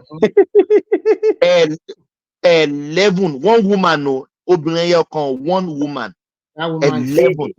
You okay, man. That is what that's why we normally talk about what is wrong with us black. If those Oyinbos are behaving the way we are behaving, do you think that country can be so developed to the extent that we'll be running there? The Oyinbo have already slit up by Simba. What is still up until more? They are not having like before now. It is continue to pump it. They already still it up. They don't have so many of them here that even sometimes I see some of them that they have like mixed child, but you cannot see the father with them. Maybe they already divorced the father. They just want that kind of baby, and then after they have it, they kick you out. Okay, so many stories. So they are tired of having children. They like that, especially in this kind of Nordic Scandinavia. They like that But I think there is a relationship between having many children and poverty. The relationship. You know why? Let me tell you this. It's something that I've observed over years. Could you believe that if you look at the elite, you understand, it's not even by some of them is not by choice, so that they have limited, or you discover that infertility is more common among the elite than the so-called poor people. No, apart from that, Simba, you have to look at it in a Nigerian context. When a man does not have a job or the money he's making is little, and each time he come home, see the woman with rapper, they just jack it off. Everything we go inside. And when they do it now, before any Babalawa to is coming again, right? Every year, pumping out. So I don't get it, because sometimes you see some people, you will know that this particular mother, she's not nourishing enough herself. But if you now see them and you try to educate them, okay, somebody is coming to you to come and be borrowing money from you or begging for money. You understand? You claim that you have 7 children, and anything that's it. There you go. There you go. There you go. Is that not a good example to emulate? And ìgbà tí wọ́n bá wá sọ fún pé nǹkan tó ṣe yìí probably bóyá nǹkan tó fa wàhálà fún wọn wá tọ́ ni pé ẹ̀yin ṣé wọ́n wá jọ́ lọ ni ṣe bọ́lọ̀ ló ṣe. Yeah, now God they produce children. Now God they produce children. And when they want to ask for help, and when they want to ask for help, first. See the way you also send 100K just voice note alone, okay? You quickly send money, give them food. How many times are you going to do that in a year? Simba, that 100,000 you send is not going to last them 4 days. No, the point I'm also 100,000. Let me tell you. Let me tell you. You understand? You understand? You know me. I'm not one of those people that used to come here and tell we are the ones sponsoring all the Nigerians there. We are spending money every day. You understand? You understand? So and me now. You understand? She did solicit for the money from me. Yeah, you just do it at the kind from your heart. Yes. That's what I used to do. It's good though. Everybody, no man show ẹni tó bá béèrè lọ́wọ́ mi gan ni màá múnú bí mi tí n bá rí ẹ pé o ní situation tó bá wù mí màá ṣe fún ẹ, but you can't make it like a routine thing that then you say okay no. That is my what they call it, my right. Some people are taking it as a right. Yeah, you must give me money. This same person tó jẹ́ pé mo ti empower tí mo ti ní kó máa ṣe business ṣe bí at the end of the day ó gba àwọn ọjà kan lọ́wọ́ mi tí ò sanwó gan tí mo dẹ̀ ti gbàgbé ẹ̀ pé So Uh-huh. in diaspora, sometimes we also suffer a lot. How many people call for help apart from your immediate family or extended family? Let me tell you, how many? Let me tell you, I don't know. Like me, can I say I'm living the best of life? I cannot say no. I can. Yes, No, that's it. no. No. Everybody needs a need. You We have a understand? need at a particular I time. I I I know what I'm sacrificing just because of my family to be here. You Yes, understand what I'm saying? Yes. I'm not living the best of life. You understand? If you don't care, I mean, careful enough, where I am now. It's very easy for you to go into depression. yes. Because only you every time you have to cook your by yourself. Uh-uh. Make your by yourself. Do a lot of things by yourself. Nobody is like you are coming to meet that food on the table or something like that. And when you make the money, No. I don't know. You guys, the level of people asking me money from Nigeria is, yeah. I started blocking people. My sister said you just take them off your phone. If you of have course, been doing no for choice. them, You just no, have to it's block some people. no, But just but I'm very sorry. But me, I don't see such things. why? Maybe all your family are rich.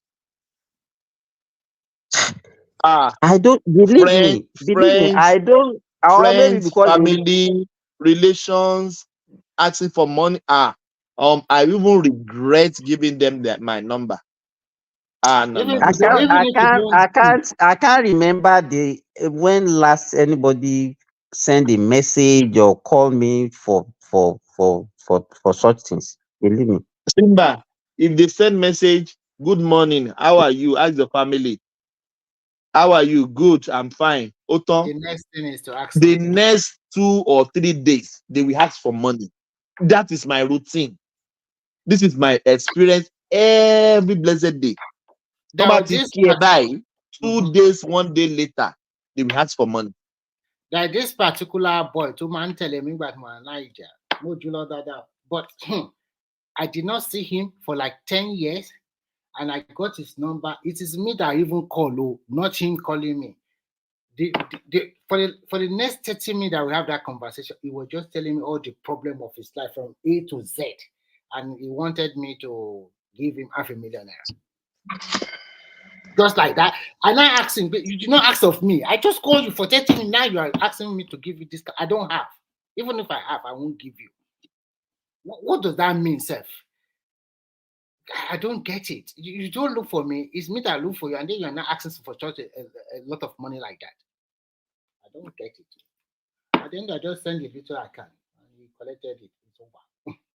Me, I never call him since that time. He should never call me anymore. He did. Does not even appreciate it at the end of the day. So sometimes you just have to do the little you can do, and then you just move on.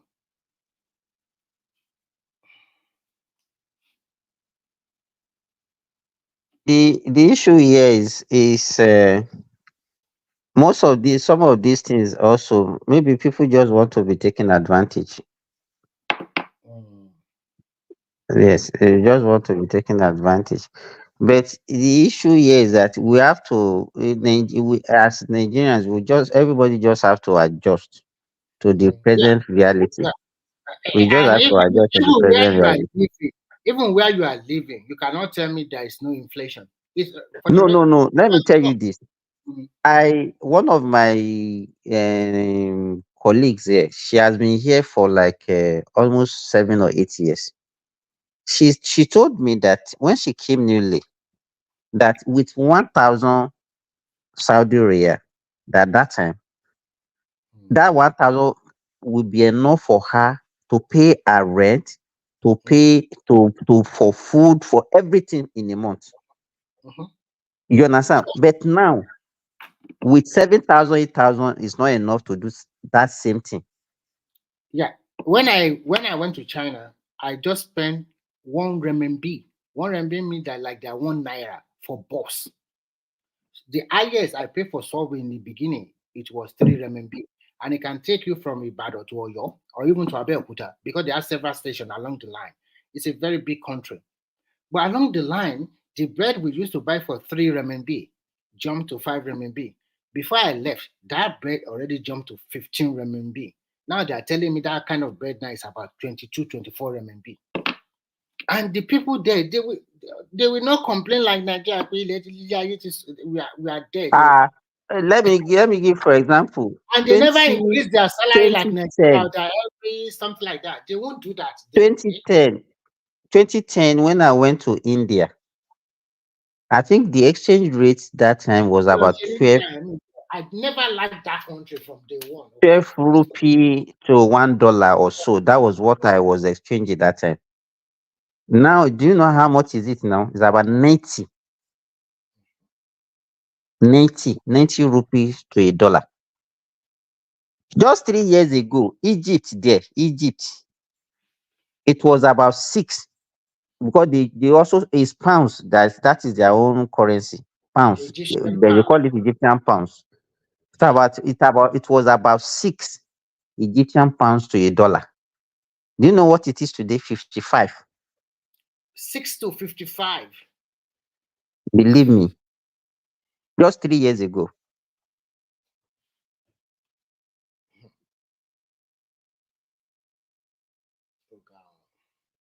I don't know what is actually What happening is in the the world. VAT Believe rate me. in Saudi Arabia? Can you VAT one day? 15%. And back if you buy, it was 24% before. Now it's 25.5%. It's one of the highest. I don't know in Australia. So, and the bills. And I know the VAT here is on everything. Even if you buy water, you pay VAT on everything. Mostly it's on petrol already, so it's the same thing. Okay, no matter what. And if you buy beef, it's so high. Even if you buy recharge card, if I buy recharge card of 100 sir, now it's 115 sir that I will pay. They are killing you. I think if we recharge, it also have VAT here, but they already. I don't know how they do their Everything stuff. has VAT here. Everything has VAT here. Everything has VAT here. Everything has VAT. So, if truly we want that country to develop, we have to widen our tax base, and people should be patriotic enough to really support that country. You know what I'm advocating? What I'm advocating is that we have to just look for a way of generating more revenue and increase the purchasing power of our people. Yes, you understand? Yes, that's what we need. I think to me, what I'm thinking is this: you are right, increase the revenue base of the country, and I think if there is a way, because I like Nigeria, they like to be entrepreneur, because government cannot just give everybody employment. Maybe find a way to raise most of our moribund industry in every discipline, whether in textile, whether in dairies, whatever. I think what they should do is to just encourage private people to do that. Government should not venture into anything in that country. No, what I'm trying to say is that some of these factories, some of them already closed down. If they are owned by Nigeria, if there's a way they can resuscitate them with a soft loan that they have to pay back in 15 years, and this way they can bring back their factory and then employ people to start working again. I think that's what they should. But you mean government or you mean private? No, there are some private factories or industry or big manufacturing that are already closed down. Maybe it belongs to Nigeria. If the government can find a way, let me tell you, I think you are on this platform the day we had, even the way we manage business, our recklessness is also part of. It's not only the government policy that killed or the economy that killed most of our factory. It's the way we run it. Yeah, you are right. You understand? You know Nigerian breweries. There is this big plant in Ibadan along the airport road. I usually go there. So when I go to their factory, you can drink all this cold star beer or whatever. They have 5 canteens in their big factory, and they serve breakfast, lunch, and dinner because their machine never stop. Come and see the kind of food they are giving them. Plenty food, though. People eat belly food gone seriously. So I think when I look at that place, I think this is well organized and structured. And most of those people there that are working there, some of their workers, they belong to cooperative society. From their cooperative society of that bureau, they were able to build their own house. Some of them were able to buy their cars. Some of them were able to do so many things because they just continue to give them soft loan through that cooperative society. And everybody, we are quite happy. So I think it's really a good system. So, but maybe because it's only both people The problem we have in Nigeria is that by the time you are doing little business, then and you start making little money, instead of expanding and investing more money in that business, we do not tend to be acquiring liabilities. yes, you are right. Properties. Property. Ah, It's that Liabilities. time when you think that my time have arrived. Let me go and buy AMG. Formatic. Now I want to Yeah. use formatic. My God. Guys, we have to go. Yeah, Yeah, I thank know. you so much. Yeah, I think we have a good go. So today is very different. We just flow. There's no like real topic. Everybody just Do you know free why it's flow. like that? Because the You government is know, also the government is tying up their loose end quickly. So the more they are tying up that loose end, that's why you don't have topic like before. That's what's going on in that country. Now the first subsidy is gone. Now you have to buy the petrol at the price they are buying, no choice. Now we are talking about floating of the naira. No matter what happens, it's still going to be around 1.6 to 1.7 or 1.5 to 1.7 whatever. Remy, let me tell you whether this policy, because actually people felt it and is biting hard on people. But at least if Tinubu finish these 4 years, you understand, that subsidy will not be a topic of discussion again because there is no sensible government that will come back and say we want to resuscitate it. If we got naira supporting the naira with billions of dollars, Eh. So those ones, one man, when I was saying this, one man said, okay, that because if you are looking at everybody is against Tinubu, and you'll be wondering that is there any one person that will vote for this man come 2027? But one man said something. He said the people that will come and campaign against him, that what would they have to campaign about? What will be their selling point? What are they going to be telling people that they are going to do? Yeah, that it has already been done now. And the moment and you can see that people are keen to that CNG. Just somebody sent a video to me. He traveled all the way from Lagos to Ibadan with 1,300 naira worth of CNG. Okay, say that one that I was talking about spending 1,300. Yes, and if you say if you with want to a Toyota Corolla CNG. If you want to use petrol, you spend close to 50,000 for that return journey. So some people No. Toyota Corolla that 20 liters now. Kò lè lo 20 liters gan. But you know how cost 20 liters by one, that's 20,000 naira. Then with 1,300. Àwọn Nàìjíríà kan láì kódà kò yẹ 20 liters ṣé bí Corolla ni. Toyota is very fuel economical. My own Toyota Corolla, let me tell you, if I filled my tank, it can take me from to and fro Lagos to Ilorin, to and fro. That's nice. We have to do Lagos to but I don't know so it's nice. It's nice. But I think the conversion is very expensive. That is what people are complaining about. With time, no. Let me tell you, it's not expensive when you look at long term. 1 million plus. Let me tell you, wait. Tó bá jẹ́ pé wọ́n tó kàn ń lo mọ́tò ẹ̀ fún pé bóyá òun kàn ń lò fún family thing, ó máa wà expensive fún ẹ. So it's better you don't even do it.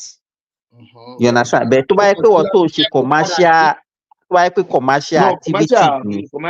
Commercial pay. Ó pay for commercial. It Because just like let me tell you this. Ìgbà tí a bẹ̀rẹ̀ sí ní lo solar tá a kọ́kọ́ bẹ̀rẹ̀ sí ní àwọn èèyàn bẹ̀rẹ̀ sí ní pariwo this thing is very expensive, it's very expensive, it's very expensive. almost everybody You is understand? using it now.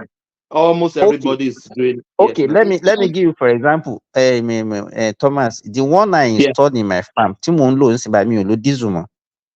I spend about 11M for Then, everything. You understand? But before, it was I said it was no. I did it about maybe about 4 or 5 months ago. Oh, Not but before, quite long. how much are The they one charging? I'm using in my farm. No, before then, I used to spend close to 1 million naira every month on diesel. Wow. Jesus You Christ understand? of So Nazareth. if we look at it, 11 million, is a big money. But within 1 year, by now, I don't even have that headache of saying somebody will be sending bills of. That's gone forever. That is done and that is done and dusted. I've already saved 1 million or more, and 5 million or more. Yeah. So you will in the even next think 6 months, I will recoup. You even think of the money you used to. You will recoup the money back. Within 1 year. Within 1 year. Within 1 year. For the next 5 or 10 years, we need to change battery. So yeah. Kò lo battery. Tí mò ń sọ fún ẹ nìyẹn, kò lo battery. Kò lo battery. So there's nothing for me to replace. I know that one for the next 20-something years. Kí ló ń bá mi sọ? Tí Ruke ò bá ṣẹlẹ̀ kó gbé o. Àbí tí wọ́n bá lọ jí ká. Ọ̀rẹ́ kí o bá ti wá láti US láti wá gbé. Táwọn olè ò bá dẹ̀ lọ kó, tí wọ́n bá lọ kó. You understand? This is so law is you know the way it is constructed. Let me tell you, we just put the panel. You understand? Then yes. you know. Okay, you are an engineer, Thomas. You know all these motor engine that they used to for grinding pepper. Those electrical motor. Yes, electrical. Yeah. That's grinding pepper. Yeah, motor. So we now put an inverter. You know the inverter will convert the DC of the DC of the panel to AC, and that AC now that will be using directly to power the motor. Yeah. So motor yẹn la attach more pumping machine. That's all. Oh my God, that's very wise. I'm thinking of doing it for my mom and dad too. So maybe I'll just close. You can do for household. Yeah, maybe I'll just close eyes and do it. The one I'm using in my house, I've been using solar pump in my house since 2017. Wow. Sure, don't generate enough waste there before any other. No. Sorry, solar pump yẹn ó kàn dára wà ní tó bá ti ń di bí 8 a.m. 8:30 a.m. tó rìn ra ń yọ díẹ̀ báyìí wàá kàn tiri tí ó ti máa pump. Tó bá yẹ ti pump tó fill tank báyìí a kàn máa pa ni. Wow. So ọmúnáwá ọkàn múnáwá èmi ò tiẹ̀ rí yẹn lò. You are really saving money. You are really saving money. That peace of mind, money generator, but more like you come So do not but me that I don't understand about Nigeria. I can't sleep with it. Let me tell you, solar is actually, the reason why I like all this pump of a thing is that, when you talk about the one you use in the house, you need battery.